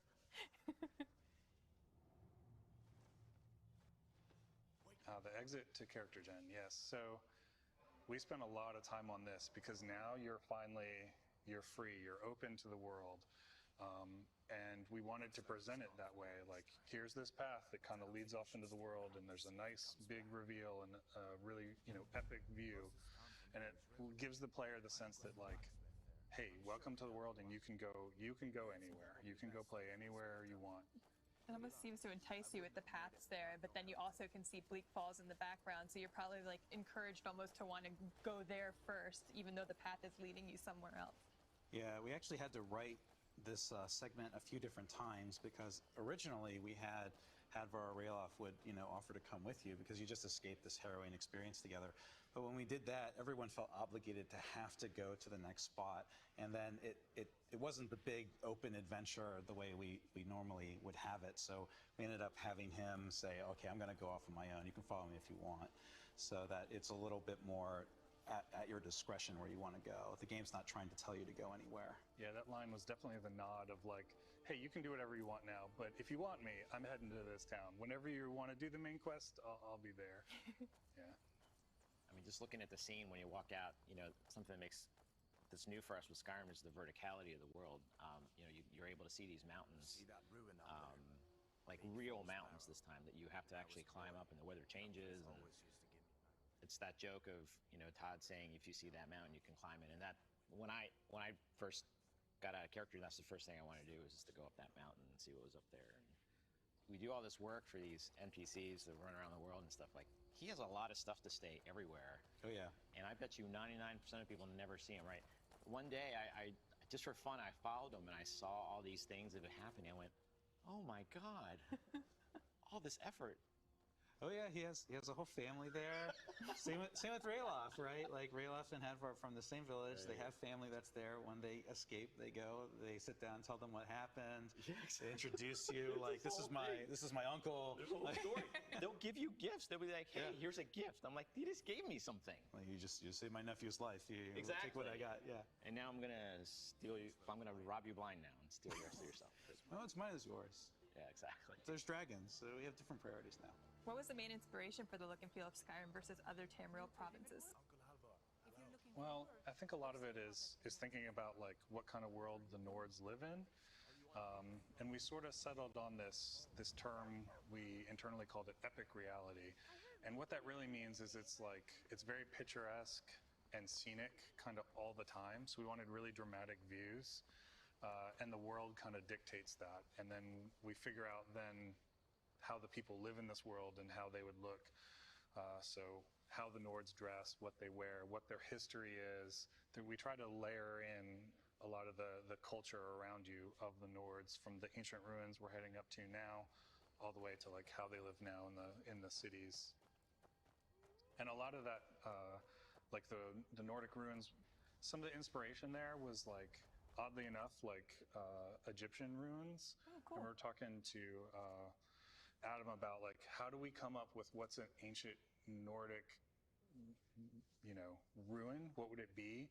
And we wanted it to be like big stone, like buildings that were, would stand the test of time, like the pyramids or something like that, but not iconic in that way. And he ultimately came up with this idea of these sort of rib shapes. So it was sort of like giant dragon ribs that's cool. that would line the ridge of mountains. So we sort of imagined them as like dead dragon temples all across the world. That's sort of where the shapes came from, with a lot of cool like iconography inside, much like you'd see in something in Egypt. So I don't know, it was like a weird roundabout way to get there, but we wanted to sort of invent something that was inspired by other things. Do you have a favorite region? I think it just changes as I play. I don't know why that is. I don't know, it depends. I think actually the classic kind of pine forest mountains that we're in now, I think to me is the most iconic Skyrim, and coming up to the ruins, stuff like this. But it's nice to, get out into the tundra and have, big open views, or get up into where it's, snowing and icy. I don't know, all of it's got its own kind of feel. Yeah, I spent a lot of time in the Reach because I was doing a lot of writing for the city of Markarth, and that was nice because it was so different. Cool. You had all the Dwemer ruins, and they built a lot of stuff out of the dungeon kit and just jammed it into the settlement kit. The Dwemer stuff too was pretty cool because we have this sort of, I don't know if there's a map, but we know the migration of the dwarves and where they came from. So we have them all in Morrowind and then coming through the mountains. So that's how we kind of put the dwarven stuff more heavily into the Reach, because that's where they would have traveled. I don't know that anyone would know that or care, but it was pretty cool in building the world. Like, oh, let's put a lot more dwarven stuff on, the western side of Skyrim. How about you, Ashley? Do you have a favorite region? So usually my go-to is I'll be in Whiterun. I'll take a carriage over to Riften, and I'll do the walk. Riften, basically towards the throat of the world, right? So basically you're walking through like this fall foliage, it's beautiful.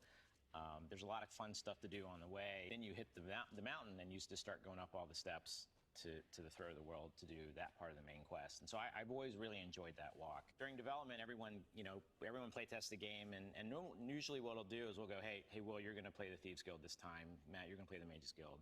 I remember playing a lot of Thieves Guild, so I was out in Riften a lot. Yeah, I think that area, that Fall Forest region, we're trying to make it sort of the prettiest area in the game, if that makes sense. And it's the most like relaxing, whereas everything else is a lot harsher. So that was kind of the contrast region, to be like, it's nice over here. And then the cool part was you go to the city and you find out actually it's kind of a terrible city. And this is where the Thieves Guild's living. They're all, on the lower level of the city. Yeah. Green Lodge, horrible. We did that on purpose. We wanted it to the contrast of like, hey, that city is actually kind of bad, but it's in the prettiest location. I kind of like that even more. Do you have a favorite dungeon? There's so many of them to explore that have like kind of different features in them. There's tons of awesome dungeons in the game, but I actually think like Blackreach is really cool because it's so expansive and it's a surprise. It wasn't something we showed, and it was a cool moment where the player's like, okay, I've seen the map, I kind of get what this game is, and then like you go underground and stumble into it, and you're like, wait, this place is huge, and there's all these little like hidden parts to it. I think that's really cool when you do something that's like a surprise that's that big. And this is where I believe you first see Draugr if you're going down the main path. What was the inspiration behind them? Well, we wanted to have, undead, and we'd had Draugr before. I think we put them in Blood Moon, the expansion for Morrowind, so that's going way back. And it's a different take. Like they're not skeletons, they're not this. They're more of like mummified warriors, but we didn't want them to be slow moving. We wanted them to have, be action-oriented combat. Terrifying. Yeah, and they're sort of the guardians of these ancient temples. They're buried there. I remember during Skyrim going back to Blood Moon and referencing a lot of that design and art from that, just to figure out like, what did we do? How do we make that? Yeah, early on it was kind of our only big example of something that we'd done before, unless you go back to the really, really old games. And other than there, you just know, all right, well, it's a snowy region. It's there's not as much you can pull from that. You can pull more of the lore, but not the setting as much. Right. So this room holds the distinction of being the room with the most developer deaths. Because we That's were true. We It were feels like a tuning. death trap. That is true. We were tuning the balance my specifically God. when we hit this room, Yes. and we kept changing the number of Draugr here, the placement of the oil trap. I think, yeah, we ran through, would just die 10, 12 times over, take a ton of notes, and do it all over again. The thing I like about this dungeon too is if you just do this dungeon out of character gen, you got enough of everything. You got armor, you got weapons, you'll have spells, you'll have leveled up I think you level up like 2 or 3 times in this dungeon. I died a lot in this encounter too, actually. I hated this boss. The Dragon Priest? Yes. I would actually intentionally, I would wait to hit the word wall. I would do everything. I would basically get all set up, do everything. Everything, and then Pick everything trigger. up, yeah, and then do the word wall, and then go, okay, here we go. Don't die. I do keep away, and I would try to like run around and like just hit him from time to time if I'm too low, and then like run away and go and then like come back later. Yeah.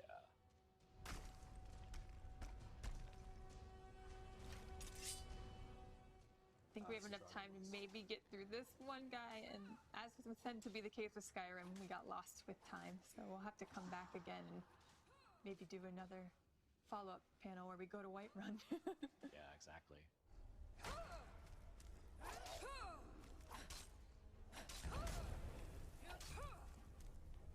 Oh no, he's coming pretty well. Way to go, Chris. Thank you to Ashley, Matt, and Will for chatting with us today, and Chris for helping us through the game journey. We have more Skyrim to come this weekend. Join us tomorrow for a Skyrim fun run with none other than Gus Johnson. Thanks again for joining us, and we'll see you later this weekend.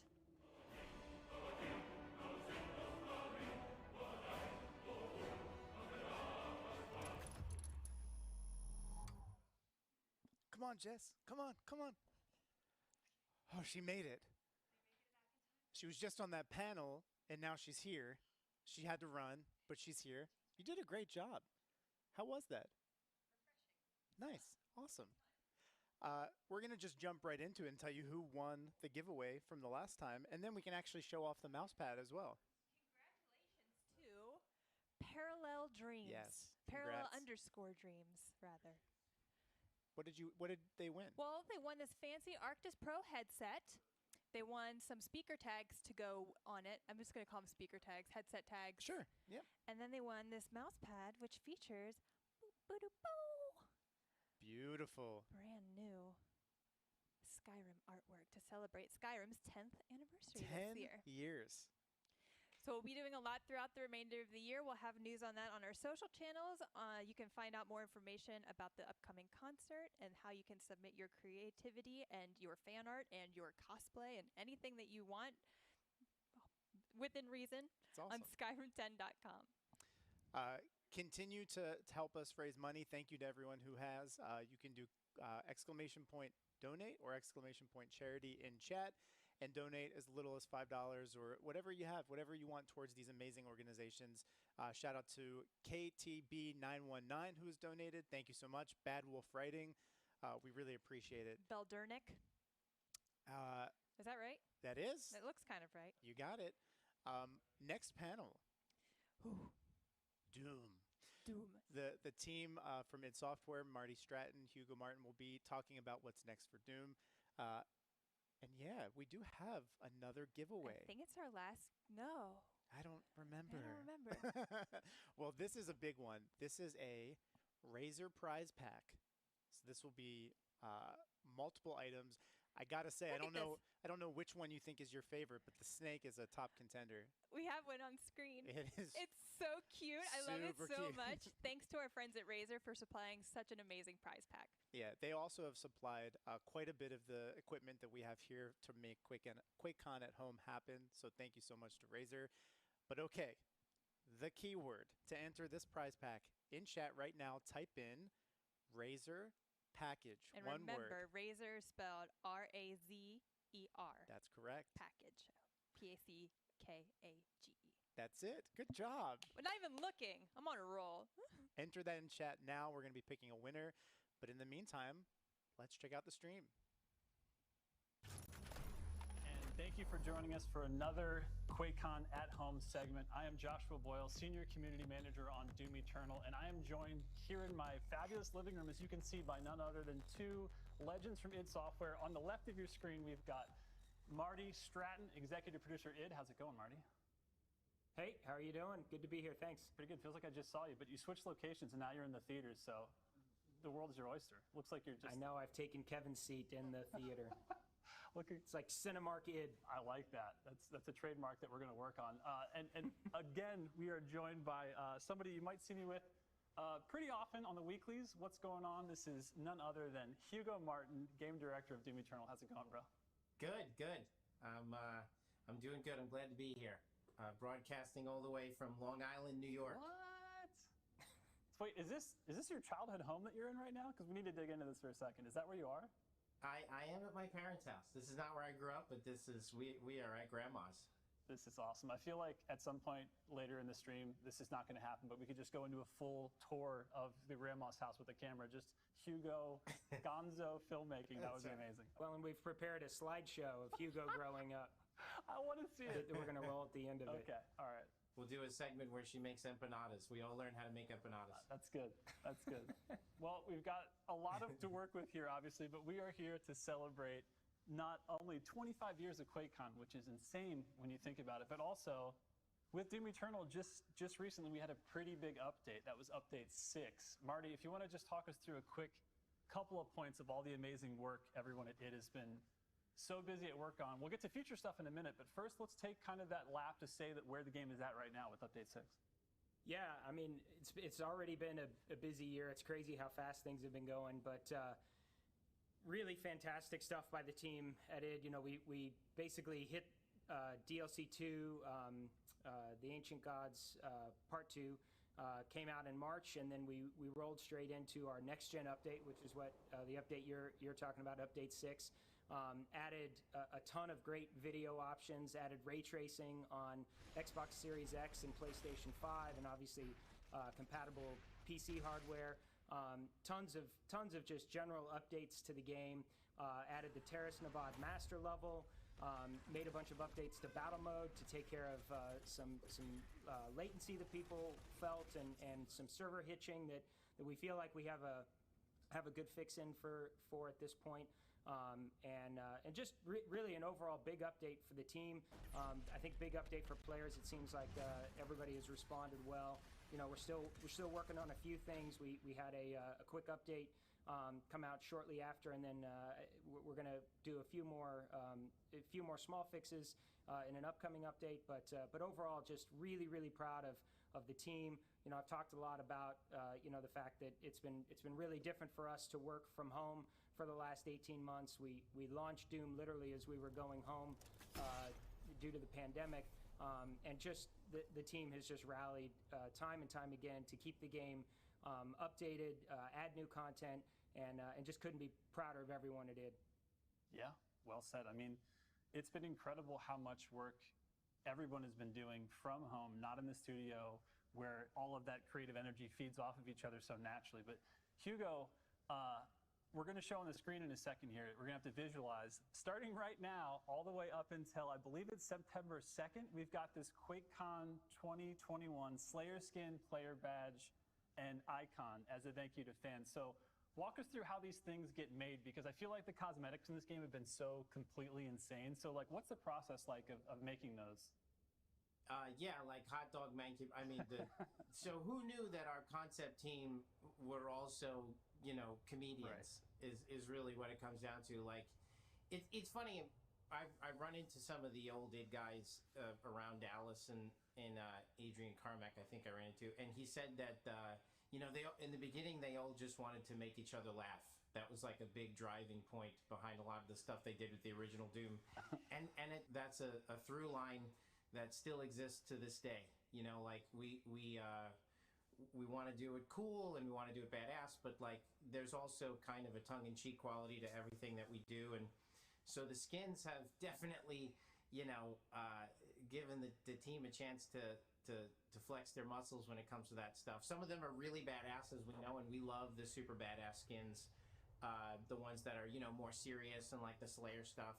And then there's some like the hot dog mancubus, which are just really meant to put a smile on everybody's faces, which they do. It kind of like, there's just a jam session that goes on with the team, and there's like a, you know, loose categories for things, and there's such a rich history with the brand that we're able to do some nostalgia stuff, Doom 64 guy, these different things that we're able to do, and then there's always just like the funny category stuff, and it's kind of like a little American Idol contest. We just sort of pick, see which sketches are the most promising, or the coolest, or the most ridiculous, and they go into production. I think the ArtStation dump that we've seen from the character modeling team recently really shows you off that, like, take these hilarious drawings, but we execute them on the highest level with the character team and the prop team, the art team. It's really amazing stuff. So, and then the icons of it, everything, like the UI team gets involved, and Dave Rose and his crew knock out some killer stuff. So head on over to Slayers Club and look out on the different social outlets to see what we have coming next. We still got a little more coming, a few more really cool ones on the way that I think people will really love. But speaking of new content, you know, we've had so much amazing community support of people, you know, popping off with all the different crazy things we've done in-game as far as cosmetics and everything else we're talking about, but also with master levels. And at this point now, Hugo, in the streams that we've done, the weekly ones, we've already revealed both of the master levels and what they are. But let's get into that a little bit deeper and start talking about what's on the horizon next, which is the next big update 6.66. Yeah, up next is, let me get this right. You got this. It's World Spear. That's what it is. Yeah, that's the one. And okay. and Mars Core. And then after that, are we allowed to say, Marty? Are we allowed to say? Is that what, Josh, you're asking me? No. Am I allowed to say it the next one? I don't even think we could. No. Let's stay with update 6.66. I'm always ready to announce something. He's like, and I'll give you this, and I'll sell you a little bit of that, and we'll do this. No, let's just stay with update 6.66, which is the next big kind of like major push for Eternal. Yeah, we've got obviously from the master levels perspective, we got World Spear and Mars Core, as Hugo said, you know, a DLC map, which which I think is really awesome. Give players something even something even newer who have been playing master levels. They'll have a new take on things with that map. And the Mars Core is just such an amazing map. One of the highlights of Doom Eternal. I think bringing a master level to that, and of course, just like with Terrace Nabad, these master levels will have all of the modes associated with them. The classic mode, extra life mode, ultra nightmare difficulty, to really challenge those top players. But if you haven't played extra life mode or you haven't played classic mode, and of course all of the master levels are playable on all the difficulties, right. So you don't have to, you have to be experienced with the game. But I really do encourage players to get in there and play those master levels, because they're just such great content. Mm-hmm. Really fun. Great way to engage. I talked about it a little bit in the Slayers Club post that we put up a few weeks ago. Of course, we've kind of pivoted a little bit our development effort around the game towards a horde mode that we're really excited about. I think Hugo can talk a little bit about our direction there, yeah. But really just, again, another fun way for players to engage just exactly how they want to with the game. Our combat loops are just so much fun that I think it's really a good opportunity. And I think the way horde mode's going to play out is people are really going to have a lot of fun with it. And then we've got a kind of an update to battle mode that adds a competitive, really a competitive flair to it. Same thing. I think it steers into exactly how players are playing the game. And then a bunch of updates around that from a gameplay perspective. It doesn't change the fundamentals of the game. Some of the updates are pretty big, but the way you play it and the reasons you play it really get reinforced in this battle mode update. So again, two big really exciting upgrades to the game coming up later this year.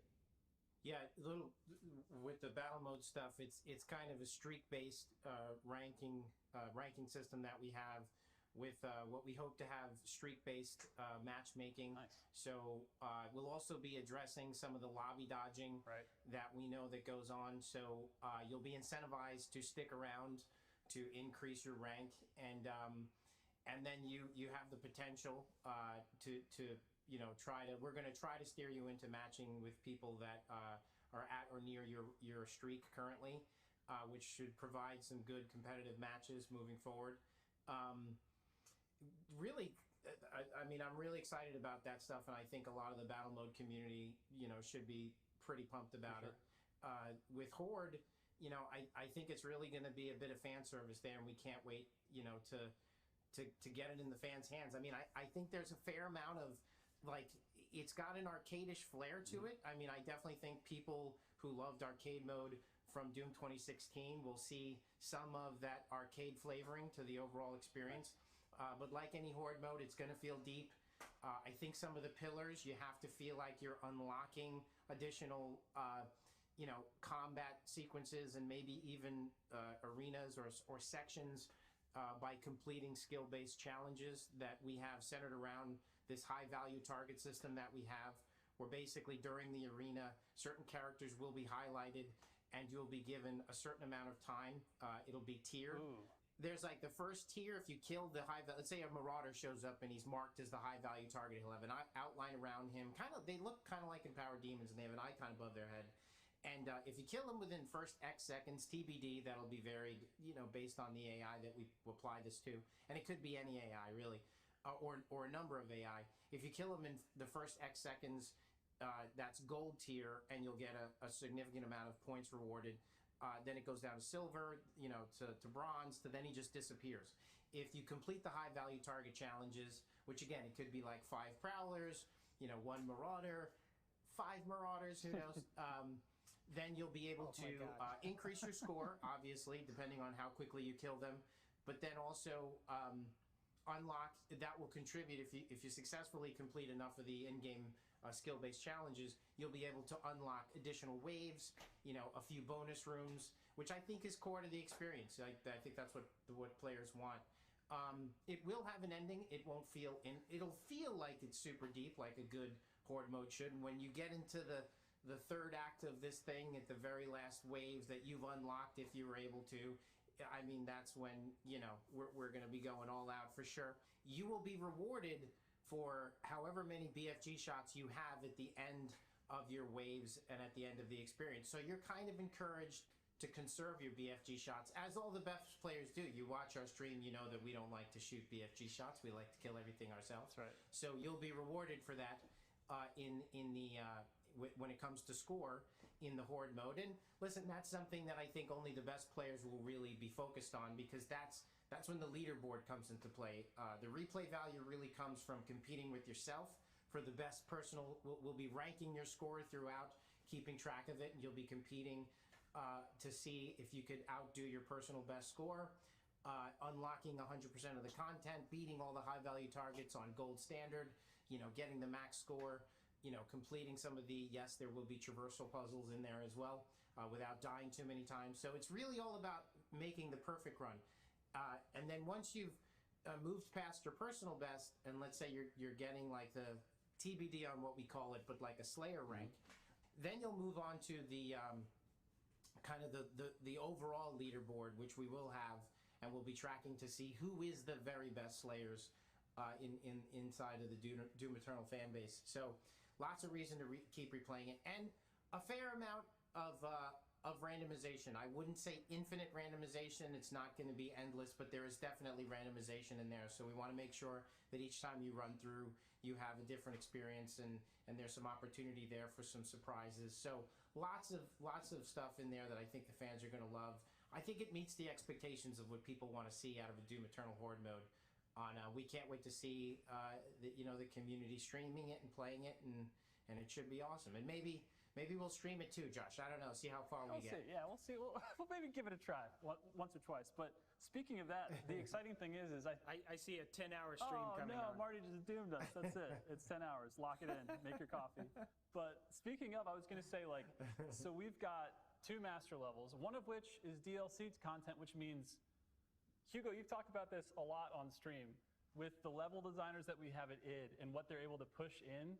Huge. When you add in the DLC content, we're talking about Sentinel Hammer, which means we're talking about Armored Baron. Like, my mind is like reeling to think about the encounters that are in Worldsphere now. But because you have the hammer, yes, and we all know that the hammer is pretty OP, yes, that rather than rebalance the hammer and, you know, maybe lower it a little bit, maybe it takes one more glory kill, let's let the combat meet the hammer in terms of the balance. You know, that's how we'll achieve balance within the DLC's master levels. We won't nerf the hammer. We'll bring the combat up to meet the hammer and really test to see how good you are at using that thing and when to use it. It's pretty strategic. Ultimately, it just means that there's kind of no limit to how much stuff we could throw at you because you have that hammer. And I played it myself. It's really, really intense.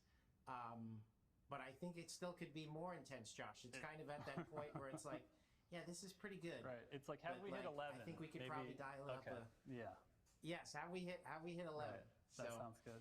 At or equal to, it has to go beyond Taras Nabat. Right. I mean, it does, because you don't have the hammer in Taras Nabat. True. So it's so much fun just bathing in the combat with that hammer. Right. I mean, there's just no, again, there's no limit to what you could do because of how powerful that hammer is and how it works within the loop. So I think that's going to make for some interesting vids. I look forward to see what all the Doom tubers out there, you know, do with this one. Yeah, you can tell whether it's Hugo's stream or like what we do from a master level perspective, or, you know, the plans for Horde mode, like how important it is to us that all of those players out there that are streaming and playing.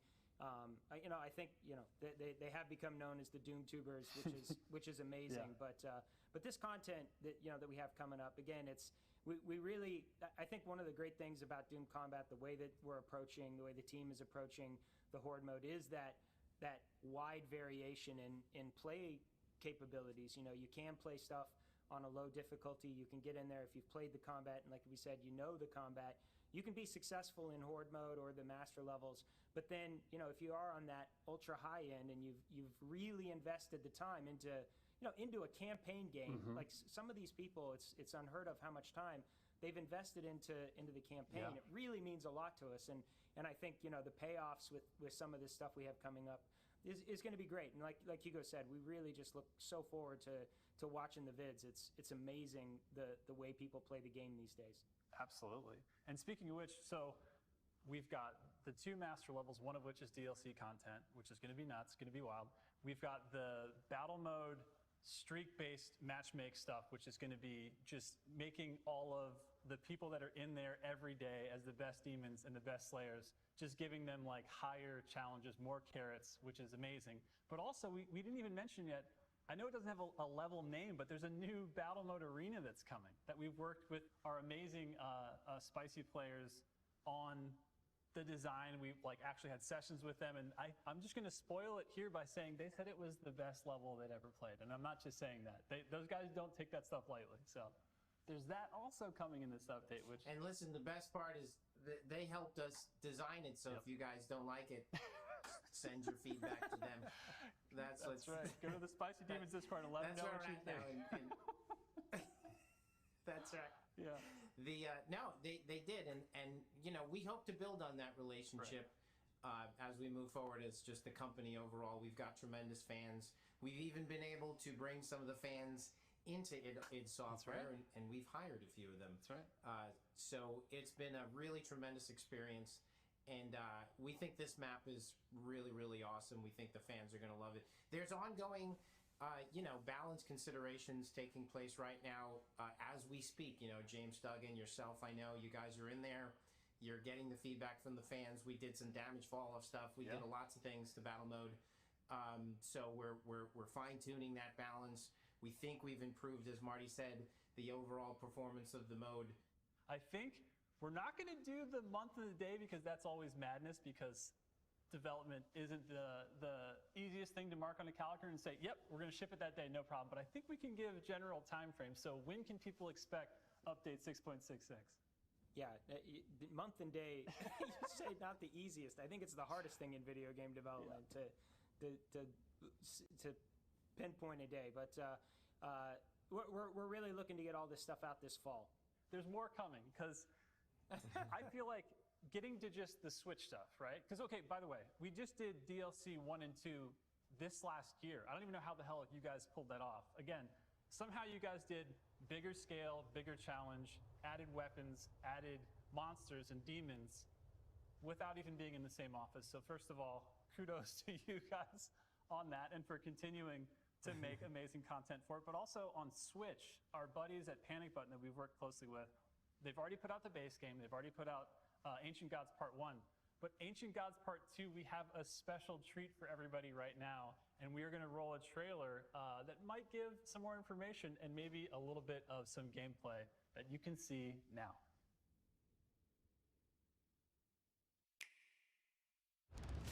You bring violence and war to thwarts of the Dark Realm.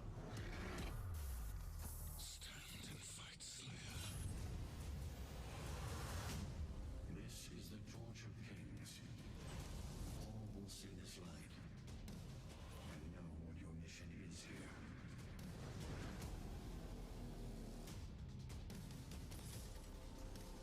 Take the Hellbreaker. May it serve you well.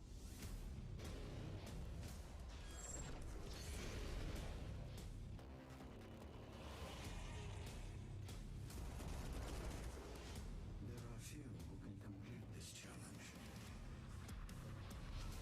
He is worthy. Come, brothers! Let hell tremble before our might!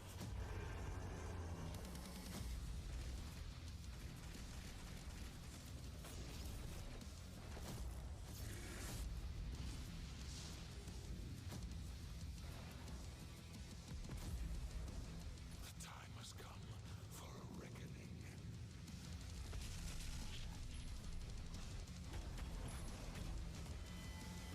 You will not stop my vengeance.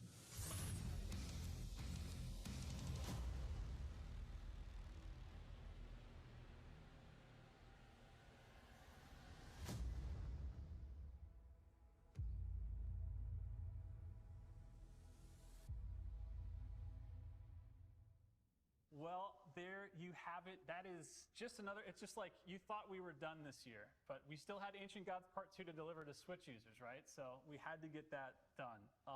So that's coming soon, and that's going to be amazing. And again, you said you mentioned Panic Button, but really just a great partnership. I've said it many times. They're a really talented team, and it's been just fantastic to collaborate with them on the Switch versions. If you look at Doom Eternal, and it's also great credit to our engine team, Billy, Tiago, Robert, and that team. Just how scalable that is. When you look at the ultra high end that we just released on next gen, and then you take that all the way down to a handheld platform in the Switch. It is incredible, and Panic Button's just done a great job. Working with the technology, working with the game to deliver. I mean, you see it in the trailer there. Like it is not a watered down version of Doom Eternal. No. It's definitely a different resolution and a different frame rate. But if you want to play that and you want to play it on the go, it's there, and it's exactly what you'd expect from a Doom game.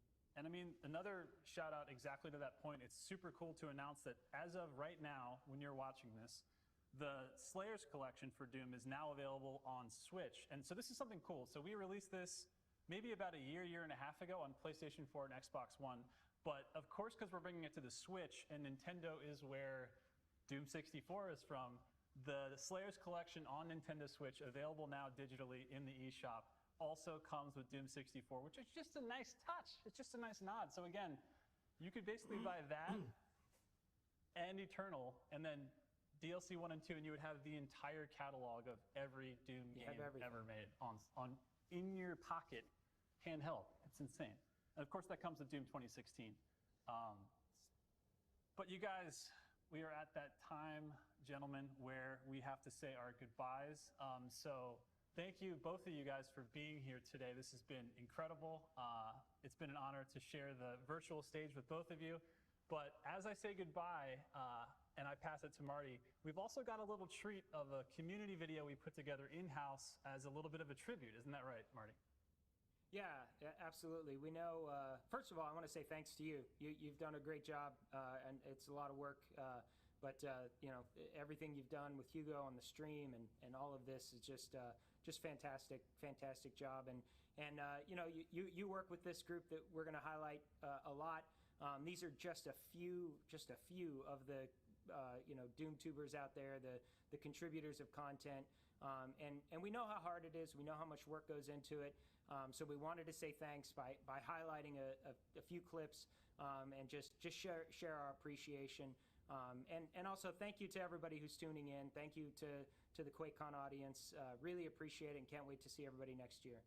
Very well said, Marty. Thank you for that. And also, Hugo, as a final goodbye, do you have any final words for this amazing QuakeCon community that we've got in this Doom video? Yeah, I thought everything that Marty said was perfect.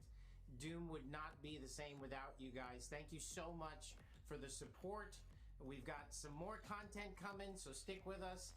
Thank you again for the feedback, for all the hilarious videos, for the banter, and we love it. And yeah, stay tuned. Thank you again for everything.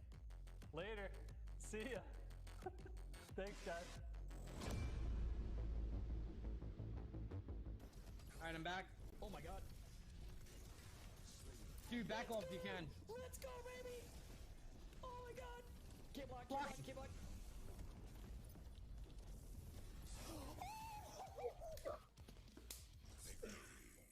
Yo, hold on 1 second. Hello, Dread Knight. I'm trying to watch the kaiju battle. Go for the rocket kick. Yeah! This is the greatest day of my life. I take it back. Torch his face off! Oh, what is this? A catapult? Do I get to fire it this time? Oh, wait, don't tell me.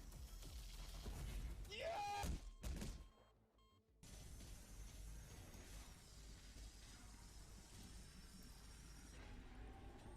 Yes! Clutch! Saving throw! I love you! Oh! Yes! Is a tough one.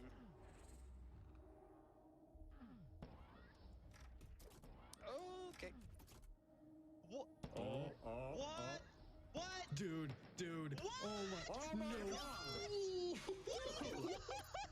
You did not just do that. I did. Yes! Woo! Ah!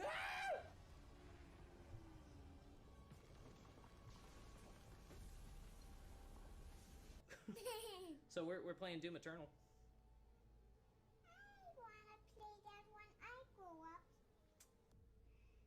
Love this kid.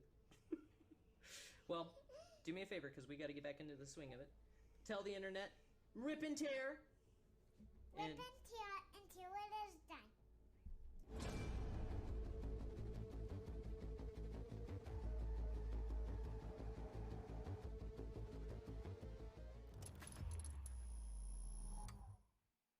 We're back. Doom.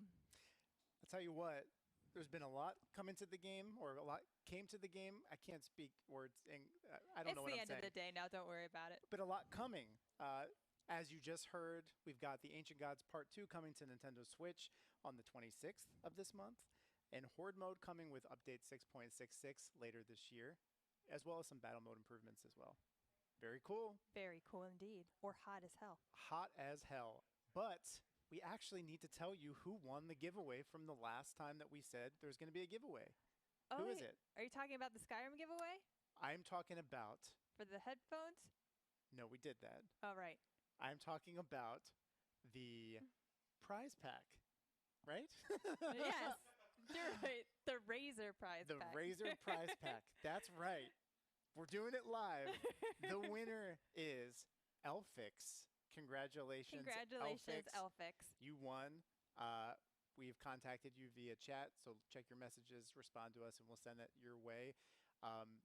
we're actually going to do another giveaway. Sudden death. Sudden death. This is going to be a quick one because this is our last live segment for today. Until later, we have Australian streams, but we're going to get right into it. It is an NZXT case and cooler. Look at this. It is so pretty. Beautiful. So many rainbows. So what we're going to do. So sleek.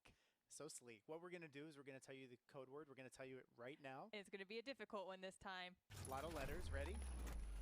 NZXTSD for sudden death. Don't add that part to it.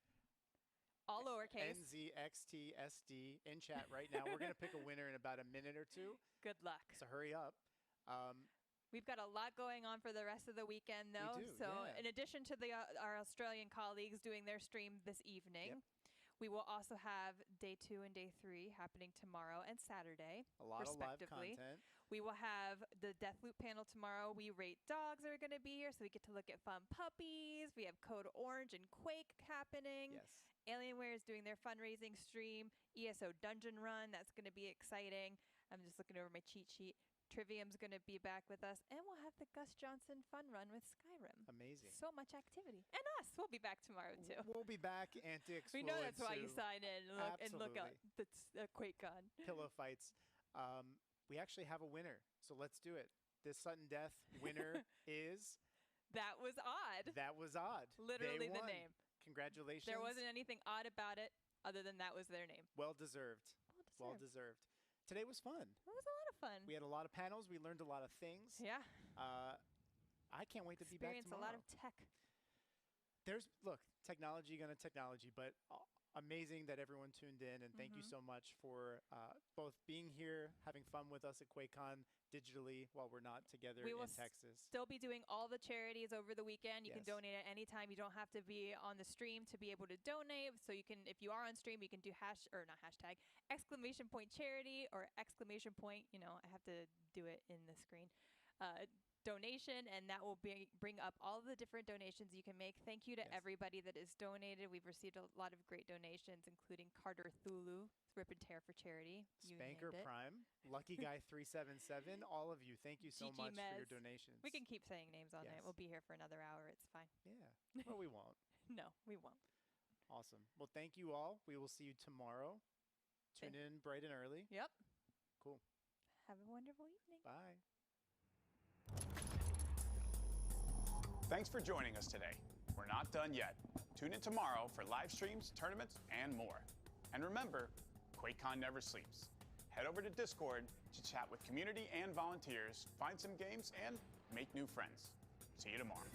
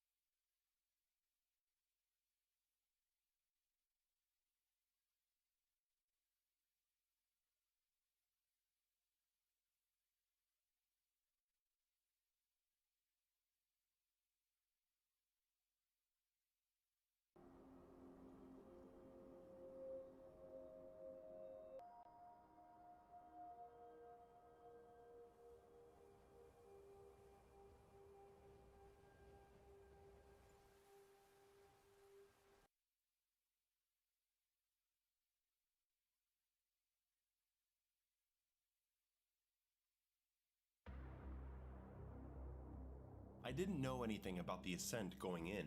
People recommended it, the graphics are nice, and what really attracted me to it is the camera style. I love isometric camera. I have fond memories of Project Overkill and splattering guts on the wall. Hades was a joy to play and really shows how great the gameplay can be when the player isn't encumbered by constant camera adjusting. I played Ruiner a bit when it came out, and that was decent. I also love Dead Nation. While not an isometric camera game, it plays just like one, being a top-down twin-stick shooter. Take Dead Nation, tilt the camera a bit, and you've got The Ascent. A game really hasn't scratched that itch I've had since Dead Nation, so The Ascent looked like the perfect game for me right now. And it has local co-op. I love games I can play with someone sitting right here next to me. Lately I've been doing local 4-player Streets of Rage 4, and it's been a blast. So a local co-op option basically sold me on the game immediately. When I started putting this video together, my overall view of the game was generally positive. But the longer I played, the less favorable my opinion became.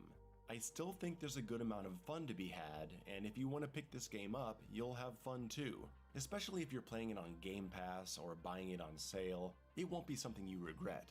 But The Ascent, despite its fun gunplay and beautiful art, is full of way too many frustrating design decisions and, currently, horrible bugs, so I can't really recommend it. I thought about splitting this video into pros first and cons second, like I did with Bayonetta, but I'm just gonna go with what comes to my mind first.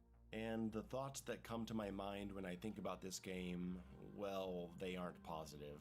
For a game that I've been playing all week and generally enjoying, there's a whole lot that I really don't like about it. I'll start by saying the music is great. The atmospheric stuff is very immersive. It has a Ghost Runner feel, which is a high compliment because I love that soundtrack. Even in moments when I wasn't enjoying the Ascent's gameplay, the music was so good it made me want to keep going. My main concern going in was the cyberpunk aesthetic. I'm not into it. I think it's played out. I didn't understand the excitement for it with Cyberpunk 2077, and I don't understand it here. I find it kinda ugly, with all the pastel neon colors everywhere and mishmashed fashion style, and more importantly, it's depressing. The game looks beautiful, there's no denying that. The scope of the world is impressive, and there are moments I just stop to admire certain locations. Sometimes this game looks so good, I found myself thinking, how can I be so critical of a game that has so much work put into the details of its world? But the world overall is bleak and miserable. It's like Blade Runner. I like Blade Runner, I like the sequel a lot more. I love the world of those movies, but there's only so much I can take. I'm happy to watch a movie like Blade Runner and take a trip into that dark, hopeless dystopian world, but I wouldn't want to live there. That's why I don't like being in the world of this game for dozens of hours. I felt the same way about Cyberpunk 2077. Everyone in that game was angry and telling me to go screw myself, and I just didn't want to be there. I love The Road with Viggo Mortensen, but I wouldn't want to play a 20-hour video game in that world. The longer I played The Ascent, despite enjoying some of the combat, the more numb I became to it because the characters I interacted with were unlikable and rude, my character was completely empty, and most of the locations felt more or less like the same place. I also find that to be a bit immersion breaking. In the future, everyone looks like this. Every store advertises with a neon sign outside. I don't buy it. There is some variation. When I got to a place that had something different going on, I was happy to see it. But I'm desperately needing a change of environment. This is a video game. You can play with the rules of reality. Can't we find a district of people who value the old ways and build everything out of wood? I'm not saying it has to be that, but do you remember when games had more freedom to change locations? In a game like Double Dragon, you could be on the street in one mission, then you're in a jungle, and then you're in a freaking pyramid. It's fun. You do eventually get to some other areas that look very different. This medical facility was such a breath of fresh air. And I love this part on the upper level with the gardens and all the white floors and sunlight. But this was like 15 hours into the game. And when you finish the mission here, it's right back into the dark streets and neon lights. Why is it that we only visit this cool biodome area once, but we go back to the ugly underground section like 6 times? Side note, some areas are full of so much light bloom that I had to stop the game several times because I was getting a migraine from looking at the screen. Alright, I've said enough about the visuals. Let's move on. The story of The Ascent is very hard to pay attention to. Not just because of unlikable characters, but because it's delivered in such an uninspired way. Run over to this guy and listen to him talk endlessly while your character says nothing. Now run to another part of the city and listen to another guy talk endlessly, all while a computer program is talking at you as you're playing. It was impossible to engage with this, and I gave up trying to understand who's doing what and what's happening. The Ascent's weakest parts are these moments where you're not doing anything. There's so much empty running around in this game, going where people tell you to go, sometimes with nothing to find and no one to fight. And you soon get leveled up enough to where most of the incidental fights as you travel are mindlessly easy. They might as well not even be there. I sincerely believe this game would have benefited from a more linear design like Dead Nation. Focus on unique environments and take me through your game. Because honestly, it got really tiring running through the same environments over and over. And when so many places look and feel the same, it gets much worse. Let's go down to the underground section, again. This ain't no Resident Evil Mansion where you're trying to figure out a giant puzzle. You're just repeatedly running through environments you've already been through, doing the same things you did last time you were here. All the repeated trips through locations, combined with all the tedious stat management and running back and forth to different stores to modify stuff, it feels like they're just trying to extend the length of the game instead of crafting engaging combat situations to keep you interested. But let's get to the gameplay, the reason I checked out this game in the first place. I've had a pretty good time playing mostly in co-op. The Ascent has a very cool mechanic where you can raise your gun to shoot over objects. You can use it to shoot over stairs as enemies are coming at you from a higher plane. Aiming this way also helps you get critical shots. And you can take cover while aiming to fire over the cover. So you get kind of a hybrid twin-stick shooter where you kite enemies in groups, but you also periodically take cover. It's a pretty fresh approach to this genre. For some reason, the laser sight is the same color for all the players in co-op, making it really confusing to see who's aiming at what when you're standing close to each other. I think there should be an option to change your laser sight color. I was really into how the game was playing at first, but after the opening level, you're put into a hub world.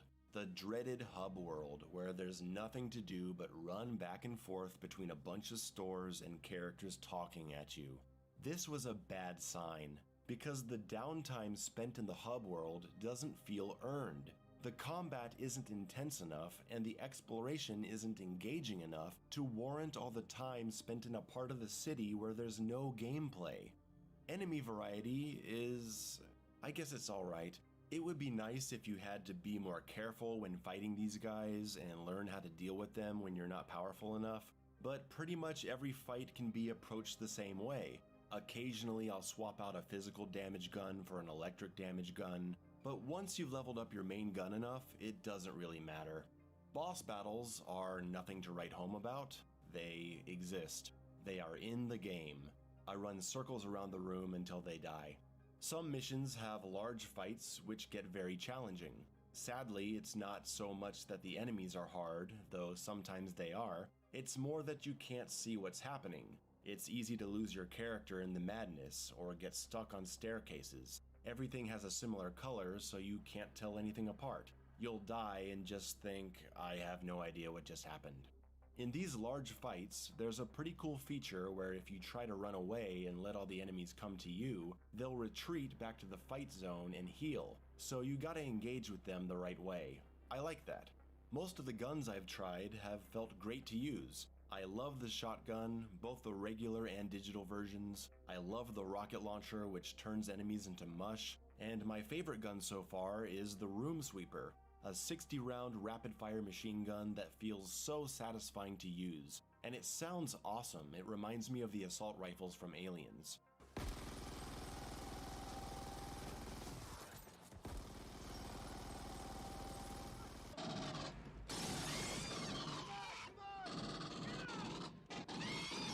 dumped a bunch of upgrade points into this gun and it just shreds. As you play, you'll get new equipment types. Grenades, turrets, healing fields. You can have one equipped and it recharges by damaging enemies, which is a cool mechanic. Apart from that, you can have 2 augments. I like using the energy push because it's good for a panic situation, and the laser cannon for clearing a room of enemies when I need to heal. The shield that slows down bullets is great for popping when you need to resurrect your partner. I'm also enjoying the rocket boots that send you flying towards an enemy with an explosion when you land. I really like the energy system. It recharges over time, different augment abilities consume different amounts of energy, you can upgrade your max energy amount, and you can pick up small energy refills during combat. The energy system might be the best combat feature in the game, and it's something that gives the Ascent its unique identity. Unfortunately, there is no controller layout customization, so I keep accidentally pressing in the left stick when combat gets heated, and I end up wasting my tactical equipment. Why can't I change the button layout? Weapons have different properties like physical damage, digital damage, energy damage, so if you're fighting human opponents, a regular physical gun will do well, but a robotic enemy will be more vulnerable to weapons with energy or digital damage. I didn't see where this was explained in-game though, and when I'm looking at my character screen, there's all these stats that I just don't understand. I don't know what this stuff is. Maybe you do, but not everyone does. And it would be much appreciated if there was a page in the menu that simply explained these concepts and what all these attributes mean. The game hardly tells you anything you need to know to enjoy it, and that's an issue I find with some RPGs and looter shooters. They treat the player like they already know what all this stuff means. These lists of stats and attributes. What is digital damage? How is that different from energy damage? What enemies are vulnerable to what damage type? What damage type are they applying to me when they hit me? What do these physical attributes mean? What is the motorics benefit? Am I looking for a specific attribute that says motorics? Or does motorics mean different parts of the body that can all contribute to the motorics benefit? Am I supposed to dive into the ocean of endless tutorial pages to try to find all this stuff? Can't there be some kind of simple legend presented to the player at the beginning? I'm being asked to spend components on my weapons to upgrade them, and they do specific kinds of damage, but I feel like the game isn't giving me the information I need to make good decisions on what I'm going to invest in. On top of that, you cannot respec your weapon components, so if you've upgraded a weapon that isn't really doing the job for you, or you just don't really like using anymore, you've lost all those points. And then when you've upgraded 1 or 2 guns significantly, that's even less incentive to experiment with new guns because they won't be as powerful as the ones you've already invested in. While I do like the variety of weapons and different RPG-style damage types, the entire system is handicapped by the 2-weapon limit and the inability to switch equipment in real time. In the Ascent, ammo is unlimited, which is fine, but it means you'll always be able to use whatever gun you're most comfortable with. So with a 2-weapon limit, you'll be able to use those guns as long as you want. And in a game like this, where the combat can go from long-range cover-based play, all of a sudden to frantic mid-range combat, and then guys all up in your face, you need to have weapons ready to deal with all those situations. So I'm using my preferred machine gun for consistent damage, and my shotgun for up close. I use the health rejuvenation field as my tactical equipment. But I have all these other weapons. Just look at all these weapons. And different equipment types. I want to use them. I've experimented with them and they're really fun. Like I said, I love the rocket launcher, but I can't use it without screwing with how the game feels like it's supposed to be played, unless I'm specifically in an area where lots of fodder enemies are surrounding me and the rocket launcher is very useful. This game needs a 4-weapon limit instead of 2, to allow players more freedom to experiment with other guns. Same goes for equipment. I want to use other things. There should be a way to have maybe 2 or 3 equipment types equipped so you can cycle through them. Because it's really annoying to have to pause the game, go to your loadout, and switch to a different grenade or gun every time. I'm using this physical damage machine gun and a digital damage shotgun. I try using the rocket launcher instead of the shotgun, but then robot enemies are in my face, so I gotta pause and change to the shotgun to deal with them, and it just sucks, man. Imagine if Borderlands played with a 2-weapon limit. It would be a lot less fun. There are 2 buttons unused on the controller, right arrow and right stick button, and you could remove the taxi button and the map button and just make them menu options. So that's 4 free buttons. It would be so easy to add more weapons and equipment types to the controller to switch in real time. And if you think that would break the balance of combat, well, if the game were designed with a 4-weapon limit and multiple equipment types, then the combat would be balanced around that. And there's pretty much no reason not to use the rejuvenation field because a lot of times there's no way to heal yourself in combat, unless you get some lucky health drops. The grenades suck, the mech sucks, the EMP lasts like 2 seconds, and while they are fun to use, using them means I have no way to heal myself, so I just die. The turret is good in co-op, so you can distract enemies from the healing field that your partner throws down, but in single player, you're just gonna die if you use anything other than healing. I can set down a rejuvenation field, activate my laser cannon, and the damage it does causes my equipment to refill to 100%, and I can set down another one. This game was definitely made for co-op. Some of the battles are terribly balanced for single player, and you have to play in the most boring way possible to make it through. As you're playing, you'll find like a million copies of weapons and armor pieces that you have to tediously take to the store and sell one by one to get credits. It's not like you can break these weapons down into crafting items. All you do is sell them to get credits. So if all I get from this selling of weapon and armor copies is credits, just give me the credits. It's more of that looter-shooter nonsense that adds up to nothing more than busy work, when the game simply could have just given me the credits. No, you gotta go back to the hub world and sell 14 copies of that rifle you picked up. Why? But Mayo, lots of people like looter shooters. Just because you don't like looter shooters doesn't make it bad. No. This isn't just about me not liking looter shooters, because while I may not personally like finding dozens of copies of weapons, I can see the appeal in other games where you can break down these weapons into crafting components as an alternative to simply selling them. But the Ascent doesn't feature that. Literally the only thing you can do with copies of gear and weapons is take them to a store and sell them for credits. That's stupid. That's a waste of time. If all I get from this is credits, just give me the fucking credits. Further complicating things is the camera. The isometric camera that I love so much. It doesn't work very well in this game. Enemies tend to fire at you from off screen, making you wish the camera was more tilted to give you a better view. I feel like they didn't structure their combat scenarios or their AI behaviors to their camera style. It works really well when you're fighting enemies that swarm you, like the zombies in Dead Nation, but most of these fights have enemies that can sit outside your view and shoot you. Much worse is the fact that large portions of this game are spent running downwards, towards the camera, running towards enemies that you can't see until they're right in your face. It's really bad. The map shows that enemies are there off screen, but you can't see what kind of enemies they are, or if they're hiding behind cover, so you can't make any kind of decision on your approach. You just gotta run in blindly and then scramble. The camera is capable of moving. It moves all the time. Why is the camera not shifting its angle towards the direction of the mission? This angle right here is how the game should have looked, pushing forward with a clear view of the action, because the enemies of this game don't work that well in a pure isometric camera style, especially when moving downwards. Geometry regularly causes problems, like getting stuck on stairs or little pieces of things, objects obscured by walls. It really sucks to die that way.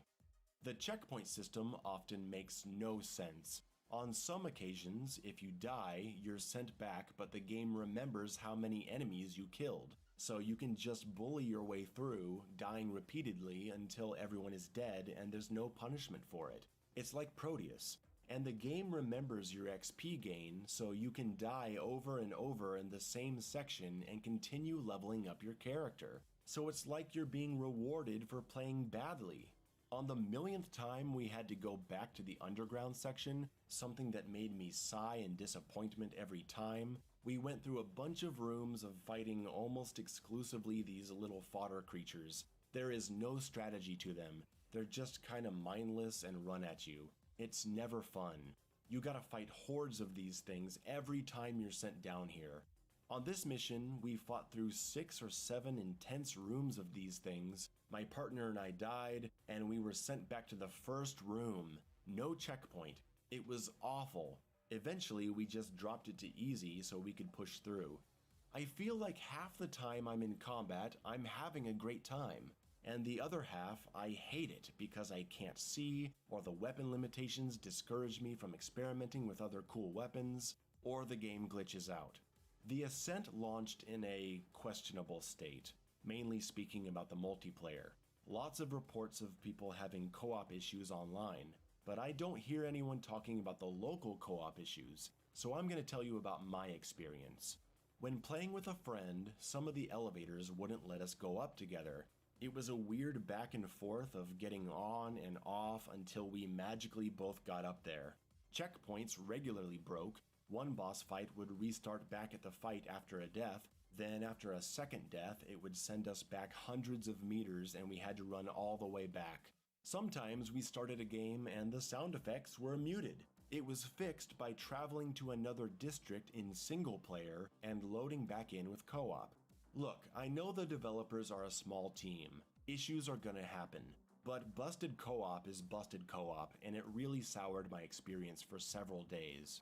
My second controller was registering as 2 players, something I've never seen happen in a game. Pressing exit would exit one player out, and then when I resumed the game, it would crash. Every time. We just kept trying random things until it would work, and we never knew why. After a few days, I figured out that the game was counting the second controller and the keyboard as the same player, even though I hadn't touched the keyboard once. So I pressed backspace to exit the keyboard from co-op, and then we were able to play with no crashing. What a weird bug. This seems to have been fixed during the production of this video, but it sure did ruin our experience for a while. What else do I have to say about this game? Navigating the world is a bit of a mess. The map is really ugly, just a big red blob with points all over it. It's a 3D map, but you can't rotate it, so half the locations are obscured. There is a quick travel system that you unlock eventually. You can wait for a train or call a taxi, but these methods don't take you everywhere you'll want to go, so you're still going to end up on these long 400 to 600 meter treks of running. Just running. And you can't call a taxi from inside a building, so you'll have to run all the way back out, even if there's no combat to go through. And there doesn't seem to be any kind of impact on the world you inhabit. You can kill a bunch of civilians in one area, and right next to it, everyone is just going about their business. Your AI partner repeatedly tells you to stop killing civilians, but I haven't seen a single consequence. No police presence, or civilians with guns attacking you, or people running from you in fear, no hired killers trying to collect you as a bounty. Apparently, the only consequence to killing civilians is the AI incessantly annoying you, telling you to stop. Jesus, this game is a mess. But I kept playing it. Not in a hate play kind of way like Resident Evil Village, where I was trying to understand why I hated it so much. I'm playing the Ascent because I find moments that are really enjoyable. Even if the environments bore me, they're pretty to look at and continue to impress me. Even if the combat and camera can be frustrating, I like the guns and powers and how they work together. The Ascent is a great idea for a game, but ironically, the design choices they made to make it a large, expansive game are the very things that limit it so badly. They just had to make it a looter shooter instead of a straightforward game with great replay value. That's really disappointing, because the combat design is really fun, and the camera problems could be solved. My last experience with this game was ultimately one of raging frustration. My partner and I made it through that terrible underground section with horribly placed checkpoints, and we arrived at the final mission of the game. It was hard. Sometimes it took 9 or 10 attempts to get through a single room. We are playing on hard, and the checkpoints are after maybe 3 or 4 big fights, so we were being sent back a lot. We made it through the whole level and arrived at the final challenge of the game. I turned on my recording software to get a clip of the action, and when I turned it off and went back to the game, it froze. I desperately tried to continue, but we couldn't, so I had to quit out and resume the co-op save. But the game loaded us back at the beginning of the mission. Not at the last checkpoint, no, several checkpoints back, at the beginning of the mission, losing over an hour of progress, and that's when I said no. Fuck this game, I am done. I was pacing back and forth in my room, absolutely furious. I haven't been this pissed off in a long time. I just can't take it anymore, and that was the last straw. That was the experience that led me to say that I can't recommend this game. I know a lot of people love it, they must have had a very different experience than the one I had. That's it, that's the end of the video. Check out my store if you want to buy some merch and support my channel. I'm gonna go back to playing Streets of Rage 4.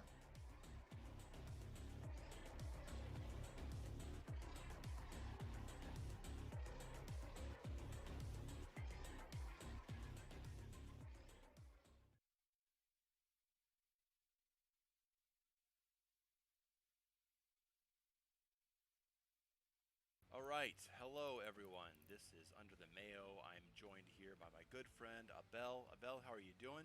Hey, I'm doing fine. How you doing, everybody? Great, great. We're going to play the Terrace Nabad Master level together. The Terrace Nabad. Yes. Master level. That's right. It's pretty fun. Hold on, let me set my FOV 125. Bam. Oh, we're already there. Good. Okay, so yeah, it's all right. Okay, so we're gonna set up our mods here. Set that up. There's not that thing about brawler mode and all that. No, this isn't brawler mode. Are you going to use all the weapons? I'm gonna use all the weapons. Oh, thank you, God. Thanks, Okay. God. But I do have the brawler auto shotgun on there, and we're also using the full auto buff mod. Okay, which takes away the zoom. It helps with mobility. It fires a little faster. Yeah, it just feels better. Yeah, let's do this. Now we have 2 microphones going, and we have audio coming from the speakers. So it might sound a little weird, a little echoey. That's just part of the deal when we're recording with 2 people. Whoa. Yeah, they get 2 man cubes already. Okay.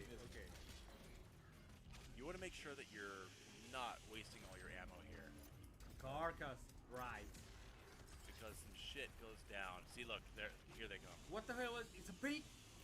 We've got a bunch of two pain elementals. pain right? elementals. Boom, look at that. Oh my god. I'm dead. See, I'm already dead, Abel. Because I'm not taking it seriously. I'm just trying to jump around and do whatever. This time we're going to take it seriously. Bro, this is not Star Nabad. This is Star son. No. I don't even know what that means. Okay. See, look, I mean, we're already getting our ass kicked. Just going through like this. Okay. Alright. We're going to stock up on blood punches. Remote that, boom. Blood punch, take that out instead. Okay, stop it. Okay, stock up on ammo. I need more blood punches for these pinkies. I think that was my mistake last time. Bro, that goddamn carcass almost killed you. Yep. I mean, carcass gonna carcass, Holy right? shit. Yeah, they're bad.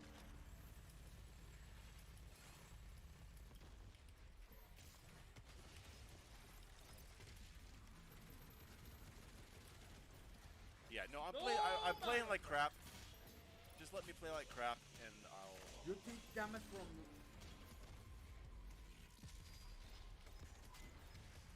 There we go. Okay, now I just need to find my groove. There's one more piece. When I'm in the kitchen preparing steaks all day, I forget how to play. Do you have rocket launcher? Yeah, I do. I got it. I used it a little bit. Man, this is the first. That's the opening section. Oh my god. Charge up a little bit of Destroyer Blade. What the hell is... No way. Okay, alright. One Baron down.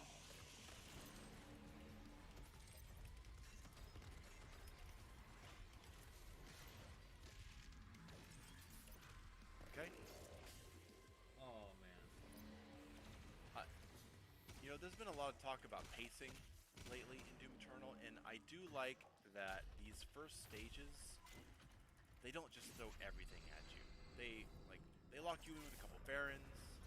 You got a Marauder encounter. It doesn't just immediately go crazy.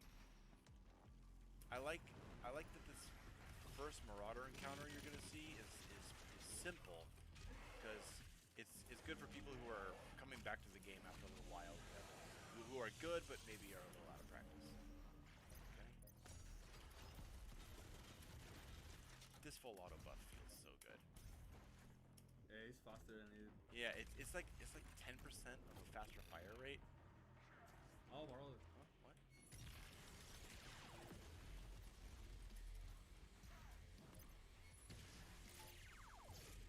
Okay.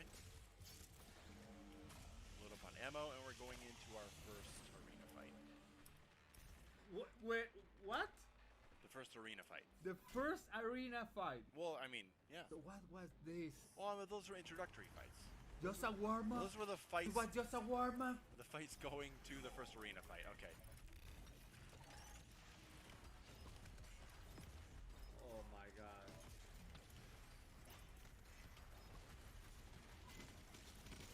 Okay, freeze him. Okay. Oh, I got turned around. Stop. Whatever you doing. Oh my god. I'm being sloppy, man. I'm being sloppy. Stop being sloppy. Man.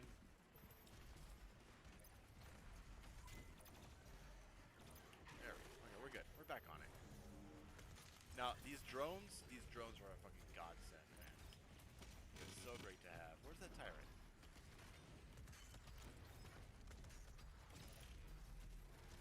He's done. Okay, now we've got a bunch. There are 5 Arachnotrons coming in. 5? Yeah, right there. Look at that. Oh! What blocked me?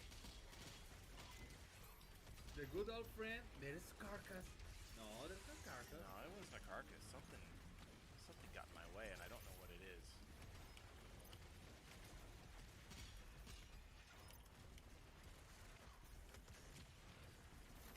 Oh my god, that was a good.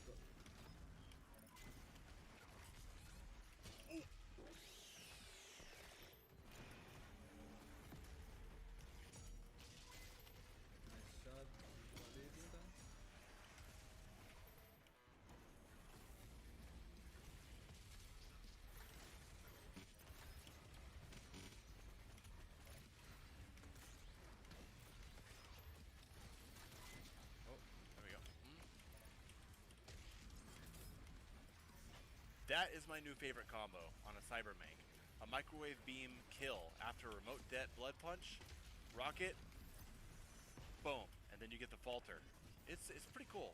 It's actually saved my ass a couple times. Yeah, and with a crew of demons, you can kill everybody. Bro, do you really want to? I'm okay. I got it. I mean, the whiskey isn't helping. There's definitely more whiskey coming. Oh, Hadouken! Did you... Hadouken on the face! He throw a critical art on you, man. It's okay, man. We're just having fun here. This is no speed run. This is not Bloodshot. No, Terrace Nabad in 9 minutes or anything like that. Oh shit, bro. Oh man, I will always remember that Baron.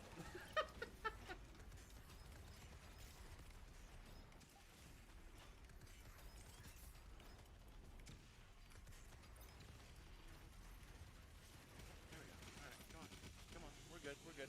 I'm having a mouse problem. I don't know if you guys are noticing, but sometimes my alternative fire in things like full auto and microwave beams start failing. I really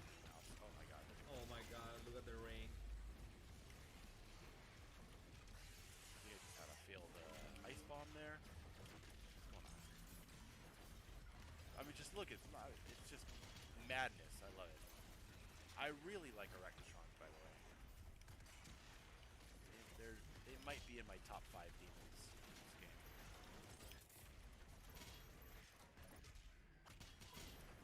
Okay.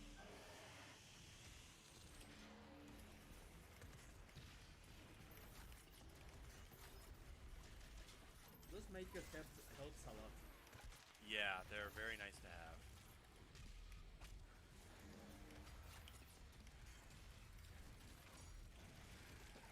Okay, take it.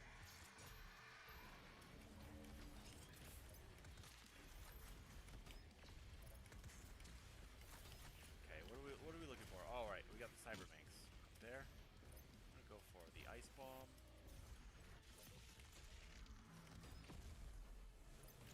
Oh, hey, what's up? Oh, God. Oh, man, I just got bopped around. Okay, I'm gonna wait for him. Yes.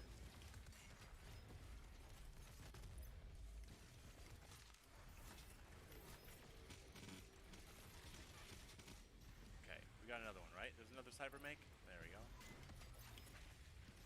Wow, that falter definitely saved me from the Baron. Do you really love full auto? Especially in the dick.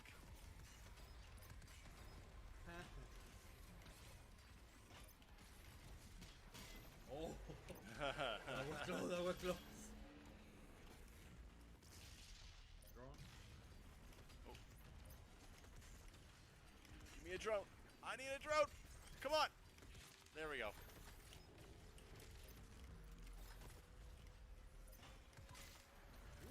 Yeah, microwave beam and remote dead really helped me with those setups. What was? Ah, I was close. Do you really like? Do you really think it's useful to kill? Okay, it works. It works. Yeah, if you use it tactically, if you don't just run in like an idiot, then you're good. That's the thing with these lesser used mods like microwave beam and full auto and stuff like that. Oh. Oh my god! Oh my god! Oh my god! Oh my god! You have to use them for like, whoa! You have to use them for like months before like you really get how to move with them. And even then, I'm no master with it. I was killed by a drone. Yes. You take a ton of damage because you have no armor.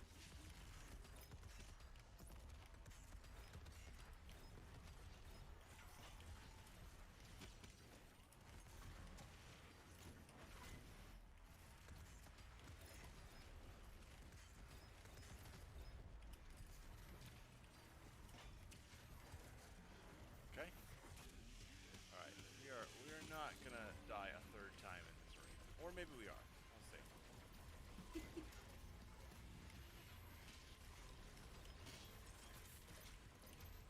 Okay.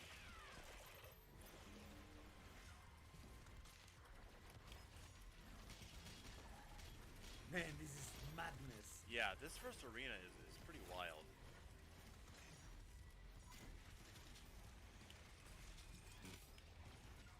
First arena. Oh my Yeah. god. There's No, and this is a long level too. Oh, I don't want to imagine what next. There is some really crazy stuff in this master level. It's great. Oh, Cyberminks are here. Okay.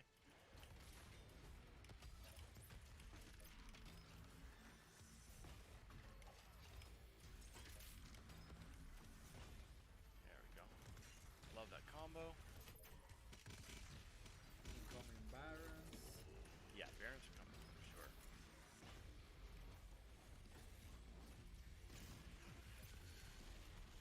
I'm gonna save the blood punch. Use some Barons.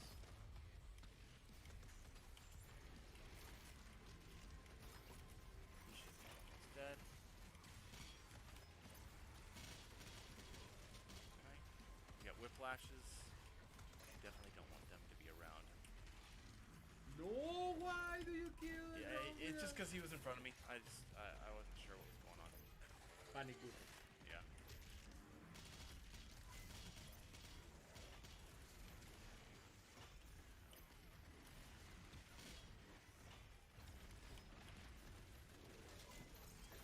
Oh. Oh. He's done. Okay. Strong. Nice shot in the air. Okay, I'm starting to find my groove.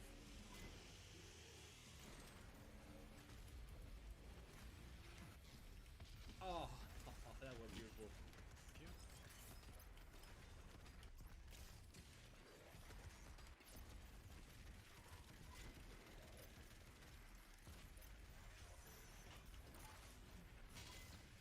Nice. Got the restack and the glory kill. Yeah, we're good. We're good now. This is good. Chainsaw something. Now you don't need to chainsaw nothing. All right. Okay, we're through. We're through. Now I can breathe. Yeah. My phone here. Make sure we're good. Okay.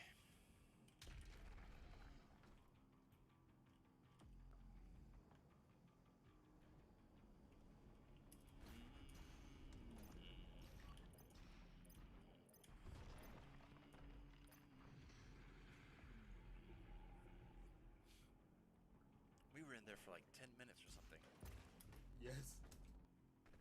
I wonder how many people just tuned out of this video the first time I died in that arena. Oh, you died. I'm not watching this. This is not about that. This is about having fun. Holy shit.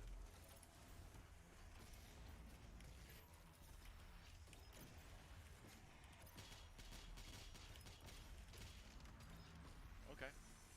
That was cool. Yeah. That was cool. Blood punch.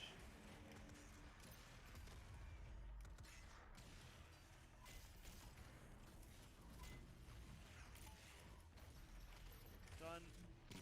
You're done. Gonna grab some ammo on the way out. Okay.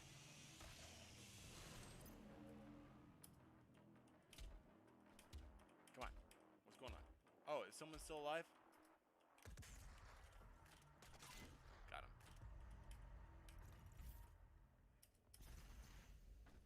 Let's go, let's go, let's go. Alright. Arena fight. Here we go.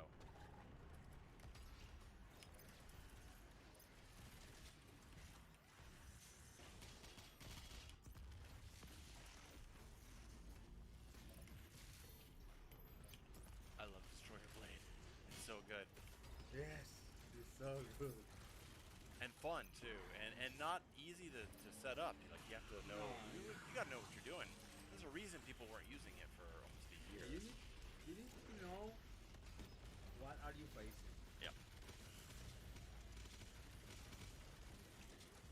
If you miscalculate that shit, Yes, you're totally it can be gone. all over.